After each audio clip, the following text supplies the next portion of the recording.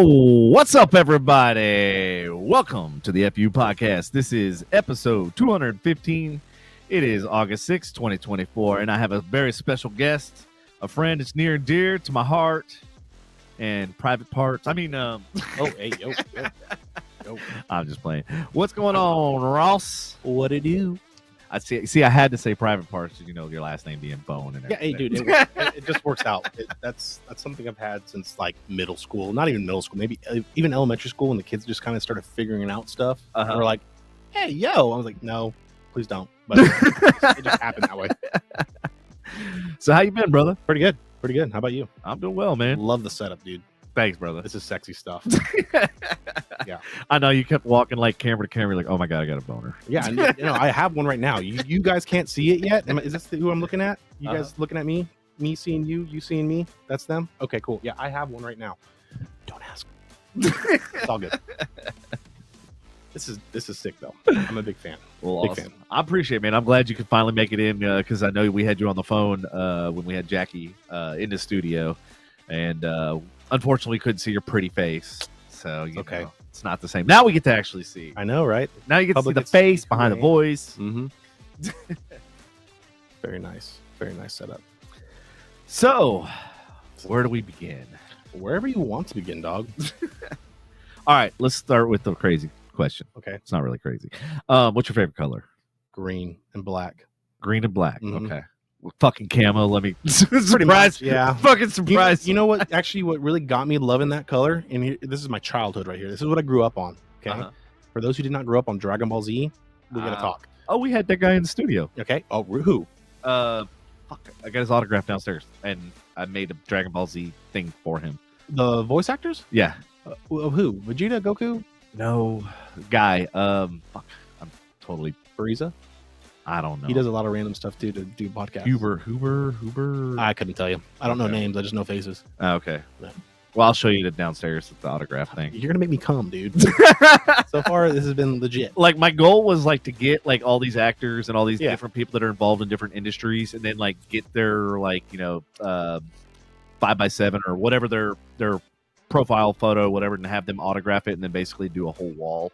Because I mean, we've been doing this for 3 years, and I was like, dude, we could have had this whole entire house filled with fucking all the guests. That would be pretty sexy too. Yeah, and that I was would be like, awesome. And then especially like as you're coming in and seeing all the different people and stuff that have been here, I was like, man, we should have done that. We totally dropped the ball on that. At the same time, you get guys like me who haven't done this before, right? No, and I walk in and see them like, what the fuck? Yeah, you're gonna be like, what's going on? Chuck Huber. Like who? Chuck Hoover? Yeah. Chuck Huber is? No, I think the name just came to me. Hold on. He is American voice actor, various anime, video, most notably Android 17, Pilaf, and from Dragon Ball Z. Okay. So yeah, he was in the studio. He was really cool. I want to sniff his seat. Which one did he sit in? which one is it, dude? I think it was the green one. I'm getting that later. Okay. If you're watching this, I'm sorry. But the circling back on the question now is the reason why I like green and black is because my favorite character to this day still is Cell in the Cell Saga. Okay. So he was a green character with gold stuff every now and then was just covered in black spots. And for some reason, I don't know why, but that color looked so badass to me, that setup. And so I've just liked it ever since. Gotcha. Yeah. I just okay. No, the reason why is like I usually ask this question because depending on your answer, I can tell a lot about somebody's personality by their answer to their choice of color. Well, Cell was crazy, so that. Well, it's kind of ironic too that it fits because of like you like to hunt and stuff like that. So, and it's also like the color basically of camo, and outdoors you like to be outdoors, so it's kind of like. And in fact, what are you doing these days? Aren't you working outdoors? I am, yes. Unfortunately, in this Texas heat. Fortunately, dog. Yeah, like speaking of outdoors. Yeah. I work outside now at a company called Equipment Share. Fantastic company. It's a tech company pretty much. Well, not a tech company, but it's a construction company. Right. And what we do is, I used to work on the engines and all that stuff, like dozers, Sannies, skid steers, 250s, you name it. We worked on it. So you know how to work on engines? So far. I'm not crazy enough, but I'll never forget this tech. His name was Fabian. I love the dude. Wish I talked to him more to this day. But he told me, because I remember when I first got into the shop, he said, you're overthinking it. All you're doing is taking off the bad part and putting it back on with a new part. I was like, you know what, dude? You are so right. Right. And, you know, that's how you fix a lot of stuff. It's like you just replace old stuff with the new stuff. So it's not hard. But there are guys out there that can just look at something. If it rattles the wrong way or makes a weird sound, goes, calibrator, da-da-da-da. I was like, how? Yeah, I want to get that way. How? So I can do that now, but that's because I got a scanner. And those aren't cheap. No, those aren't cheap. Those are like $5,000, dude. Yeah, the one that I have. Kudos to you. Yeah, is and I had one originally. It was I think it was an Autel, and I sold that one, and then I got a better one because of having all the vehicles. Like, I got to know, and then of course having a boat and stuff like that. Like I'm just like, you can't have vehicles without having some kind of scanner. You can't. And what's weird with boats is it's like a motor that's okay with being with water.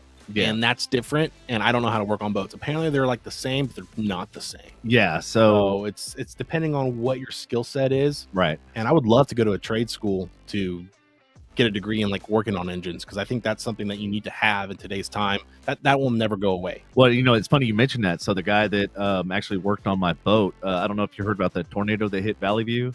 Rockwall? No, the one that hit Valley View right up here, 35, Denton, Sanger, that whole area. So there was I think it was an EF3, if I'm not mistaken, that wiped out Valley View, and then it went down to where the Ray Roberts is. There's a marina out there. Yeah. And it like desecrated. I actually went out there last week. There was we were supposed to have a double meteor shower, and so I went out there because I knew that it used to be pitch black, but because of the storm and knocking out basically the whole town, they have no power still. And so I was like, now there's really no light because nobody can turn their lights on because they got no fucking power out there. So I drove out there, and I saw the exit for the marina, and I saw that it was open. So I drove in there, and I actually got to see it firsthand. And I mean, dude, this shit looked like mangled, just debris everywhere. The hole where the marina was that had where the slips and shit were, you couldn't even tell it was a marina, dude. You couldn't even you're just it looked like a bunch of garbage just thrown. Yeah. But as shitty as this sounds, big companies don't care. They see money. Well, I was gonna say, you working in the equipment, I was like, that'd be fucking dollar signs for y'all. I mean, the hurricane hit down in Houston, this last recent one. Right. I know for a fact that 4 of the branches that are the closest to the south, gave all their man support and all that stuff, and to keep the public eye looking good, they were like, hey, we're doing a charity event too. It's good for them, but we really know why you're doing it. Okay. It's easy money, dude. Yeah, exactly. And then you can fix 50 houses at one day, and keep going. So, but all companies were doing that. We battled with United Rentals, Texas First, Sunbelt, you name it. We compete with those because they don't do the stuff that we do. I can't discuss what we exactly do because it's confidential. But it's a great company. I like it. And right now I am, like I said, circling back to what I was doing earlier, is I was a tech, but now I moved up to where I'm telematics. Some will say it's not moving up. Some will say I get to be in a AC vehicle a lot more, but I'm still outside. And what we do is we work on the circuit boards and computer boards and our trackers and all that stuff to make sure things are up to date and working accordingly, and where we can give you guys the best service we can from knowing what's going to go happen or what's going on with your engine or what could possibly happen before it happens. So are you servicing the vehicles that they rent, or walk me through the process? Yeah. So for example, say you have a company, you want to rent a skid steer, like a Takeuchi, Kubota, you name it. We got it pretty much, except for Caterpillar. I would love to see some more Caterpillars in our branch. Yeah. Really? Caterpillars and Sandys. For some reason, I don't know why we get it, but at the same time, isn't their headquarters in Vegas, I think, or something like that? I think so, or California. Yeah. But they're pricey, but with the fucking shit's going now over there, a lot of people are coming to Texas now. If you're coming here, welcome. You're more than welcome to Oklahoma. I love no, don't come there either. But if you come here, leave your ways over there. Come here with a new learning and understanding. But what didn't work out there was y'all's decision making. So don't make the decisions down here. Let us handle that, because we're clearly better decision makers than y'all are. And it's funny that you say that, because it makes me so mad Fuck you guys from California. Well, you're on the right show, bro. Yeah, see, exactly. Frustration only. No, but listen to this. Yeah. We're going to circle back to what I do in a second, but this is we'll squirrel a lot, so Yeah, I'm glad that you're aware. Oh yeah, I'm there. That's before I have like a few more drinks, so we'll see. Oh, what yeah. happens with the, A little sippity up the syrup. Little sippy bow. So you got guys out there in California right now that are selling these single story shitholes for like $1.5 million, right? Right. Almost $2 million. Yeah. They come here, they can buy about 10 acres and like a 2-story house, depending on where you look. You go to Oklahoma, you can buy 100+ acres easily and put a cabin on there and then some. Right. Okay. So with that being said, is I don't blame California or New Yorkers too, except New Yorkers are kind of going to shit. They don't have that selling value from my understanding, from what I've seen, but they could actually have a life, which is jealousy. Yeah. I'm not mad at you. I'm just jealous of you guys. Okay. It's nothing personal, but it is personal. Just understand that. Yeah. What's up, Jackie? She says, don't California our Texas. And then she says, what's up, bitches? Yeah, exactly. Exactly. It's funny you came on the show for some comments, because we were just talking about you beforehand, and we were like, hey, get Jackie, see what she's doing. Tell her to come in the studio. This is true. So feel free if you're in the neighborhood, which I know you're not. How dare you? I know. But now we're going to go back to what I was doing. Yes, go ahead. No, you're good. So you were talking about like the don't California my Texas. Yeah, don't California my Texas. But then what was I talking about before that? What I was doing for a living. So what we do is we work on everything, like I was saying. We work on dozers, skid steers, excavators, small and large. Our own personal vehicles, we can do that stuff. We you name it, we do it. And the crazy part about that stuff is we're working on stuff that, from my understanding, no one's really, I wouldn't say figured out yet, but it's just like, cool, this is new technology, especially with this AI stuff now. Oh yeah. How do you compete with that? You can't. No, you have to. Right. So I've had this argument because I've been doing AI for like 6 years, and so most people are just now getting into it the first year or two, and so I have that advantage. And it's like, and I try to explain to people, it's a tool. It's no different than a paintbrush. It's no different than a fucking computer. It just helps you exponentially, but you still have to be able to be smart enough to figure out, is the answer it's giving you correct? Yes. Because a lot of times it's not. It's not. Yes. Because we're not there yet. Exactly. You go back to what Elon was saying, is like, we got to be ready for it, because it's one day it's going to be like the Terminator. I fully fucking believe that, dude. Yeah. Like, it's great. You right here, you heard it first. Watch it happen. Okay. And so, but you know what? Let's kind of dive off that just real fast. The reason why that is because you think about it. If they're using historical data and stuff to create these models, and all we put out in the news is negativity, and all we ever put out on newspaper articles, TVs, and everything else is negativity, they're going to look at that and go, well, why do we need humans? Oh, right, we need power. So once we figure out how to get our own power by humans, dude, it's like Age of Ultron. Have you watched that one? The event? What? Dude, I'm popping that cherry. Okay. Have you not, like, this was before Marvel went way too woke, which is awesome, because the Deadpool, I think, is fixing that back, because he's Marvel Jesus. he's fixing the timeline. I'm calling it now too. Is I think he's going to fix all of Marvel, because Marvel realized they lost a lot of money that way. Yeah, and that wokeness. It's Disney too. So and like in Ryan Reynolds and Deadpool's like the epitome of like anti-wokeness. Yeah, so it's perfect. So they did a good job, and I think they're just saying, "Fuck, we got to do this." Yeah, it's not wrong. But it's crazy, because the technology is wanting to. Every person's thought this, whether it's the company that I work for now or another company. I've heard this even before I worked at Equipment Share. Is people are wanting to have jobs or going on job sites that are even manless, and I don't think that's a good idea, because a machine doesn't have feelings and doesn't know when it's like crushing the ribs of a body when it's rolling you over or something. It's like, oh, well, bumpy road, you know. So it's just like, that's a little spooky, because you have accidents happening normally as it is, not as often because OSHA exists, of course, but just in general, like even people have accidents all the time. You don't think machines are going to have accidents, but they don't have that conscience. They don't have that recollection. I wish, knowing God, if we would have talked about this beforehand, because I have the perfect video clip. When I was at ProMat, they had Boston Dynamics with their robot, and it's showing the automation and showed like the robot system and how like they're picking up packages and it's moving it and all this other shit, right? And I'm literally watching the fucking machine get pissed off, and I'm like going, "Oh, that's bro." I'm telling you, it's like a fucking human. Dude, getting pissed. Oh my god, I can go down this rabbit hole forever, and I think AI, which is AKA artificial intelligence, okay. I think it came from space, just like fucking Ultron did and all that stuff. Okay, somebody like as crazy as this sounds, and you're probably looking at me like, dude, you're fucking retarded. I am. I'm a homie with an extra chromie. Okay, it's okay. I fully admit that, and this is why I love you. Exactly. See, but with all that stuff, you're telling me that we came up with this magically, dude. 100 years ago, not even 100 years ago.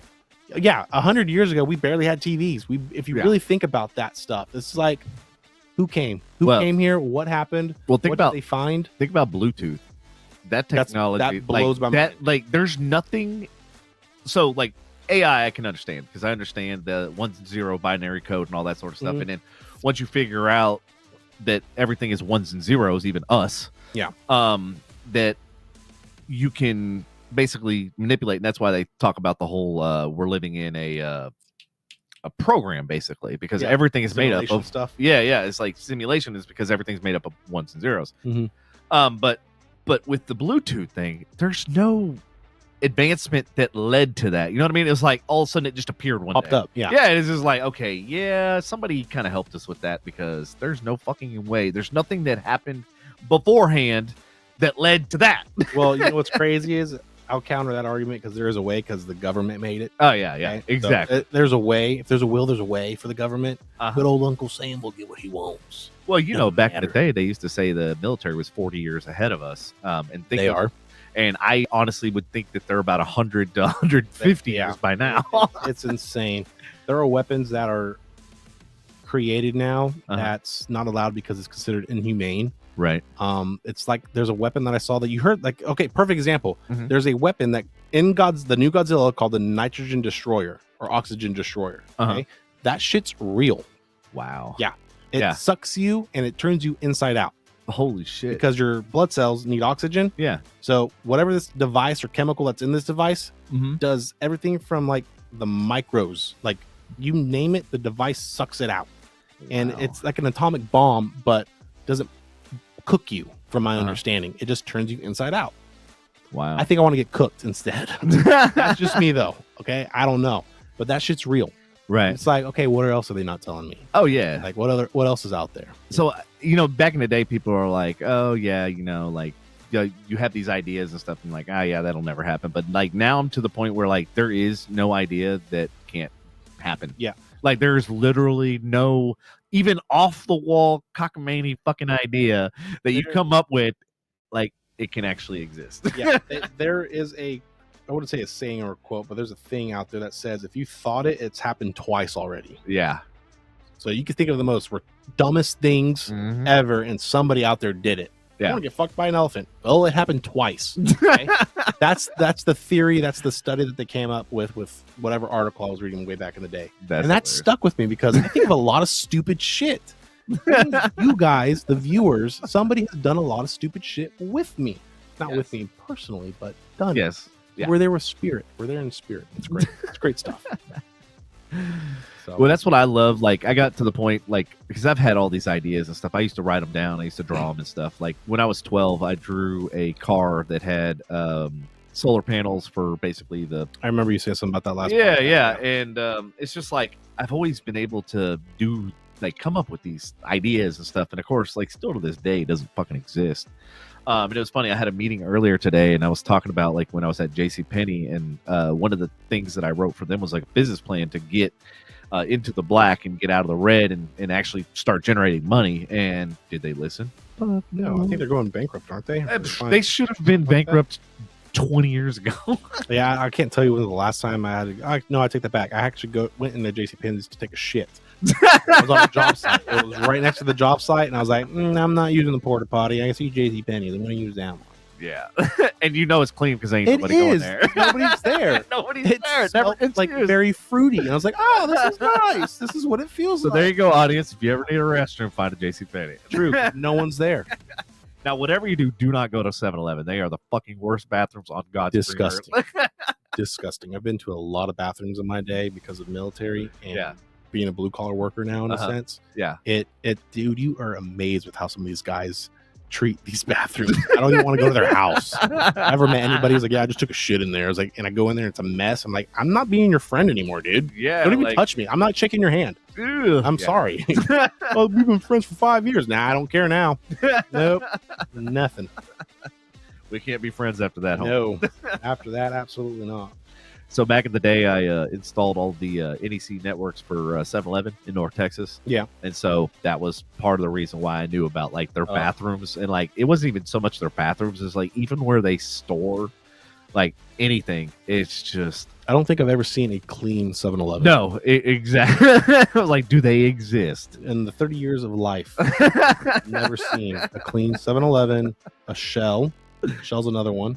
Gas is cheap for that, so I like Shell. It's no wonder like places like Buc-ee's are fucking doing so astronomically well, Dude, because they actually give a shit. You take Like, care hello 7-Eleven, hello Chevron, hello Shell. Yep. Pay fucking attention, dude. It's 100% as crazy as it sounds. I was reading a study, and I'm so happy you brought up Buc-ee's. I'll have to find the article and send it to you. But it's the number one review people want to go to Buc-ee's is clean bathrooms, food. Yep. Basic necessities for human life. It sounds like it. Yeah. Okay. Yeah. I'm a man. Okay. And I am proud to say that I want something clean on my tushy.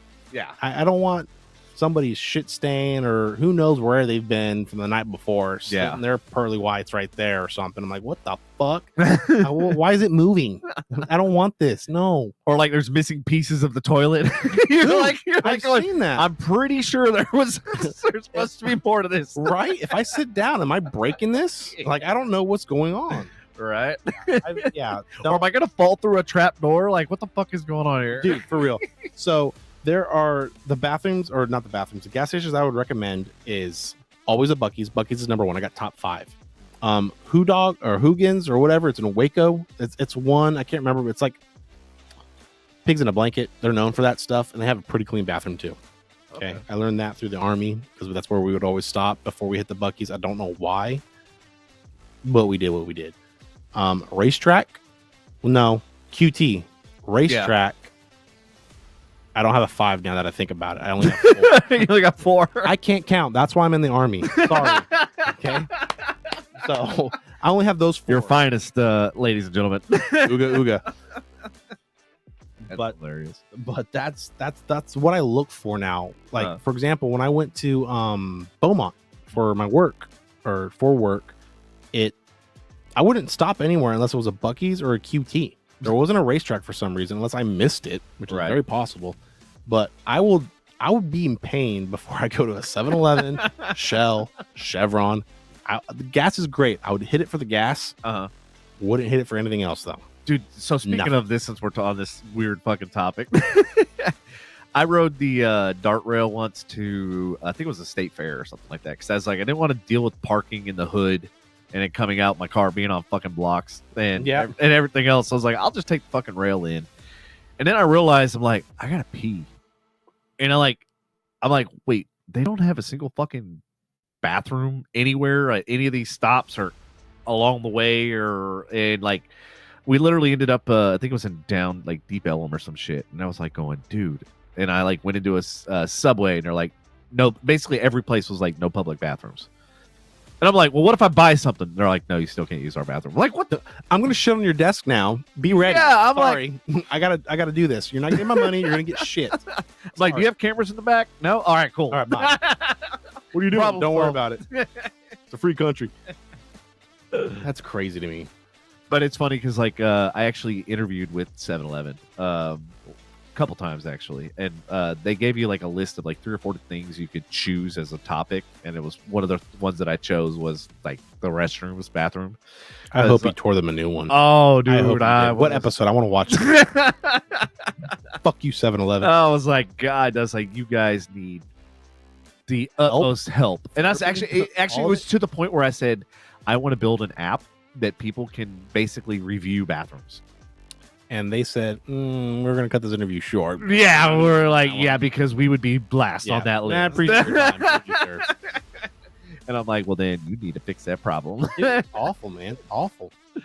But yeah, audience, what do y'all think about that? Like, should there be some kind of a bathroom app, like in case you're like out in the middle of somewhere? Like, perfect example, I was riding the fucking rail and I had no idea. That sounded really fucking bad, by the way. I'd pay to watch that. It's okay. And like, you're like, I don't know where I can go. Like, what's around here as far as like restrooms? I know there's like Waze and I know there's like all these navigation apps and shit, but there's nothing for fucking bathrooms. That might be actually. That sounds pretty legit. No, yeah, like, and you can review and rate it. Obviously, you can't take pictures, but I mean, that would be. Why is his dick in there? Don't worry about it. Like all of a sudden, it turns into a porn site. Why is there a hole in the wall? This is the weirdest bathroom ever. You can see me. Yeah, it's interesting. That actually might be a good idea too, because it's bad for the ladies. There are some savages out there. Oh my god, dude, women have animals. Okay, those are animals. I thought men's restrooms were bad until bro, my god. I saw a tampon once sticking on a wall. Like, where did you get that level of commitment to say fuck it? Right there. That was insane to me. Yeah, so and that kind of makes you wonder. Animals, like I said. Animals. But yeah, it's easier for men because we could just whip it out and raise a leg. Yeah, we'll be done. Girls are like, nah, I need to sit. Now there's some animals that are like, nah, I ain't sitting, dog. I gotta pee. This is happening. It's like, damn, bitch, God, it's crazy. But yeah, that would be a pretty good idea actually. Now I think about it, because there's been times when I've been driving like, fuck, I don't even need to go to the gas station to do anything other than piss or shit. That's it. Yeah, that's literally it. Yeah, and in fact, when I went to Tampa with one of my buddies, dude, his fucking bladder is like literally the size of like my fist, and like we had to stop every it seemed like every hour or two, and I'm like, oh my god. Like, one of those guys. Yeah, I can't stand road trips like that. I'm like, dude, I want to get to my fucking destination, and then I can do all the things that I need to do. And dude, I'm at that point in my life right now too, where I just I'll save money, so I'm not miserable. Yeah, and, my dad is super old school. Like, I'm pretty sure he invented old school the way he beats me back in the day. He didn't beat me. If you ever see this dad, he just disciplinary action as a father, as he should. Yeah, that's what's missing with a lot of these kids. Yes, and he would tell me, you're being dumb, you're wasting money, why would you fly when you could drive? Well, I want to be comfortable. Yeah, I love road trips, don't get me wrong. Right. However, I will not do a road trip if it's going to be miserable, or if it's just miserable. Yeah, whether it's bathrooms with somebody you don't really care for too much, or want to be with extra family members or something, not immediate family but extra family members. It's just I don't want to do that. I'll fly and I'll meet you there. But I'm the asshole because I want my inner peace. Right. I'll be the asshole all day long. No shame in that, dog. What's the longest road trip you ever went on? 16 hours. From where to where? It was from Texas to California. Or not Texas to California. That's more than 16 hours. Yeah, now that I think about it, it would be the Texas-California one, because we moved from Cali to Texas. See, I'm a Californian as well, but I'm better than you already. There's a difference. All right, let's walk through that. So you were born in California, I right? was born in Ramona, California, yes. And we moved to Texas because my dad got a job promotion at ST Microelectronics. What he does is he's head of HR now for that company. And it's the computer chips, pretty much. Yeah. Whether it's in the mic, if it even has one. I know your computers do, your phone. He manages all of that stuff through Europe, Singapore, China, all that stuff. He's up every morning. When I wake up to go to work at 5 a.m., he's already on there on meetings with the French and stuff. I'm like, dude, do you even sleep? Yeah. So he gets to stay at home now. He doesn't travel a lot like he used to. Right. But now he's at staying home doing a lot more meetings, and good for him. He's earned it. Yeah, it's really hard. But so the longest trip we did, because we got the promotion at the time, he wasn't head of HR. How old were you at this time when he got the promotion? 7, and we moved here on my birthday. Oh wow! traumatizing. Happy birthday, motherfucker! I was now crying dude, I was crying the entire time. Are you serious? I remember like it was crystal clear, and I've been knocked in the head so many times where I've been having concussions, and this somehow still did not get removed. Thank you, Lord. Crazy. But he got a promotion. Remember, he sat us down and said, "Hey, we're moving." I was like, "Okay, cool, whatever." I don't know what that means. Oh, we're going to Texas. Being a kid, I'm like, okay, that's somewhere close, right? I know it's down there, but is it like down there? It's down there. Yeah. And I was like thinking like, oh, this will be fine. I'll see everybody. And dude, I just saw my grandma from California like probably about a month ago, and that's like the first time I've seen her in 4 years. Oh, 5 years. Yeah, it's not like it used to be. So you still have family in California? Yeah, no, that's where my mom's side's from. And my dad's side's from Indiana. I have no idea how they met because my mom's from Panama. Yeah, I'm pretty sure he bought her at some point. I don't know. I'm not even joking you, dude. Like, they met in California. She came from Panama to California. I don't know. Was she FOB? I have no idea. And for the audience, if y'all know what FOB is, fresh off the boat. No, my tita though, which it might be because she speaks broken English. She'll say yada yada Spanish, yada yada, and it's different because the Mexicans here that we have in the state is fucking fast, dude. It's the Colombians and the Mexicans that speak super fast Spanish. Yeah, but my abuelita, when she speaks it, crystal clear, I can understand. I can't speak it. I'm white as fuck. Okay? I admit that. I would love to, bring up my other half a lot more. It's too late for me, dog. I'm already set in my ways. My roots are set. I will learn it, but I ain't going out of my way to do so. Yeah. But I can understand a little bit of it. If you slow down, I can puzzle it together. You want to hear something fucked up? Yes. When I was working for AT&T, my territory, what I was in charge of was South America. And I took 4 years of Spanish, don't get me wrong, but poquito español. Literally. And then the worst part is one of the territories was Brazil, and they don't speak Spanish. Portuguese or some shit like that. Yeah. So I was like, and it was funny to get on a call because Portuguese, like, they didn't understand the Spanish speakers. That's rough. Dude, it was like, okay, I was like, can we pick a language that we all can understand? That's rough. And so luckily they did actually know English. So we were lucky. Like, I got lucky that they all spoke English. Yeah. Yeah. That's good because working in the construction field now as it is. Oh yeah. Perfect example. Not shit talking the people that I deal with, but oh my God, it's fucking hard, dude. Okay. I was on a job site for 6 hours today. Usually takes 2. Yeah. I'm at 6 because I told this guy, hey, I finished the unit that I worked on. Right. Don't shut it off. Oh, okay. Do you even know what I'm saying? Yeah. No shut off. Perfect. Oh, he even repeated it. Dude, his English was broken, but he understood. Yeah, he understood the assignment. Yeah. He still shut the bitch off. Oh, God. I come back. I was like, bro, what'd you do? He goes, oh, I don't know. I was like, all right. Well, do it again. Don't shut it off. Because if you shut it off, was it a key or was it a switch? Like, how do you turn this? So it's a scissor lift. So on the scissor lift, there's an e-stop. It's an emergency stop. We call it e-stops. Yeah. And there's a basket platform, one where you can control the unit, and there's a ground one. It just kills the unit completely. Now, if you turn the key switch off, the unit is still technically on. It's like an accessory mode in a sense. Yeah. Where you can still use it for power and all that stuff if you were to plug in a drill or anything of that to it. And but no, he just hits e-stop twice. Told him don't do it twice. The reason why I was gonna say, I was like, man, at one point I'd get some fucking painter's tape or some kind of something and cover that shit. Be like, no, you can't fucking turn it off. Well, that's the problem. It's like, I wish we could, but they'll find everybody at a job site doesn't want to work. Yeah, in my opinion. Yeah, and I'm not talking shit. It just so happens to be some of the Hispanics in the group, and they want to milk the system with the company. Okay, they get paid either way at the end of the day. Yep. And I think they fired the dude today.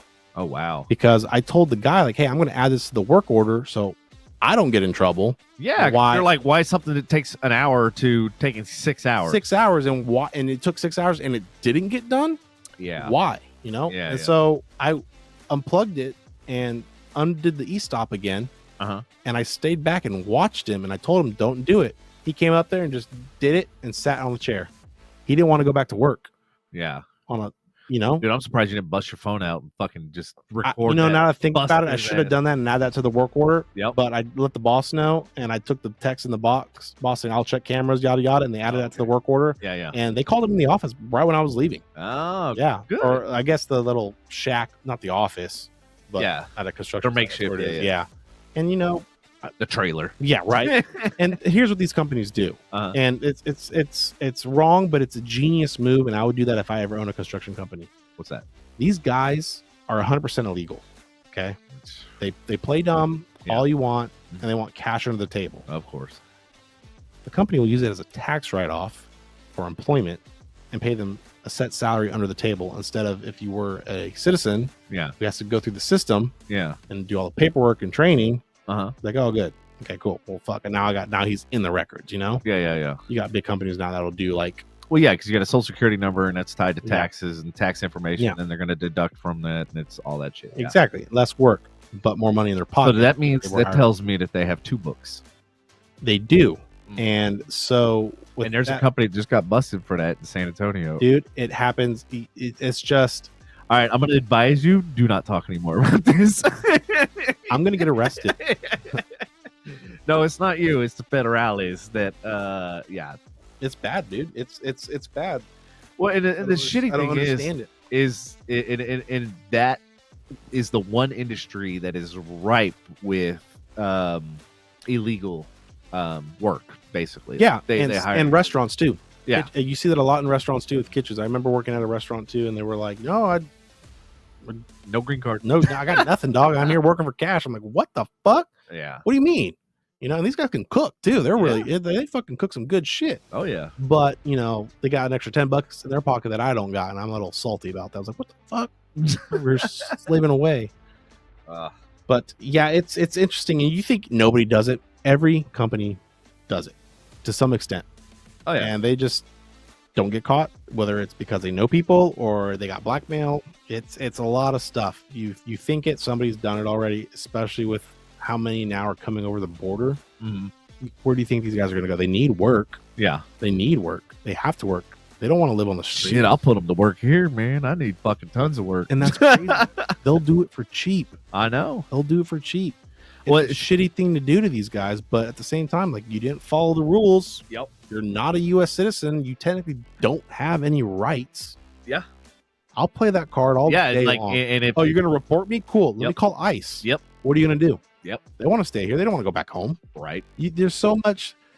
They think they have the saying by like, I'm going to report you. And then, you know, the company's like, I got 5 legs already ahead of you. What are you going to do? Like, fuck, I'm stuck. Yep. You know, that's why they don't say shit. Yep. It's a shitty thing, but at the same time, it's like, damn, business is dark and twisted, but smart at the same time. Well, and so that's one of the things that I like, because I've worked for big corporations, I've worked for small corporations, and I've noticed that fundamentally every company I've ever worked for, like, there's some way, shape, or form that they are cheating the system. And it's like, it blows my mind, especially when you're working for a multi-trillion-dollar company. Yeah. You like see stuff and you're like going, like, perfect example, like one of my buddies was talking about, one of the things that I worked on, and you know, they basically were saying, they were giving these hyperinflated numbers, and I'm going, there's no fucking way in hell we're going to reach these numbers that the financial analysts and all this shit supposedly said we're going to hit. I'm like, and then of course there was this data architect guy, and him and I, like, we were friends, like, we were cool. He's out of Brazil. He's very smart and stuff, but he kept telling leadership and all these higher ups that he could do something that he couldn't. And I knew he couldn't, but he thought he could. And I'm like going, you may understand data and architecture, you know, data scientists and all that shit, but I was like, but I understand business. And I'm like, I know what can and can't work.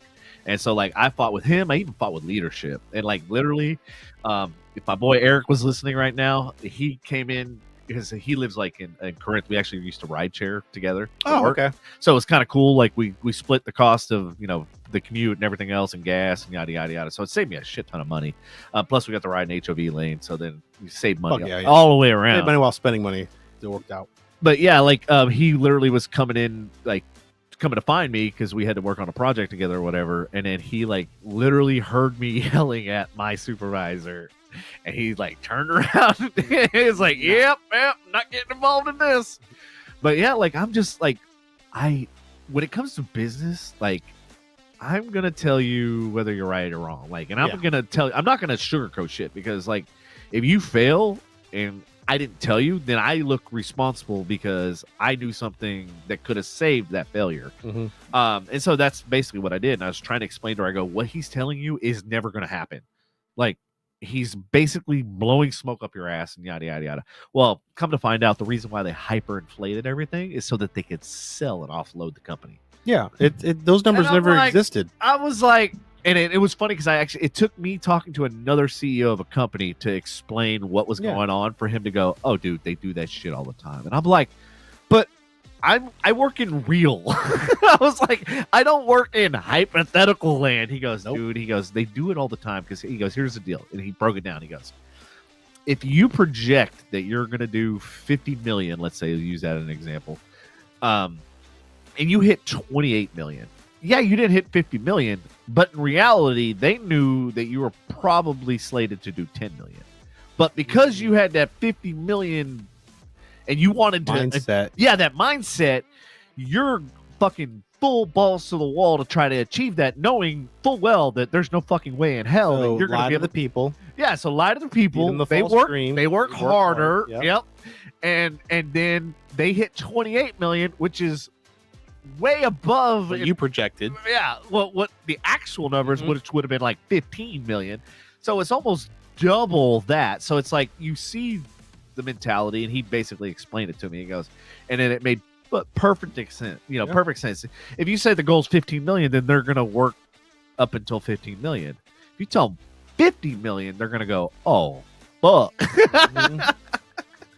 And that's exactly what happened. And a lot of companies, from my understanding too, do stuff like that before they decide to pull the plug on who they're going to let go or whatever they want to see, because they want to see who's the working class and who's just here for the ride.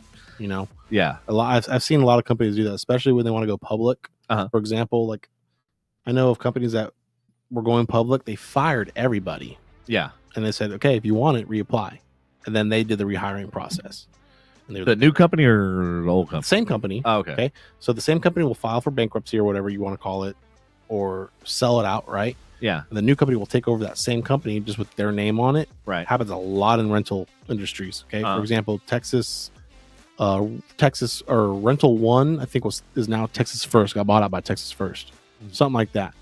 And that's what they did, from my understanding. Because I had a buddy who was a wash bay guy over there in my unit. Well, there's a difference between acquisition and a merger. Yeah. And it just depends on what the terminology is and like what happened. Air quotes. Air quotes. Yeah. Because it's funny you mentioned that, because I literally had this conversation today with one of our new sales hires. He came from one of our competitors, and he was basically talking about all the problems that the company has faced, the old company that we work for, all the problems that they're facing. And so one of the first questions I asked, I go, were they acquired by a investment firm or some kind of investment company? He goes, yeah. And he told me that the company. I go, dude, based on everything you told me, I was like, I knew for a fact that they got acquired by somebody. And I go, here's the problem. And this is anybody that's in business and stuff like this. Like, if you don't have your foundation, then it doesn't matter who acquires you, and it doesn't matter how many investors you get or how big you get. They're going to get you. It's a whole house of cards falling down. If you have no foundation, it doesn't matter how many billions, because this company is getting funneled billions of dollars. But the problem is they don't have a foundation. So they're losing customers, clients. They went from like 150 million in a year to like 60. Oh God. Yeah, like literally the next year. That's insane. And what company is this? It's a caster company. Okay.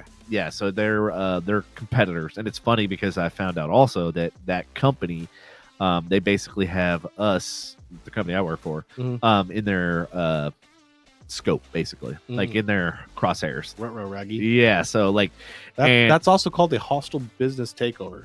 If you won't budge, they're still going to get you somehow. I don't know how they do it, but it happens all the time. When you have bottomless pockets like that, that means if you feel threatened by your competitor, you can just throw money at it. But here's the deal. I've worked for companies that have been acquired by other companies, and I've seen the level of fuckery that happens. Like, to your point, they clean house so it looks good on the books, that their operating expenses, their EBITDA is low, and therefore the value of the company is higher. In fact, one of the big companies, the $1 trillion company that I was referring to earlier, they literally like got rid of their whole entire Miami office because they were like, that's going to save us like $500,000, and then we don't have to pay for office space, we don't have to pay for all the supplies, we don't have to pay for the employees, we don't have to pay for all this shit.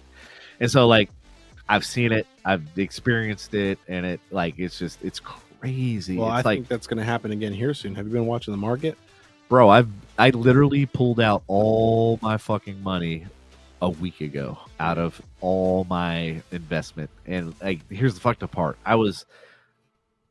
So, long story short, I don't know if you saw my post about, like, me trading in the stock market. And I've seen it. I haven't seen your recent one. I saw your one recently with wheels on it. It had wheels on it. You just posted it on Instagram or something like that. It looked like you were fixing like wheels of some sort. Oh no, that was today. Oh yeah, that was our biggest client, or actually not our biggest client. One of our big clients. They basically were. That was the one that I was telling you about that needed a photo shoot. Gotcha. They needed all the products redone, and they gave me 2 days time. Good luck, buddy. They're like, you did such a great job with those last 3. Now we need 42 more. I was like, what do I do? Cool. So literally right now, and then I realized like they finally wheeled in 2 carts. That's how many fucking wheels and shit. Fucking 2 carts full of wheels. Wheels and caveman the wheels. What is so different about a wheel? Oh, dude, there's so many. There's good lord. There's material. There's weight handling. There's like whether it's inside or outside, whether it's got heat, whether like we have over almost 10,000 products like that. Bullshit. In wheels and casters. What the? And that's all we sell. And here's the crazy part: we're just now getting into healthcare and into medical. So those 10,000 wheels, none of them have anything to do with medical or healthcare or anything, and like that's a whole nother 10,000. That makes fucking no sense. So that's where we are now, and that's why the big push and why I'm like just pulling my hair out of my head, because I'm one person running an entire marketing department. Yeah, dude, they can't expect you to do all that crazy shit. And I mean, they clearly do because because we've been doing it for 2.5 years. Stop picking on my boy, dog. One human being, right? Yeah, and the worst part is like they are just, they know that I can do it, so therefore they're not going to hire other people, and they're not going to hire me help. And I'm like, do you understand what burnout is? Do you understand how that works? Oh, and here's the other flip side of that. So I'm also on the board of directors for a company called MHI. So MHI is Material Handling Industries. Mm-hmm. So think of any product ever made goes through some kind of material handling. Like Amazon had to touch it, box it, build it, whatever. Mm-hmm. So those are all has to do with material handling. And so I'm on the board of directors for what's called ICWM, which is international, or God damn it, I just blanked out. International Casters, Wheels Manufacturing. Okay. So basically what ICWM is, it's all the executives of every single wheel caster manufacturer that all meet up, and under the MHI umbrella, we all meet up. It's all executives and stuff like that, and we all get to make decisions for the entire industry. Mm-hmm. So it's kind of really cool. Think of the electronics, right? Like UL, if you see that UL sticker on, especially in your field, yeah. Mm-hmm. So UL is a group that basically makes the rules and regulations for electricity and stuff like that. And when you get something that's UL approved, it goes through a certain process, right, to prove that you're not going to get electrocuted or whatever. So we do the same thing for wheels, because to your point, there's so many different wheels. There's so many manufacturers of wheels. Like, how do you know that something you got from China is going to work compared to something like we would manufacture? Give like, it to me. I will find out. Oh, and I am like if it's going to work or not. I am the destroyer of all things. And it's funny because one of the posts that I had, I don't know if you've ever seen a Crazy Cart. Hold on. Devin is looking real. He is my dad. He didn't tell you, but he is my dad. Okay? I'm gonna back up my dad. So. What's up, Molly? How's my favorite daughter doing? Hey, yo, what? It's a long story. I'll tell you later. Giggity. But yeah, dude, it's crazy with all that stuff out there. How companies can get around a lot of stuff. Yeah, that is just like whether it's making a good product for not cheap. Right. Or making a shitty product for cheap. Well, the newest thing that I'm running into is because of China. My dad. He's my dad. Young lady, that is daddy to you, okay? Not dad. Okay? Fix your shit. I'm going to get in trouble, dude. I'm going to start roasting. Not roasting. I'm being respectful, ma'am. But I'm just going to be just like, I don't know. These people are going to be like, man, fuck this dude. Find him. No, Molly's she's awesome. She's a smart ass too. So perfect. Yes, we need more of those in the world. Oh yeah, definitely. Everybody's too sensitive now. Exactly, too sensitive. And that's what I love about like my group of friends and stuff. It's like even Jackie, who you talk to or whatever. Yeah. It's like we're all a bunch of smart asses. We're all about like just live life, have fun, make as many fucking memories as you can along the way. Yeah. And then fuck all the drama, fuck all the bullshit. Like cut off the people that you have to avoid the unnecessary drama. Yeah. And even if it's fucking family, trust me, I've had to do it. Dude, you have to. You got to take care of yourself. I saw this. It was, what was it? It was on TikTok, and it was an Indian guy. He was like a guru. And the lady goes, yeah, something about like, how long is it? Oh, when is a good time to cut out a bad relationship in a family or something like that? And the guru guy was like, well, when is enough poison that you drink to realize you're drinking poison? I was like, dude, he didn't say it like that. I mean, he said it like that, but he said it better. Right. And I was like, oh my God, you're right. I'll just drive over there. Bring it. Come on down, Molly. We got a couple chairs for you. Come on down. Dos. We got one for you, one for Jackie, one for whoever the hell else decides to show up. Yo. Hey, you know that Patrick would flip the fuck out if Molly showed up. So Patrick's her technical dad. Biological. Nice. You're gonna go see Daddy. Who's Daddy? Don't worry about it. No, it was funny. So when Patrick was on the podcast, it would like get under his skin and stuff when she would message and shit like that. That's awesome. How do I scroll with this futuristic mouse? Just swipe down. Swipe down. Okay, she's laughing. Okay, good. Yeah. Thought I was crying at first. I was like, oh no. Oh no, we upset her. Oh no. Not like I care. But times are weird, man. Everybody's too sensitive, and yeah. What do you think the cause? Like, what do you think everybody's so sensitive and so? They're bitches. That's why. Simple. Dude. Oh my God. We want to go. We want to open a can of worms. Let's do it. We'll open it. Let's go. You guys fucking suck. I am not all of you, but sometimes like the younger crowd that gets like so butthurt over the littlest things. Yeah, it's dumb. Like I get it. There's you gotta have a level of respect. If I'm cool with you, I'll shoot the shit with you. But if I like, for example, if I just met you and said fuck you, what are you gonna do? You're gonna want to kick my teeth in, right? Right. You just don't do that, Yeah. There's some guys that just aren't like that because they're so old school.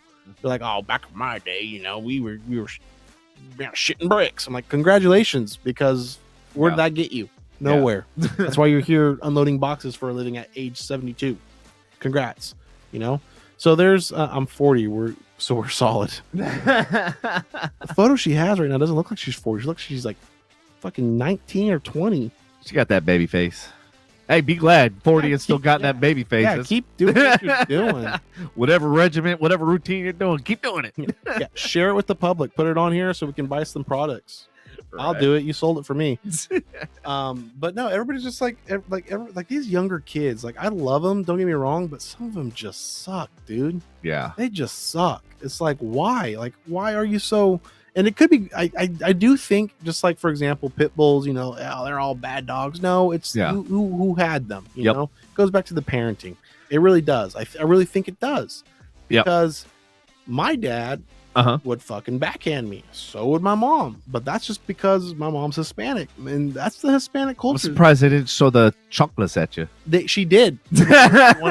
We'll circle back to this, but you want to hear a crazy story about a church time? Yeah. So back in my younger days, I was a smart ass. Still am. I was going to say, like, your younger days, motherfucker, you still are. That's what I love about you. And so I remember we were arguing in the car on the way back home from church. Okay. And me being the young thug that I am, she said something and I was just popping off, kept popping back off. We were going back and forth to the point where she got so mad at me. I was going up the stairs. She threw a heel at me from church. I ducked, turned around, and it stuck in the wall. She Colin Kaepernick that fucking thing. She fucking slung it and then took a knee. Because by the time I turned around, she popped up right here. I was like, oh my God. And she beat the living shit out of me on the stairs, dude. I will never forget that. There was 2 ass kickings I've gotten in my life. And that was in 3rd grade from her. And then that time right there. I think what set her off edge was like, that's very Christian-like of you. And then she was like, by the time I turned around, she was right here looking for death.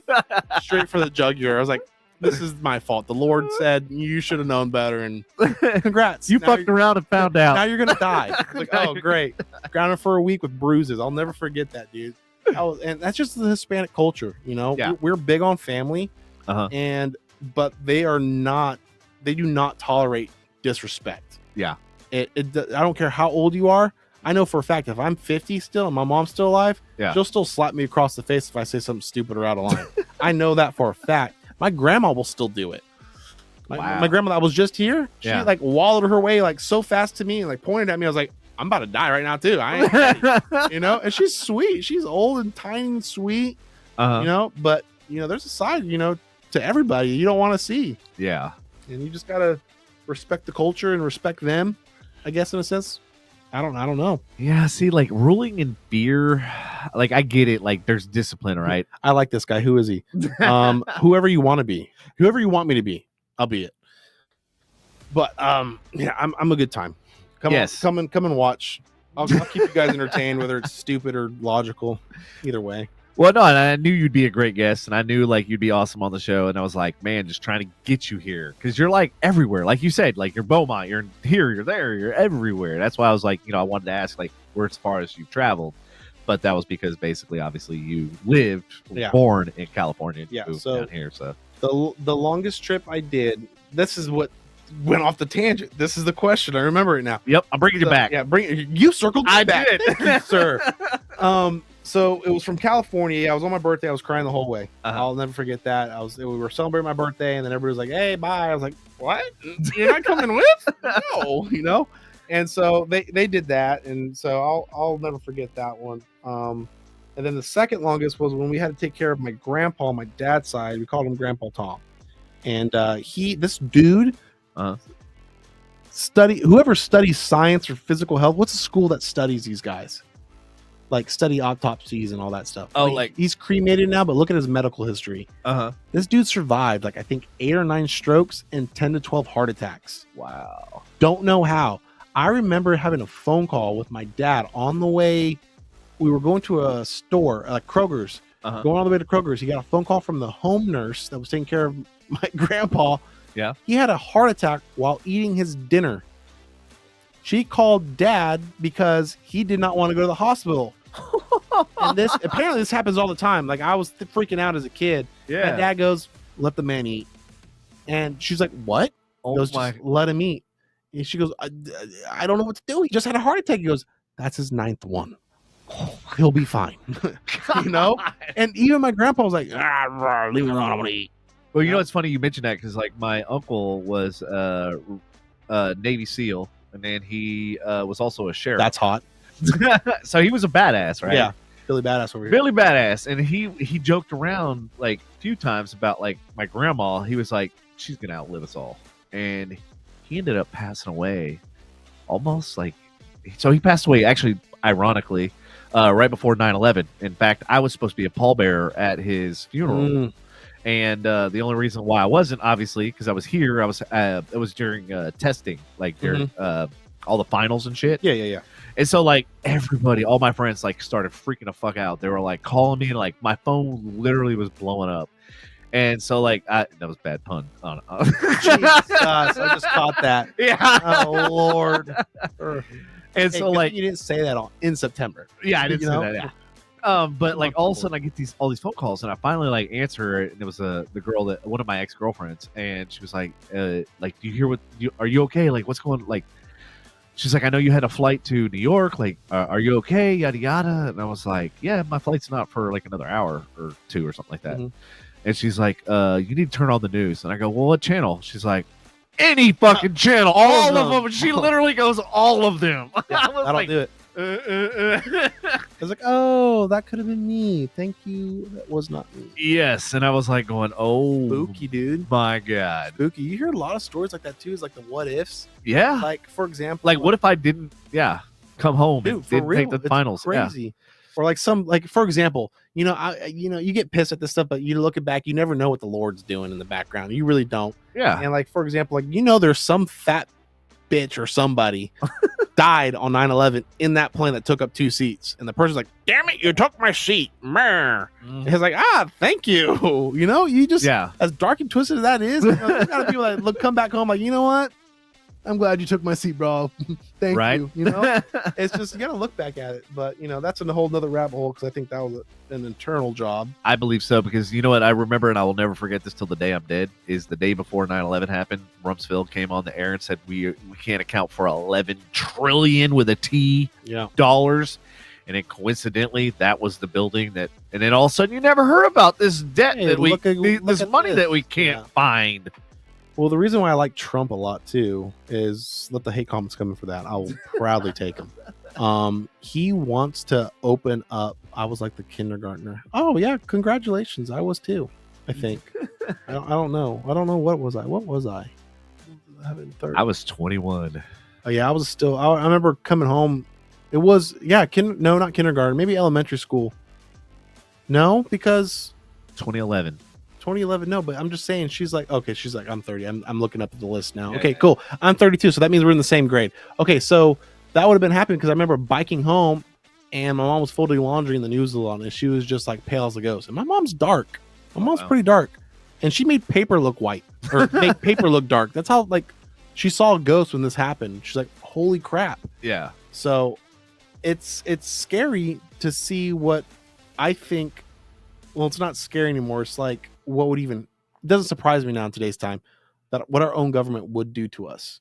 Well, it's funny. It's like, because I had a conversation. It was a very awkward conversation, because I was like, I'm one of those people that I believe the data, and I construct my own story. I don't listen to narratives of newscasters. I have at my own press credentials and stuff like that. So, like, I look at the story, and then I look behind the story, and then I look at follow the money, because that's always usually one of the biggest tall tale signs. And that's why I brought up the whole literally the day before 9/11 happened, that whole treasury missing. That's what it was with me saying about Trump. Trump wanted to declassify that stuff and prove a point, because when 9/11 happened, he wanted to investigate it himself and fund it.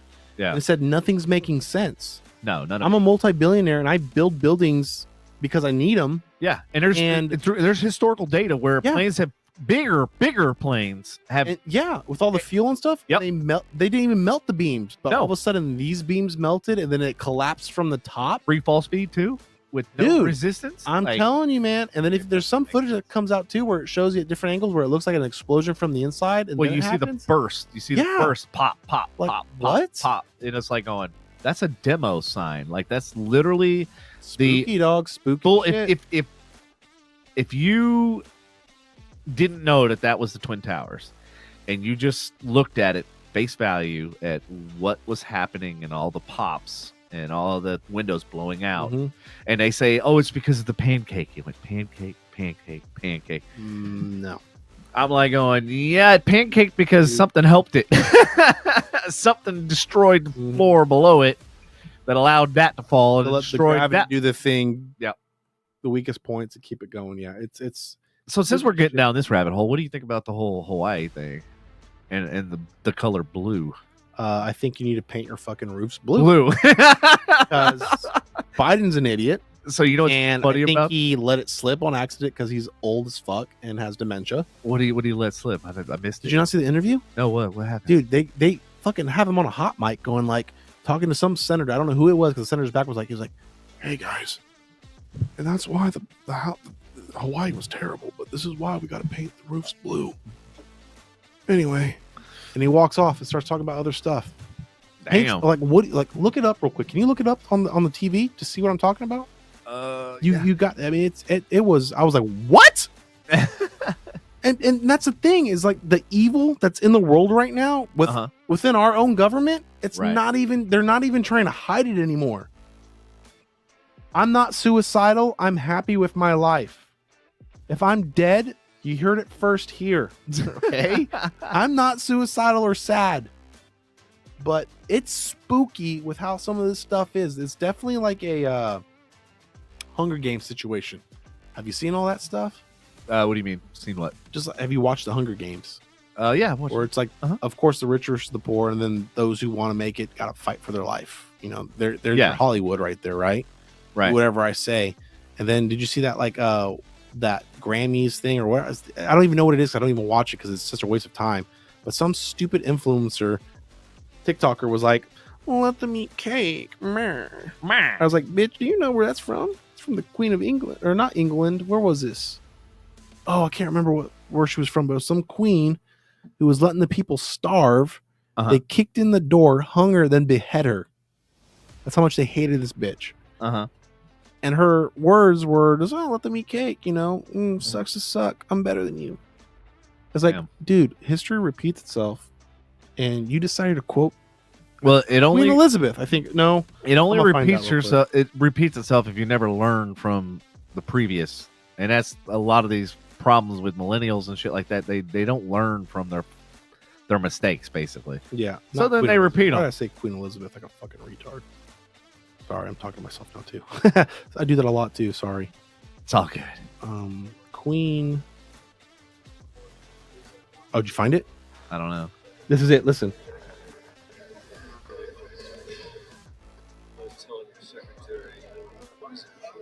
This is to this fucker right here.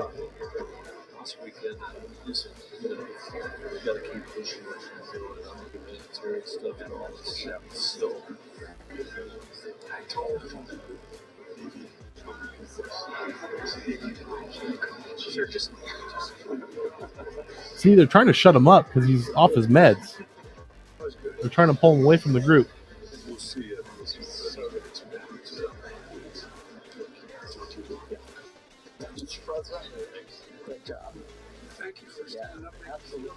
Yeah, I couldn't hear it. It's inaudible.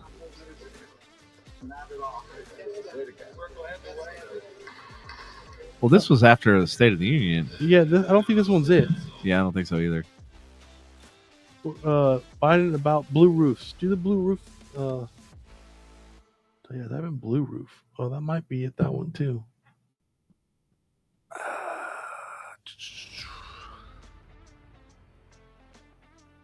And see, this is this crazy part that people that drives me nuts with people now.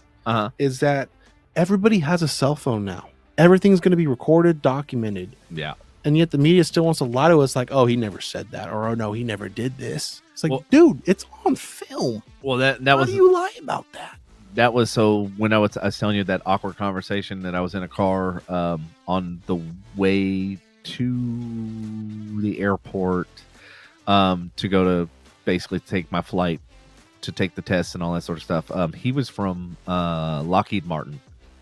And so he's very, like, obviously Lockheed Martin is military complex, basically industrial complex type thing. So he was like when I was talking about like the 9/11 and stuff like that, and I was like, dude, it just doesn't make sense. I was like, I'm not saying it's a conspiracy. I'm not saying, I was like, just there's things that don't add up, like the Building 7 just falling without even being hit by a fucking plane.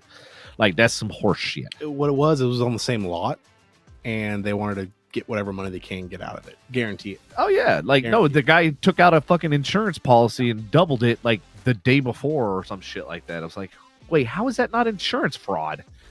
Okay, so it was the princess of a queen in the French in the 18th century. The peasants couldn't have bread. Right. Okay. Mm-hmm. And so she was like, let them eat cake instead while she was having a party.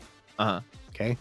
Being dramatic because she ain't gonna fucking give them cake. You know how that was. Yeah. I don't know how they got wind of that, and they were pissed about that statement. They kicked in the door and beheaded her.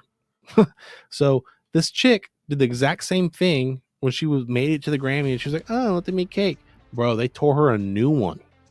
Oh yeah. I haven't seen her on TikTok anymore. I think she got rid of her stuff. She tried to come out with an apology, and people were like saying, nah, fuck you, dog. Is this it? Nah, I couldn't find it, so I'm just I'll find it and I'll send it to you. Right, it's spooky though, dude. He's like talking about some senator, I think, it might have been Hawaii, trying to rebuild Hawaii. He's like, you gotta do the house in blue next time, and we'll talk.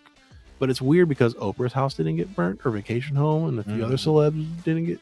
I don't know. Yeah, fell off a coconut tree. Yeah. Fuck that bitch too. I do not like Kamala. Did you see the fucking? See what? I gotta get more whiskey for this conversation. The VP nomination for. I don't like any politicians. Like, oh yeah, we said that. I remember us talking about that. Yeah, I was like, I totally anti all politicians. I like the ones that aren't part of the system, like Reagan, Trump. They're just actors. You hate that I said I like Trump. Yeah. I know, but it's okay. I still love you. That's okay. Yeah, it's different, man.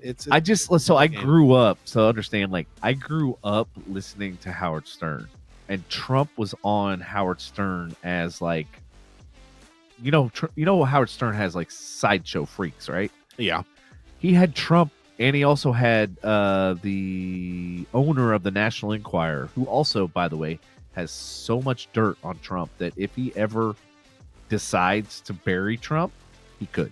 One person. Well, people don't understand that. Everybody's young ones, right? Yeah. Like what's going to happen to me? Like, let's say in 30 years, I decided I want to run for politics. Mm-hmm. They're going to dig me up when I was at 20, 25. Yeah. They will. But I'm looking at them straight like, dude, I was young. Yeah.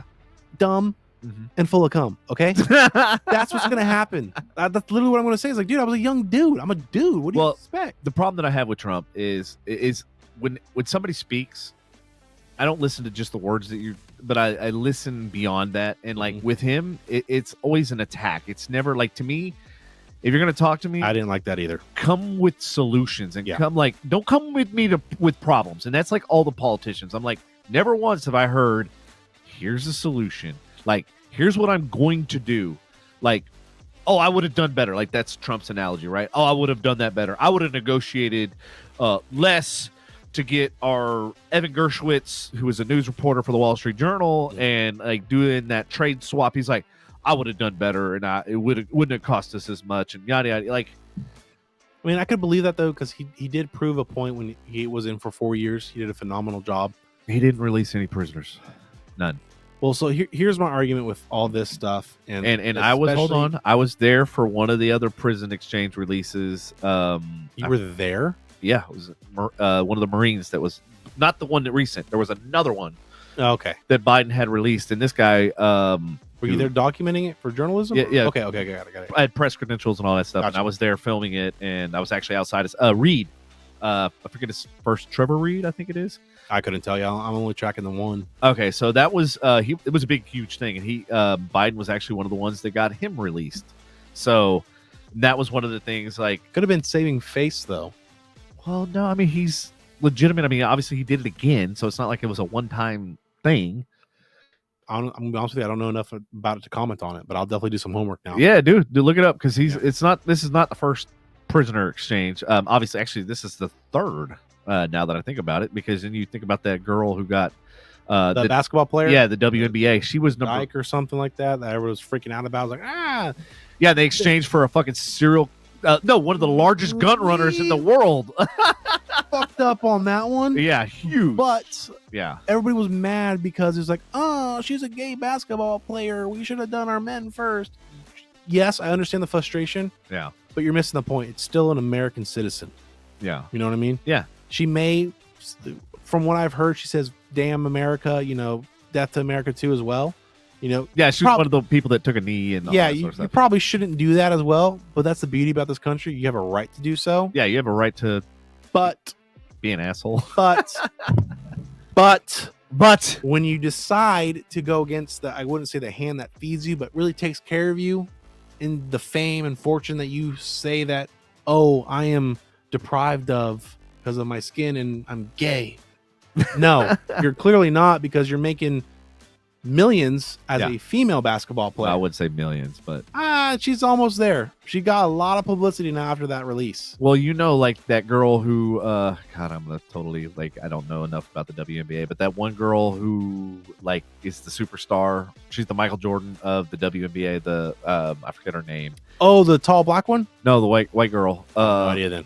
She it went full circle with the news cycle because she only makes $78,000 a year, and they're going, she's the number one fucking WNBA star of all time, and you better come back. You better be here. I'll be back. Yeah, so she only makes $78,000 a year, and she's one of the top players in and that's what they were saying. Okay, so the NBA makes millions of dollars, and they make millions. 78,000 for their top player. What the fuck? I don't know, man, because I remember reading an article that said that she was, and I think it was because of the release, the publicity she was getting. And of course, that's any publicity, good or bad, is good publicity. Really think about remember when Hannah Montana went fucking cuckoo for Cocoa Puffs, or Miley Cyrus, whatever the fuck her name is. Yeah. And it was she's expressing herself. Well, she fucking skyrocketed for 2 years. I love Miley. Yeah, I smell a fart. I'm not gonna lie. She's skin and bones, but I'll still suck one out. But again, this just goes back to what I'm saying. What am I gonna do? Am I gonna do something serious in the next 20 years, and they're gonna come back and find me saying, "Hey, I want to suck my out." I was like, well, dude, I'm a kid. Yeah. But okay, so giving you the highest paid WNBA players. Jackie Young of the Las Vegas Aces makes $252,420. She's the highest paid number one. Okay. So yeah, there's nobody making millions. No way. There's nobody making that article's fucking whack then. Yeah. Yeah, so $252,000 a year is the highest paid. It was probably one of those one-sided articles where I saw that. But to your point, I ran with it a little bit. To your point, if she has endorsements and she has sponsorships, then yes. Yeah, because she's looking as the nation's hero now. You beat Russia as a gay black basketball player. Holy shit. Yeah. It's here's a Nike deal. It's right. Yeah, you're welcome. I was starved for 3 days. Thanks. Okay, cool. Just do it. Remember. Just do it. Right? Exactly. And so it's just all right. So it makes you look back again. Is this stuff set up? So I'm glad you brought that up. So what do you think about, because I don't know if you follow Cat Williams. He literally went off on this interview and was basically talking about how these celebrities and shit have the hazing situation where you'll see them wear a woman's dress. Yes. He's going to be dead soon. Yeah. He's speaking straight facts. And then you look at the rise of some of these people that literally came from nowhere, and then all of a sudden they're she's I had to do some investigating. I'm back. What'd you investigate? Who fucked up? Your dog get in the trash? Right? Who did it? But yeah, no, he's spilling a lot of dirt. Yeah. That he and I feel for him, but I don't, because he was part of the problem way back in the day when he wanted to have that taste of fame. I would argue maybe. Mm-hmm. Because just like every politician, same thing with celebrities, they're all fake and they want to get to make the money and they'll play the part. Right.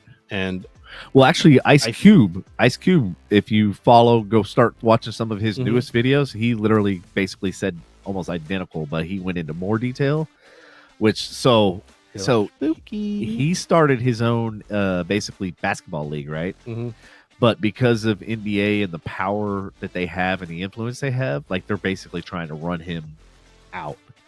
So he's basically saying, he's like, I'm not part of the you Illuminati. go against, He's you, like, you I go against the never- machine. Yep. Go against the hand that feeds you or Yep. fed you to get you to where you're at. Right. 3 things are going to happen to you. And this is, I think, what happened to Trump. And if you look at it, this happens to everybody who decides to wake up at some point, Right. realize they were wrong, Did you? felt guilty, Yeah.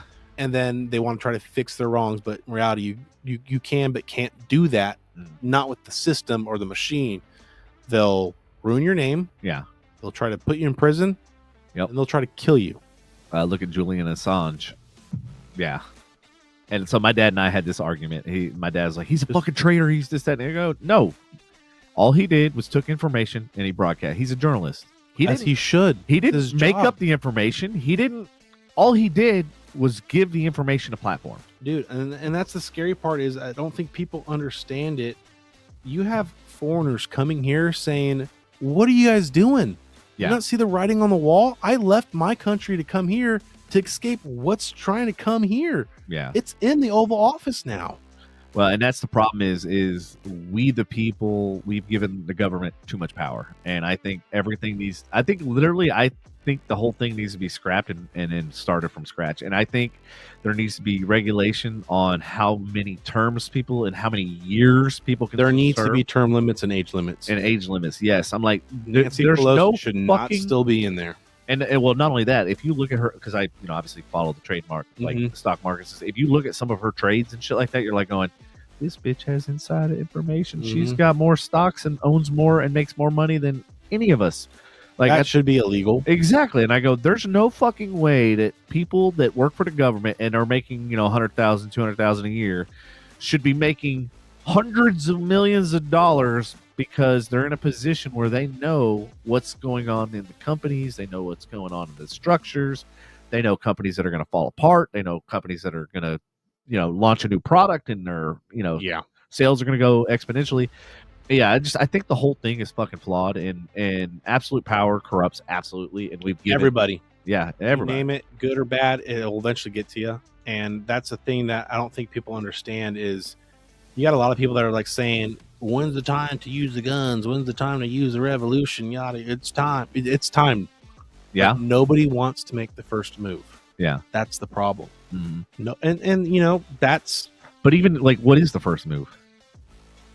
Because you can't just, you got to have strategy. You got to have, got to be thought out. You're not wrong with the strategy part, but like some of the stuff. You can't just go all willy-nilly. No, but if you look at it, like some of the stuff, for example, Biden's done and Bush even has done, and you name it, Republican or Democrat has done, it is treasonous affairs in some extent.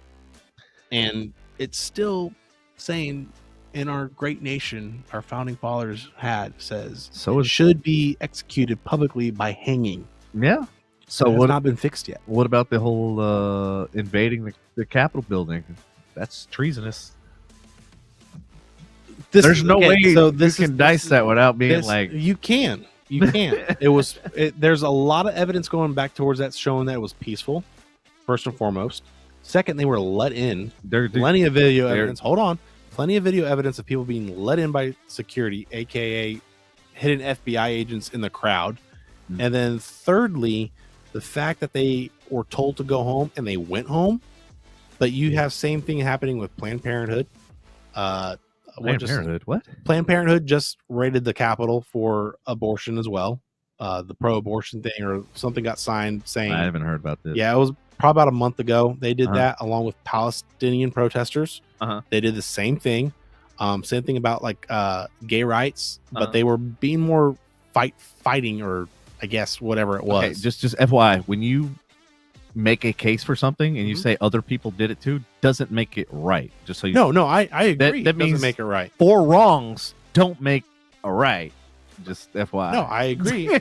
But just because other people did it doesn't make your case for it's okay for you as president to do it. But this is where it goes down the rabbit holes, like saying, like you were just saying earlier. How many people died though? So how many people died, and and how many officers died during that? So that's when is it a good time? Exactly. So you got to think. You got to make your best judgment wherever it is. I don't think personally any of those things are. Well, now you're contradicting yourself. Now you're saying like it should be treasonous if you do go against the government, go against. No. But that's exactly what he did. Well, you got. Which one is it? You can't have both. You got to go with what we were founded on. If that makes sense. Yeah. You can't just come in now and say, hey, this isn't it. Well, there's a lot of evidence that shows that we were corrupt. Do you know about Project 2025? I've heard about that. That's been debunked already. Even Trump came out saying like, dude, I don't know who made that. Just like left, there's crazy people on the left. We got crazy people on the right too. And they put my name on it. I never agreed to that. I never signed it. There's video evidence of him saying that. But he lies all the time. You can't believe a fucking word that guy says. I hate to say it. I would believe most politics over anything he says. You know about WikiLeaks? He's like, I don't know nothing about WikiLeaks. I'm not friends. Like I don't. But then there's 7 videos or 10 videos of him praising WikiLeaks in the beginning, going, "Oh, WikiLeaks, like it's great. Like it's amazing. They're gonna release all of Hillary Clinton's fucking emails, and like I stand for WikiLeaks and yada yada." And then now he's like, I've never heard of WikiLeaks. Oh, I don't know anything about WikiLeaks. That one. The problem is like he's so full of shit, and I see right through it. Every fucking thing he says. All politicians now are like that, and it's like every time he talks, they literally have to document how many times he lied. Like it's 30, 40, 50. Like when somebody lies that much, they believe their own lies. That's the problem. Yeah, but the left lies to the people all the time too. And this is the crazy part too. Is like all of them. This Democratic. Like I would vote for them at that time, but now like maybe it's just getting. Maybe it's just a thing that happens when guys get older. Just like Ross. Okay, don't be like everybody else on social media. I don't want to be. You don't have to choose a side just because somebody says Trump or whatever, whoever is bad. You can have 2 bad choices. No, I agree. You can have 3 bad choices. I agree, but the problem is this is where I have a problem. Is you look at how many millions and billions of people there are, and this is the best we can get. Like, really? I could do fucking circles around all these motherfuckers. Yeah, I don't know. But of course, I'd be shot in 5 minutes because I would piss everybody off. And I don't care. It'd be worth it though. You were saving them for the people. I would, but like the thing is like I look at it as a business. I look at it as an opportunity. I look at it as, to me, well, the fact that politicians get rich off this stuff needs to stop. And what won me over with Trump a little bit is he didn't take a dime, from my understanding, when he was in for 4 years. He funded himself. That's also been debunked. That's been debunked. Really? It has, yeah. I need to look that up. You need to, because that has been debunked. I don't know. I've heard it hasn't, though. That's the problem. See, for me, here's how I vote for my guys. Okay. This is what I do. This is what I try to do, at least. I try to go biblically. I understand not everybody's biblical. What? Biblically. Okay. To where it holds true to whether you want to say love, righteousness, yada yada. Oh wait, which Bible though? See, this like I could do this all day long. No, that's fine. That's fine. You know, it's fine. I love debating. Just FYI, like don't take right there with me, dude. I'm not. Don't get offended by anything I say or do. And this is healthy, and this is why I think this needs to happen a lot more. It does, because this is not how get angry about it. Yes, this is how people get. You could get angry, but we could still be friends at the end of it. Exactly. You know why? Yeah. Because we have character. Mm-hmm. A lot of these people don't anymore. Right. And they get butthurt and they get rational to violence because you go against what I think or believe, left or right. Mm-hmm. Mostly the left. I haven't seen it a lot on the right, but I know for a fact it's there. I'm not ignorant enough to say, oh, it doesn't exist. You know, like some of these people do say, no, right, we're peaceful. No. Y'all cuckoo for Cocoa Puffs too. I get it. Okay.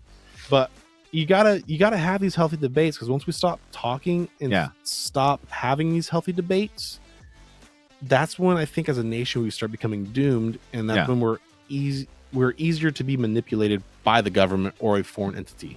If that makes sense. Yeah. Because they're too dumb to think for themselves and they don't want to debate because their butt hurt. Well, I hate to agree with them, but yes, the majority of the population is completely redunculously dumb. They're pretty dumb. And I'm just like, in it. For those who are watching, we're not talking about you, but if you fit in that category, if the shoe fits, stop being dumb. Stop being dumb. And this is what frustrates me to all get out, is because I'm like, we have no fucking excuse to be stupid. You literally have so much have technology money. You have 7 billion libraries right here, and you don't even have to fucking. Yeah. You can go in your underwear, Dude. You can do a lot of shit figured out on that phone. and that's the thing is like even with AI, it's like you have a mountain of information that we never had before. Like you can access anything if you're not sure about something. If you want to know something, you want to expand your knowledge on something, you can look at it. But I'm gonna sidestep with that. Okay. Because I worked in the industry and I know how algorithms work. So to your point, the reason why you didn't know about all the stuff that I had mentioned a few minutes ago is because you're getting served stuff that fits your narrative. So, but this goes back to also what you were saying. It was like, well, it's rigged because I remember I physically tested this theory. Well, yeah, that's fair too. But like so for example, yeah. Here's what's waking me up more to realizing that not only as a nation we're corrupt, but Trump might not be a bad guy. Is he's doing something right? Where just like Reagan or Teddy Roosevelt, who was a Democrat, they try to kill him. Mm-hmm. Okay, so he's clearly doing JFK. something right. Yeah. Even better example. Yeah, he's clearly doing something right to where the shadow government or the dark side of the government says, no, the people do not need to know this or do not deserve to have this, which is completely wrong in my opinion. Mm-hmm. But the fact that everybody hates him and wants to shut him up only tells me that he's doing something right to where it's like, why are they wanting to do this? Why? Like, why? And I tested this theory. I saw somebody post saying if you look up on Google after July 13th and 14th, the assassination attempt of Trump was not even mentioned in Google. It was assassination attempt of something else, some other president who never even was shot at. It's like you cover stuff up, and that's again, that goes back to what I was saying. Is like they hide a lot of the stuff that he wants to say and try to feed you stuff that's like, hey, he said this, but he really never did. So I don't know. I'm just going off of other people that do the homework that I could argue to say that I trust. Well, the thing is until you see the video clips, and then you got to also be on this, the ability to understand: is it AI generated? Is this a real video footage? You can tell though with AI is not that good yet. No, I know. I can. Definitely. Oh yeah, I can tell 100%. Like I have a buddy at work. He's like looking at. Like, he showed me these photos of these two chicks. Like, it was like Megan Fox and like the girl who played Black Widow in Avengers. What's her name? Oh yeah, I know who you're talking about. What's her name? Scarlett. Yeah. Okay. Yeah. So there's a photo of them on the beach together, wearing like two floss bikinis, like hugging each other. He goes, dude, they finally hooked. Look at him. I was like, dude, that's so AI. He goes, no, it's not. And he's an older guy, so he doesn't understand anything. Right. But he doesn't understand anything.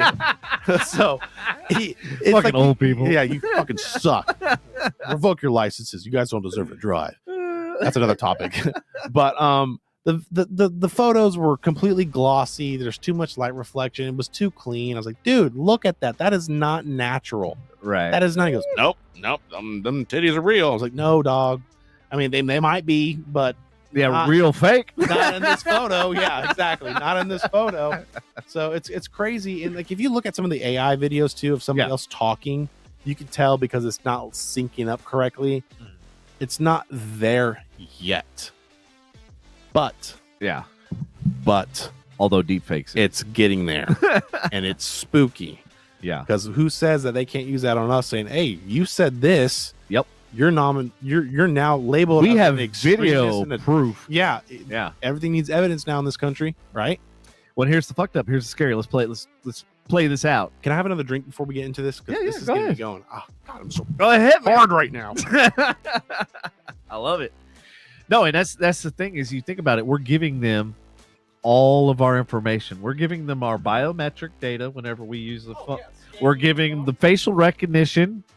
And we're giving them all of the photos for them to be able to use to figure out and to make whatever AI version of us. Did you hear about how the Super Bowl this year is going to have facial recognition with your tickets? Did you hear about that article? No, I haven't heard about that. Dude, look that one up. That one's spooky too. In order to get your ticket, you have to have like some sort of your fucking face has to be recognized. it's kind of a long read, so I just kind of skimmed through it. So I might have been a little bit more like, oh my god, but it was still like enough to be like, dude, that's kind of spooky. And then same with Costco. Did you see the new whole Costco thing? No, what happened with Costco? Costco now won't let you use your family's membership. Or like, for example, let's say me and you, like as she said, Dad, you're my dad, right? Okay. I'm of age. I'm 19, right? Okay.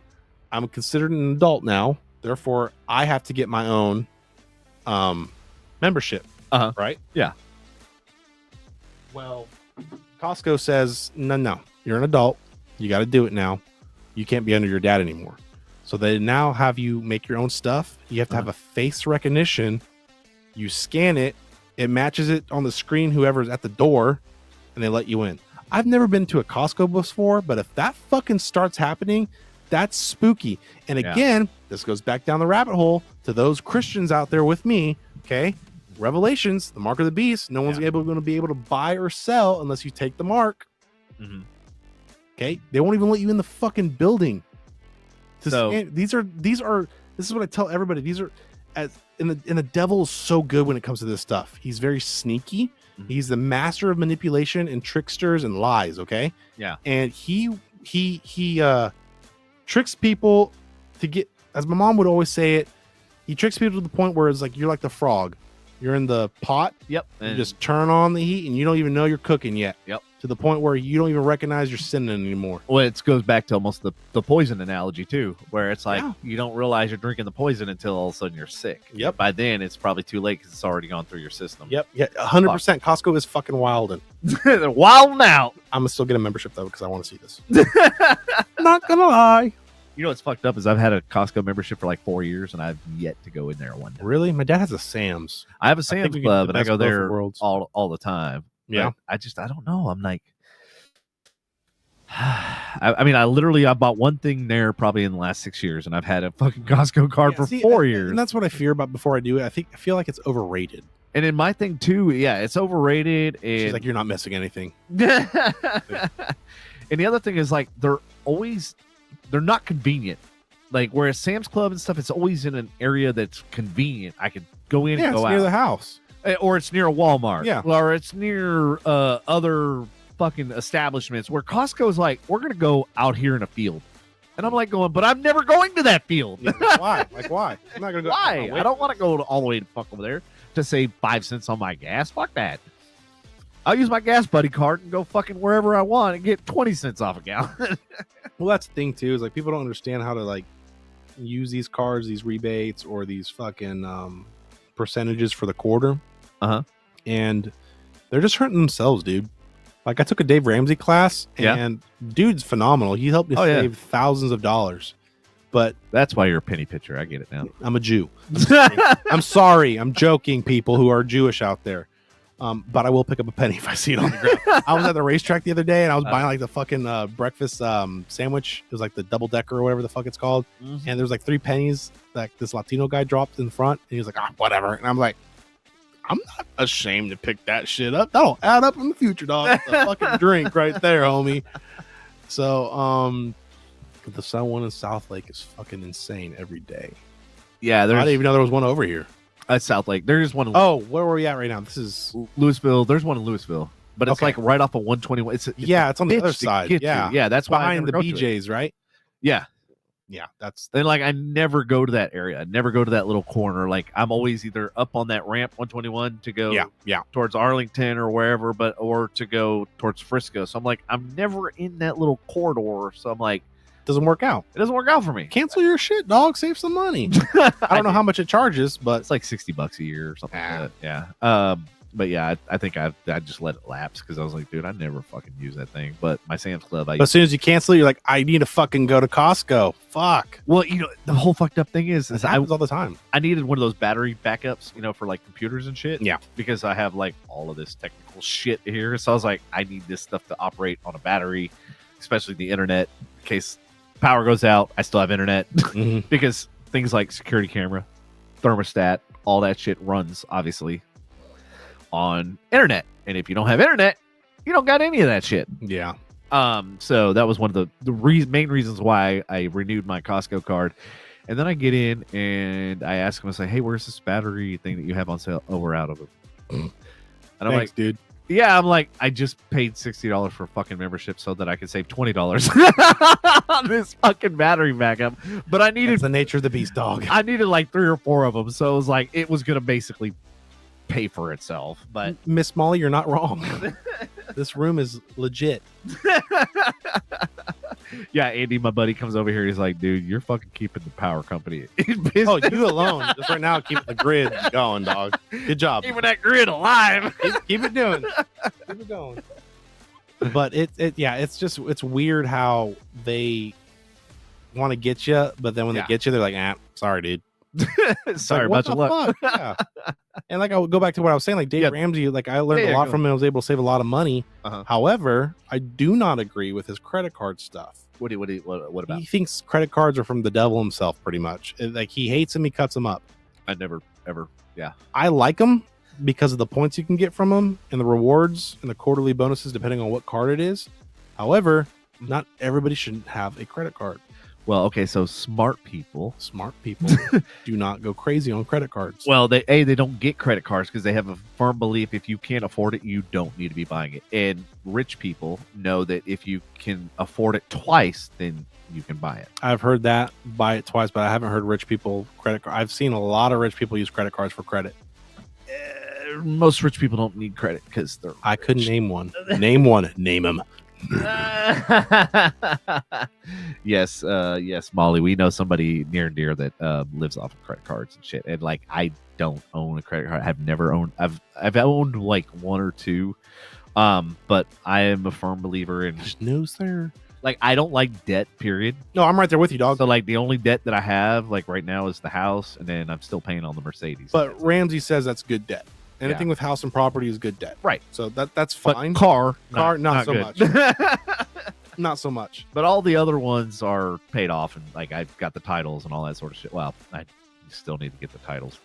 But here's the fucky part that what ruins with people is like you got guys like yourself who can afford 7 cars. You're so cool. And there's a kid out there who thinks he's fucking Mr. Know-It-all at age 18 or 19, right? Yeah. Oh, I got approved for $50,000 on a credit card. That doesn't mean put $50,000 on the fucking credit card. No, 10%. So who do you blame? Do you blame the kid, or do you blame the system that's trying to fuck the kid because he's like, you're young and dumb? Actually, I blame neither one of those. Who do you blame? I blame our education system for not educating kids and people in general how to balance and how to budget themselves. And I will hop on that train with you too. Yeah, I'll blame that. I think as well, because I learned a lot the hard way. I found out that my parents actually took out a college loan under my social security number, and I didn't realize this. So like I basically was funding my own college, and I was like going, and then when my dad didn't pay or whatever, then it affected my credit. And anybody that knows about student loans, they fuck you 10 ways from Sunday. Dude, so if you don't pay on that, it's worse than not paying on anything else. Yep. And so like I learned the hard way what credit was. I learned the hard way of like when I bought an M3 convertible, like when my parents like were completely against it, and I waited till my dad went out of town and I went and bought this M3. Oh, poor thing. Hot topic hits near and dear. It's okay. We were dumb ones too. Every once in a while we hit near and dear to heart. That's what our goal is, to try to, relate to everybody and all people.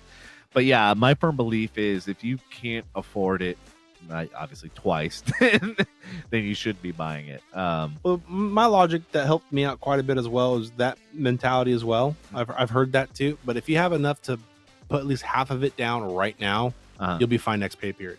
But you got to be responsible. Doesn't mean go, okay, cool, I put half down, I still owe $500 on it, I'm gonna go out like 3 nights at the club this weekend and have fun. No, let's be smart. Well, and I think the biggest mentality that I've seen through a lot of people that have financial fuck-ups, if you will, that I've seen, there's a pattern. Say that louder, Devin.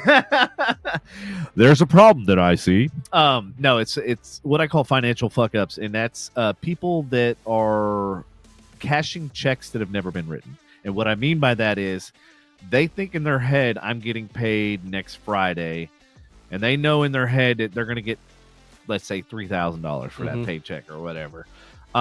They go, okay, well, I can spend $1,500 now, and then I'll still be cool by when that check hits for that. I still have $1,500 to pay my rent and pay this and pay that. But then they don't realize all of the other things that may hit, or all the other things happen. Yeah, like, oh, you got to go out of town, or oh, you got to do this, or oh, you got a flat tire, oh, your pump in your pool went out, oh, your AC went out, oh, you need, like, people don't think about that, and they don't save a percentage. And so I learned at a very young age, like when I worked for Sam's Club. Actually, ironically, we were talking about full circle. At 18, I worked for Sam's Club, actually here in Louisville. And every paycheck I saved half, I put towards the stock. So every paycheck, half of that, half a share, I would purchase, right? Yeah. So every other paycheck, I had a full share. And the reason why I did that is because the company matched. So was it a 401k? Yeah, it was like a 401k. It was a profit sharing type thing. Okay. And so what I did is I did that, and people were like, oh, you're taking less home, blah, blah, blah. And then when I left that company, I'm the last one laughing, because I'm like, I just walked away with $10,000. Yeah. And you walked away with nothing. Yeah. A lot of these people don't understand that stuff. So what happened? But that's what I'm saying. It's like, it's the education. I feel like there needs to be an actual legitimate education on financial freedom. This goes so like Dave Ramsey. Yeah. But this goes back to what you were saying earlier. There's no excuse to be dumb anymore, because you got it in the palm of your hand. It just sits in your fucking pocket or on the dresser. Yeah. Like for me, when I'm bored, get curious, or whatever I want to do of learning of something, I will look some random shit up. Yeah. Like for example, the Argentina lake duck has the penis the size of its own body. Why do I know that? Because I got bored one night and could not sleep. Okay? It's shit like that, dude. And stuff like that just sticks with people. You're going to remember this, and the viewers are going to remember this. Like, what the fuck is this dude talking about? And they're going to look it up and like, holy shit, he's not wrong. Yeah. No. It's just little stuff like that. And I'm like that. Like, I'm constantly, like, I've always, like, I feel like you should always be learning. And like every single day. And I'll even ask people like, hey, what'd you learn today? Like, what did you, or like, they'll tell me about some horrific situation they were in. Okay, what did you learn from that? Because that tells me what kind of person and what kind of character they are, is how they process. Do they process it as I failed and I quit? Do they process that as I failed and I don't know why? Or do they process it, I failed, but this is the lesson I learned so that I won't repeat that failure? Because then if that's the case, it's not a failure. It's a learning experience. It's a learning opportunity, a learning experience. And that's the mentality that's missing. And I don't know if that can be taught. But it's too sheltered now, if that makes sense. Well, I think what it is, to your point, is the parents of this generation, they were taught to basically not say no, and that everybody deserves an award. The parents wants to be friends instead of being a parent. That's the problem. Thank you. Exactly. Instead of teaching them, and so perfect example. So I've dated a lot of girls with a lot of kids, right? So I've raised. You're a better man than I am, dude. I don't date no fuck trophies, bro. I have raised half of fucking North Texas. But anyway, damn. No, I'm just thoughts out there. But the thing is like, in all of those kids that have grown up, like, never have you ever in the last 15 years. Wait, you've never asked me that shit. What? In my whole 15 years or whatever of knowing you, never have you ever. Wait, what have I never? Hey, you got to give me context. Yeah, are you talking about the Argentina lake duck? Yeah, are you talking about ducks? Or what are we talking about? Penis or what? Did you get excited about giant duck penises? Apparently, China says they're really good.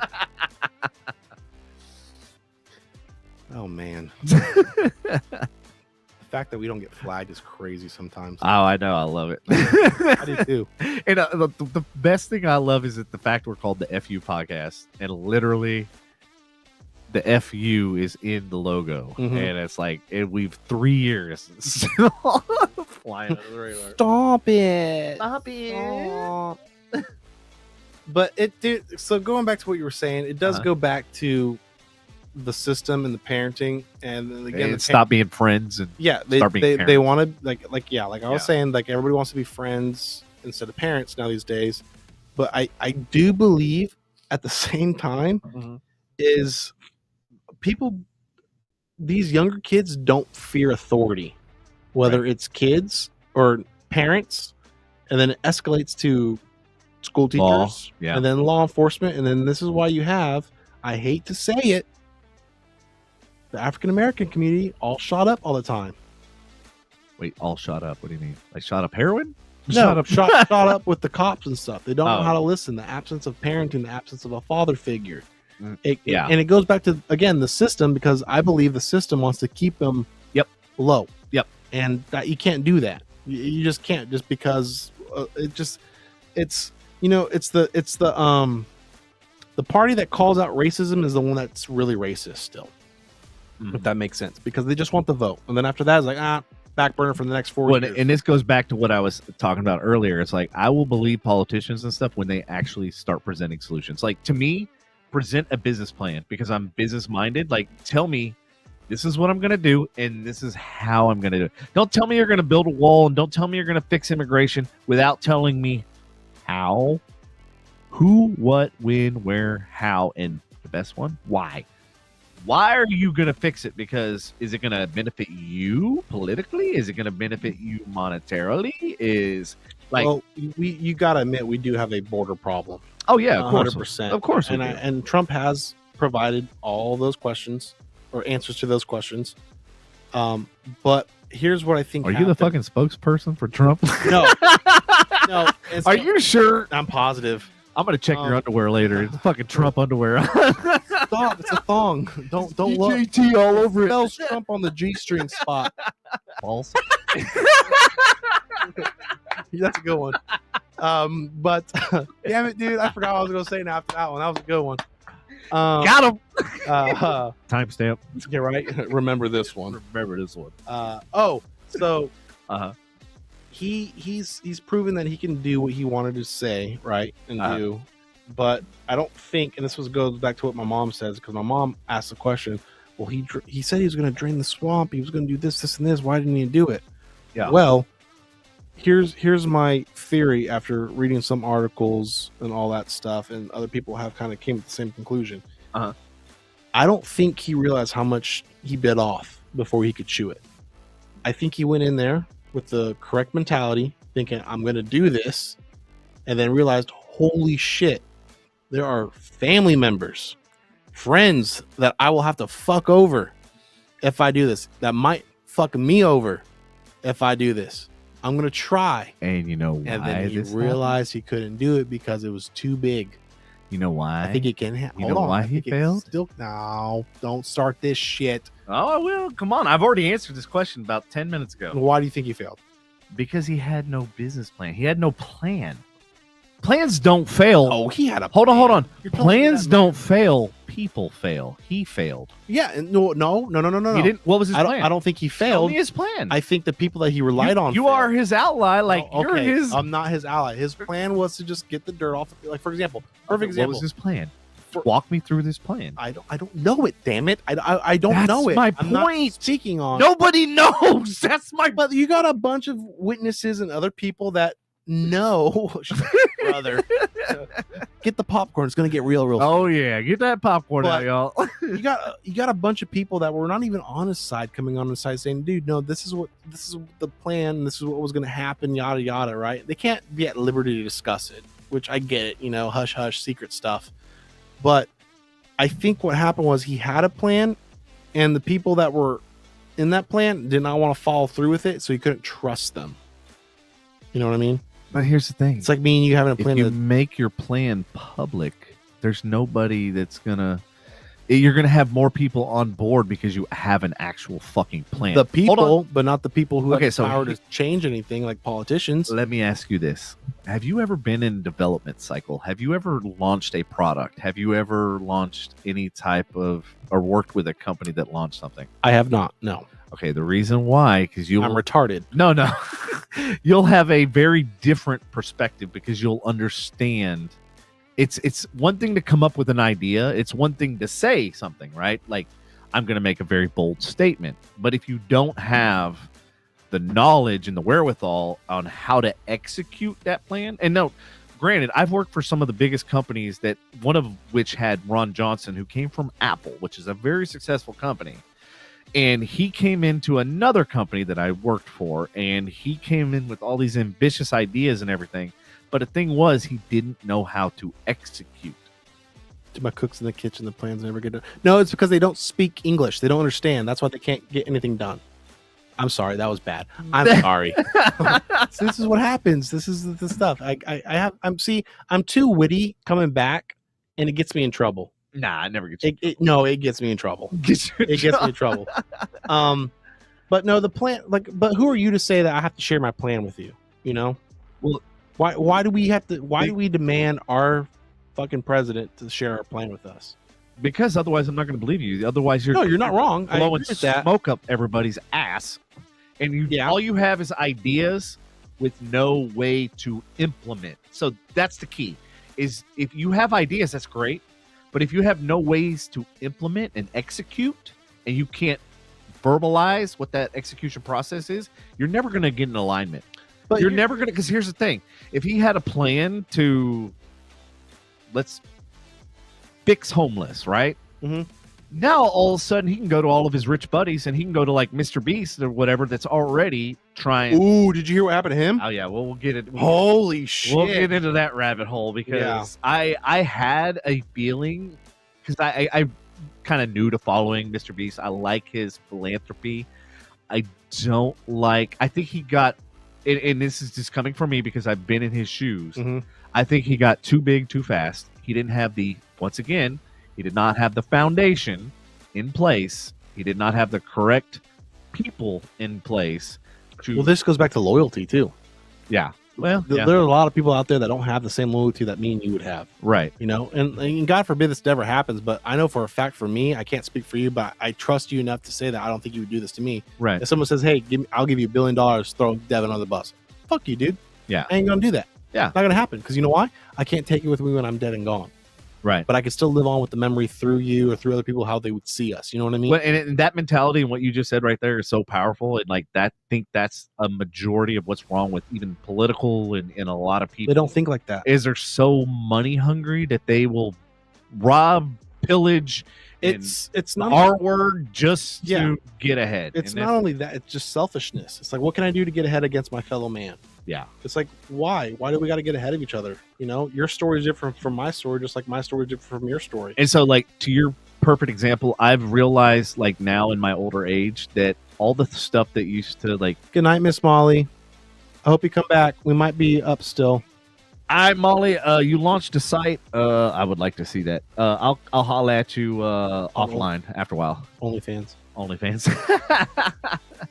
Who's Natalie? Oh, hello, Miss Natalie. Welcome, newbie. Oh, that's. Oh wait, I read that because I said my awful comment. I'm so sorry. That's my my lady. She's out there. The one that I was telling you about earlier. Exotic animal transporter. Yes, she's somewhere in Georgia, Florida. Can I say what I said to you? What? Go ahead. Can I? No, you know what I said to you earlier. Can I say what I said? We said a lot of things. I don't know. We did. I don't. About. Yeah. Okay. So from not only my experience but fellow friends of exotic animals, you are the exotic animal. Okay. Y'all fuck like wombats. Y'all are crazy as hell. Okay, so congrats to Devin for finding an exotic animal tamer handler thing. She brings the tiger home, dog. Okay, that's what it is. I put that tiger in a cage. She goes around. Okay, congrats. Wait, so I haven't met her yet, have I? I don't think. I don't think so either. No. The only one I remember meeting was that Cuckoo for Cocoa Puffs Asian one. Oh my! We talked about that one in the last one. Ooh, yeah, and it was funny because I had a couple of friends that I've been friends with for like 20 years on the boat on Sunday. Oh yeah, you say you're giving me shit about it. Fucking invite, nerd. Be glad you didn't come. Oh, was it a shit show? I thrive in the shithole, so I want to see this. So here's the deal. So like I went to start, like we were grilling, chilling, like we had first grill I went to fire up, it was brand new, right? Opened it up and like none of the fucking coils and shit like for the propane were in it. She goes, Lord, don't get me started on her. Oh shit, you got some dirt. Oh, savagery. Oh god, savagery. Yeah, fuck. Savage tree. I see what you did. This savagery. Yeah. But yeah, so like we went and got my other grill, came back out, and then we grilled out on the beach or whatever. And then as we were going to leave, I went to back out, and there was a fucking boat behind me. So like I killed it, turned the ignition off, whatever, blah blah blah. I'm waiting for the guy to leave, and then when I went to try to start it again, it wouldn't start. Oh no! And so we tried, giving it full throttle, tried, and then Hurry the fuck up, dude! Yeah, all those comments. Oh no! Both batteries went completely fucking dead, and I'm like going, "Oh fuck, we're stuck." Out on. Luckily, it was less than a quarter mile from my slip. But yeah, one of my friends, Billy, she brought up the whole savagery thing, and I was like, "Oh god, that fucking name." I was like, if there was moments in my life I wish I could delete, that would be one of them. Really? It was that bad? It was that bad, dude. Like, I'd never been a prisoner in my own house, and she literally... Choice words is what I have for them. Them? Oh, Kayla. I see the Kayla. Oh, who's Kayla? Oh, or Kayla. Yeah, Kayla was one I dated for like 3.5 years. It's always the long, hot ones that fucking get that going on. You know what it is? Yeah. Maybe I need to see a therapist. I don't know. Nah. You're talking to one right now. How you doing, bro? Oh, perfect. Thank you. Don't worry, I'm jotting down notes. Bad bitch, as in like she was bad, or as in like no, she was mean. She's bad. Yeah. So each one, like, they have their own flaws and their own specialness. Let's just put it that way. And that's women for you. Like, Sav was basically all out for herself. She didn't give a fuck about anybody. I could have told you that from working at Marty B's. Yeah, when she was like basically siding with Manny of all fucking people over me, I was like, literally, bitch, you can live with him. Like, bye, get out of the house. Like, literally, I came home so many nights. Like, I literally in that front room, like, I barricaded myself in there, and she would beat down the fucking door trying to get in. Did you not call the cops? Oh, dude, I fucking recorded it all. Oh, yeah. And like, I called the cops one time where she threw a cup bigger than this that was filled, and she threw it, hit me in the chest. And then, of course, the lid flew off and exploded all over the place. And then she like came at me and shit and like fucking trying to claw me and shit. I ended up, backhanding her because I was like, you fucking already assaulted me. Dude, it's 2024 now. My hands are bisexual and ready to eat for everyone. I'll fuck you up. I don't care what you like. got. Yeah, when you come at me Insane. And you've already thrown something at me, I'm like, I'm defending myself at this point. That's insane, dude. And so like I went boom, like to block her, like fucking trying to like claw my fucking eyes out or whatever, and fucking ended up hitting her or whatever. Hey, that's smart what she said you did. Facebook Live in that shit. Oh yeah, and I Facebook so Live see that stuff. If something were so to they go can wrong. see the real side. 100%. Yeah. 100%. That's smart. That's genius. Yeah, Congrats. like there was literally like she barricaded me, blocked me in my own driveway, and like she stood in front of the vehicle, and like literally I was like, I remember that. Remember, I emptied my fucking wallet. I was like, oh fuck! So I did witness that then too. Yeah, that was that night. No, that was a different time. Like this is. Oh my god, there was more than one. Multiple. Like that's why I'm not exaggerating when I've said like I felt like a prisoner in my own fucking house. Who was she? Taiwanese? Something something with the knees. Chinese, Vietnamese, Taiwanese. Thai. With the E. Thai. Crazy bitches. Thailand, yeah. Crazy. Not Taiwan. Thailand, yeah. Crazy. She was fucking. Yeah, she was fucking batshit. It's like, and here's the fucked up part. So like many years have passed. Like I actually kept in contact with her brother. Her brother was really cool. Worked for Apple. Who gives a shit? You burned that bridge, dog. Well, no, he reached out to me a couple times. Fuck that nerd. I wouldn't do shit after what her sister did. I was like, dude, like you're cool, but like you fucked up the whole family tree for me, man. Oh no, here's the fucked up part. I loved her whole entire family, including her mom, including her dad, including her. It was one of those. Like everybody. Here's the fucked up part. I literally, when I met the entire family, I go, did I get the dysfunctional one? That happened, dude. I literally was going, I got the black sheep. Like what? That happened. They're all normal except for her. I go, even her mom, even her dad. I'm like going, they're all fucking normal. Like they're all like, yeah, I could kick it with them. And then her brother, like, we just hit it off. Like he was into like creative, like he was photographer. He was a photographer for 311. The group, you know. Okay, yeah. Yeah. So like he's very creative and he worked for Apple and stuff like that. So like we had automatically a common bond because like we're both in the creative space and we're both like, you know, doing photography. She said your red flag is taking women back. It's okay. I do the same thing. Hey, I never took her back. Oh. Yeah, Sav, I was like, once I was done. Flag on the play. He's challenging you, Miss Molly. Yeah, once I went to jail because of her ass. Yeah. What? Yeah. I gotta tell you my story, but you tell me yours first. I had to hire a lawyer, the whole 9 yards, and like literally the lawyer was like, it's gonna cost you $10,000. And I'm like going, I didn't even fucking do anything. And so, long story short, the district attorney and all that sort of shit, they ended up dropping the charge because they were like, there's no evidence. Like the evidence points the opposite direction. Like, you know, he wasn't the one that was the aggressor. He wasn't the one that started it. He was the one. You got video evidence. I was the one that called the fucking 911. Why would I call 911 on my motherfucking self? So this is what happens quite a bit with law enforcement. And I said this to a cop who pulled me over once, and he was like, you know, that's a fair statement. I'm gonna let you go. I'm surprised I didn't get the shit beat out of me. You pulled me over. You know why I pulled you over? I was like, yeah, because you're bored. You know, I'm just shooting the shit. Being a smart ass. And my friend at the time was like, dude, shut the fuck up. Right. And you know, I'm just, you know me, dude. I'm just always a smart ass, and that's how I develop friendships. Like, this dude, I can fuck with him, you know? And so yada yada, and he was stating the laws, and I was like, no, this is not what it's supposed to say. And mind you, before my dad went to ST Electronics, I'm pretty sure he was trying to be a lawyer because he had a lot of law books in his office growing up, and I would read that growing up. So of course, laws and things change over time. So I was reading those, and that was way back when he was younger, you know. So I don't know if it does changes or not, but I would quote this stuff back with that officer, yada yada.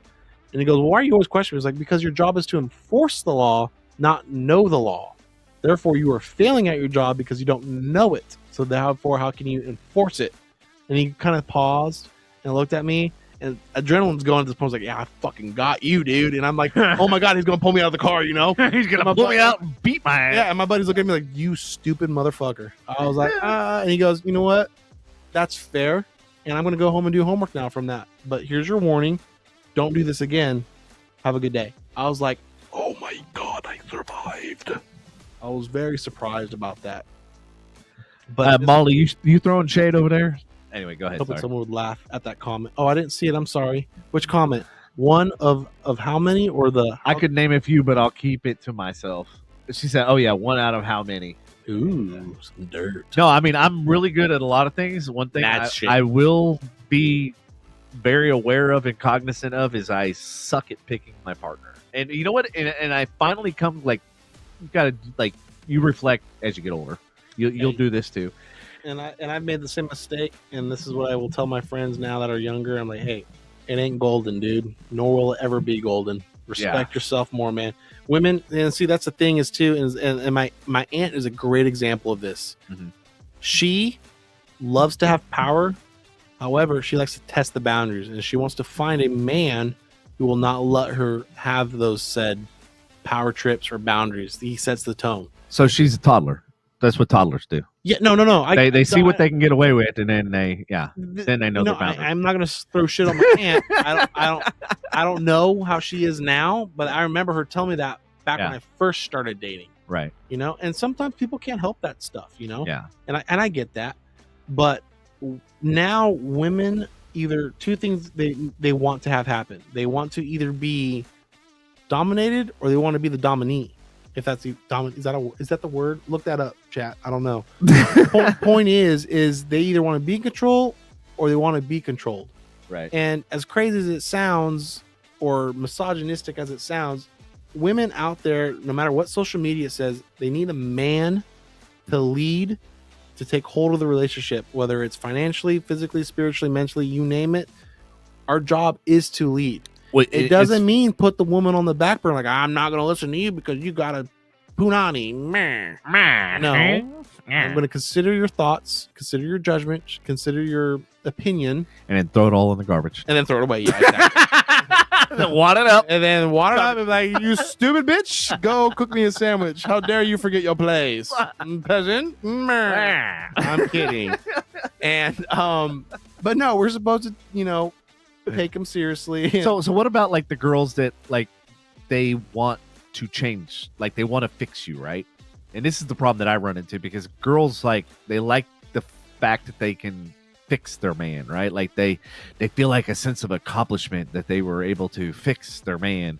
But when you meet people like me, like, it's not fix your man, it's controlling your man. Yeah, exactly. You go in a relationship, you don't think I'm going to date somebody who I don't know everything about already, or keep dating you? Yeah. I'm not trying to fix you. I know what I signed up for. Right. Well, I would love for you to change. Right. But it's not my place to do so. That's between you. But and if you Lord, love somebody, why would you want them to change? Because you don't really love somebody then. Well, but you just said that you. Well, I mean, depending on the change for better. Like if I have a girl who's shooting up heroin, but she fucking gives great head and cuddles phenomenally, of course I want you to stop shooting up heroin. Hashtag priorities. Yeah, right. Get your shit together, But like, there's like certain stuff that can be changed, that needs to be changed. But like, if you're going for personality wise, like I dated a girl that couldn't stand the way I fucking made jokes because it was too dark. I'm not changing that. Yeah. That's who I am. Military made me that way. I'm not going to fucking change that shit. And I was like this even before I went in. You know what I mean? Yeah. So it's like, you can either stay with me and be happy that you have me, or you can pack your shit. I was born without you, and I'm pretty sure I'll die without you too. That's how you got to look at it. Shitty as that sounds. I know. And that's kind of. You got to, man. Just like, yeah, with everything, like, don't get me wrong. I would love all the flashy lights, bling, gizmos, and gadgets, but I was born without it. Can't take it with me when I die. So I'm glad you mentioned that. So like, that's where I'm at right now. Like all these material things and everything else. Like when I was younger, like it was like a race to who has the most wins, right? And that's what's wrong with society. Everybody wants it now, and they want to make it a race. And now it's come to the point where you pin people against each other, saying, "I gotta beat this guy." It's like, dude, I don't even fucking know you. What? Well, and so I learned in third grade not to ever be in competition with somebody else. And I'll give you an exact example, and this will probably help a lot of people in the audience, because you never, ever, ever, ever, ever, and this also applies to business too. Never be in competition with somebody else. And in business sense, never be in competition with your competitor. And I can give you countless of examples, but like I'm going to give you where it all started in my third grade. So there was a guy named Brandon Jackson, and he was like, everybody like gave him accolades and stuff because he was just brilliant, right? And so like my goal was like, I got to beat this guy. Like I got to build a better project. I got to get higher scores. I got to get better grades. And that's great to have like an ability or a goal. Motivation, right? A goal. But then what I realized is once I did the project, and once I got a higher grade than him, and then once I got first place in like the art show and yada yada yada, then I realized I no longer had motivation, because I already met my goal and surpassed it. Right. Yeah. And so now it's like, now what? And that's when I realized, I'm like, when you have the goal of beating somebody, or you have the goal of being better than your competitor in business or whatever, you're going to set yourself up for failure, because if you do, hopefully you surpass that, then what? So that's when I realized, is like, you've got to be in competition with yourself, because then you're constantly raising the bar, and you're like, okay, I achieved this. Now let's see if I can achieve that. And it's like, if you're in competition with yourself, you'll look back and go, oh fuck, my competitor's like way the fuck down there. Yeah. Like, and then you don't become concerned about your competition. You become hyper focused on yourself and your abilities, and then you begin to hone in on your strengths, and then you start to build your weaknesses. And that's what goes back to what you were saying, is like, if you focus on yourself, you can develop those skills. But if you're too busy focusing on that stuff, comparison is a thief of all joy, man. That's biblical too. Yeah. Whether you believe it or not. It is. Like you start getting that.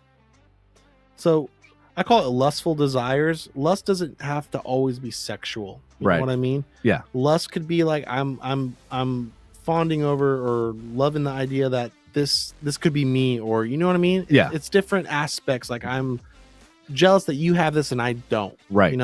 And that kills people. That eats them out from the inside out. It's not healthy to have. And I've had to wake myself up to that too, where I've had to snap myself out of the reality of like, dude, this isn't my story, and I gotta accept that.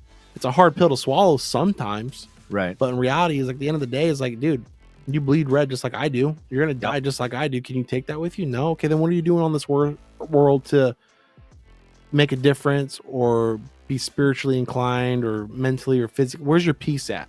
So you got to figure that shit out. I think, and this is one of the main reasons why I started the podcast, was because it's not about who you are. It's not about like what you've done, but it's about the legacy you leave behind. Mm-hmm. And like, here's the thing, like if you look at your grandparents and then their grandparents, you don't really know much about your parents, your grandparents' parents, or even their parents. And the thing is because there's no record, right? You don't know what they sounded like. You don't know what they looked like. You have no idea. Mm-hmm. But the thing with the podcast is once we're dead and gone and the world moves on, like your kids, your kids' kids, your kids' kids' kids, all of them can see it and they can hear it. They can see your ideas. They can hear your ideas. So you are actually living and you're creating a legacy. And it's cool to think about it like that too, because then even yourself too is like you're still always developing and growing until you're dead. Yeah. I'll argue that till the day you're dead and gone and I'm dead and gone. You're going to constantly be learning. It might not be like book learning, but you're learning how to handle situations or how to deal with certain things differently. You're still learning and growing. And then you can go back and look at these podcasts and realize, wow, my opinion was so skewed, or my opinion isn't still too far off, or, you could see yourself grow. Yeah. If that makes sense.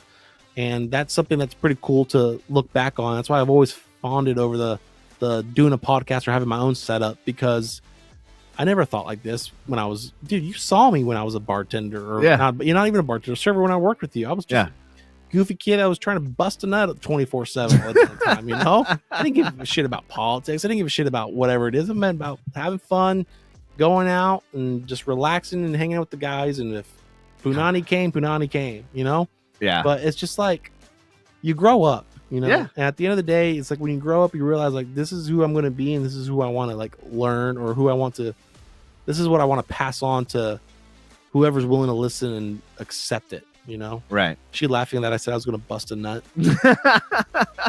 Dirty human beings. That's the same with partners. You should encourage them and challenge things together. Correct. So Natalie, one of the things that I was gonna, I'm glad you read that, and I'm glad you brought that up. One of the things that I instill in people and also in businesses that, like, the tide or the rising water raises all boats. So that means, like, what if that boat has a hole in it though, and you just fucking sink? Well, then that sounds like a them problem. Fuck you, you're drowning, nerd. Well, then you throw out a life jacket and say, or a fucking. Nah, they drowning, dog. I ain't fucking risking my piece for that shit. But no, and that's the mentality a lot of people, and I've seen this unfold many, many times, and that I can tell the value of a person by how they react and act certain ways and stuff like that. But like when times are good, like you want to bring others up. Unless you're selfish, then you only care about yourself. Yeah. But that's why I was saying about like the rising tides lift all boats, is because like my friends and my family, like the people that are close to me, like if there's an opportunity for me to elevate them, then I am fucking all for it. And then on the flip side of that, I have a lot of friends that actually bring me business and stuff. And then for me to appreciate what they've done, like I give them a percentage. And like, granted, there's no contract or anything that says I have to give them anything, but I just do it because if I'm your word, because if I'm going to be successful, I want them to be successing. You know what I mean? I'm like, if you're giving me this business, I want to thank you. Jesus, Devin can fill holes. Nothing is sinking. Is it your holes? Dirty. All of them. Oh my God. Naughty girl. So yes, you were right about your earlier statement. Oh shit. Videos didn't happen. Yeah. That's enough for me. I'm sorry. I didn't mean to scare you. I'm reading through the comments. They're coming in a little bit slower before they pop up. So I'm just like looking on the screen at the same time while I'm seeing. I was trying to fix a homie for 3 fucking years. It's never going to happen. Exactly. No, see, and that's where it goes back to what we were saying, is like what Miss Molly was saying, is that You could try and try. You can lead a horse to water. Yes. You can't force it to drink, though. Exactly. So when is it enough to draw the line and then you're the asshole, right? Oh, he gave up on me after 4 fucking years. No, bitch. I fucking tried after the first year, and I stayed with you thinking you would change or get fixed, and you didn't. You still just decided to do dick and heroin instead. Well, and that's the thing. It's like, is it something when you're in a relationship? She's like, no, that's actually disgusting. Thinking about dad, aka dad. Yeah, she filling holes. Oh, nothing is sinking. Giggity goo. Giggity giggity goo. All right. No, but I was just like curious. So, like, you mentioned about like, hold on, now I gotta scroll. We got more comments. Hold on. You were trying to change homie for 3 years. It's never gonna happen. So, like, what? Let's walk through this because we've all done it. We've all tried to help or change somebody. But what was it that you were trying to change, and like, what was the result that you were looking to happen that obviously didn't happen? Because I know, like, with one of the people that she mentioned, was like communicating, right, and like being heard and being understood. Not only being heard, but like being understood, like. Like, perfect example, like when we had our discussion earlier, right? You had your side, I had my side. Yeah. But the thing is, at the end of the day, I still heard what you said. Like, I didn't shut you down. I didn't like shut you up. You didn't get butthurt and walk. I didn't get butthurt. I didn't get angry and storm out. Like, and that's the thing that was missing in that relationship. It was like, let's talk it out. Like, let's work it out. I want to see your side, but I also want you to respect my side. Like, I also want, if I'm giving you that respect, it should be mutual. Like, I feel like that person should be mutually respecting what I have to say. And like, let's elaborate. But the thing was, it was like not that way. It was like only her side mattered, and only anything that's called princess treatment. She got treated as a princess growing up, and now she expects that everywhere she goes. Yeah. And I would much rather date a girl with daddy issues than princess treatment. Well, and that goes back to what I realized as I got older, what is really important, and that's the humility and humbleness of like somebody that is not about themselves, not self-centered, not egotistical, not doing things that just help them, but being humble and wanting to contribute to society and wanting to do to be the example that everybody else should be. Yeah. So with that, you were asking me what my experience was with that. If you've ever had anybody like you dated that you tried to change, and what was the change you were looking to do, and how did that? What ended up happening? I got one relationship, and it can be on the flip side too. Was there somebody that tried to change you? And so, like, this goes for the audience too. That's what I was thinking. The relationship I was thinking, it was a little bit of both. Okay, he was trying to change me, and I was trying to change her.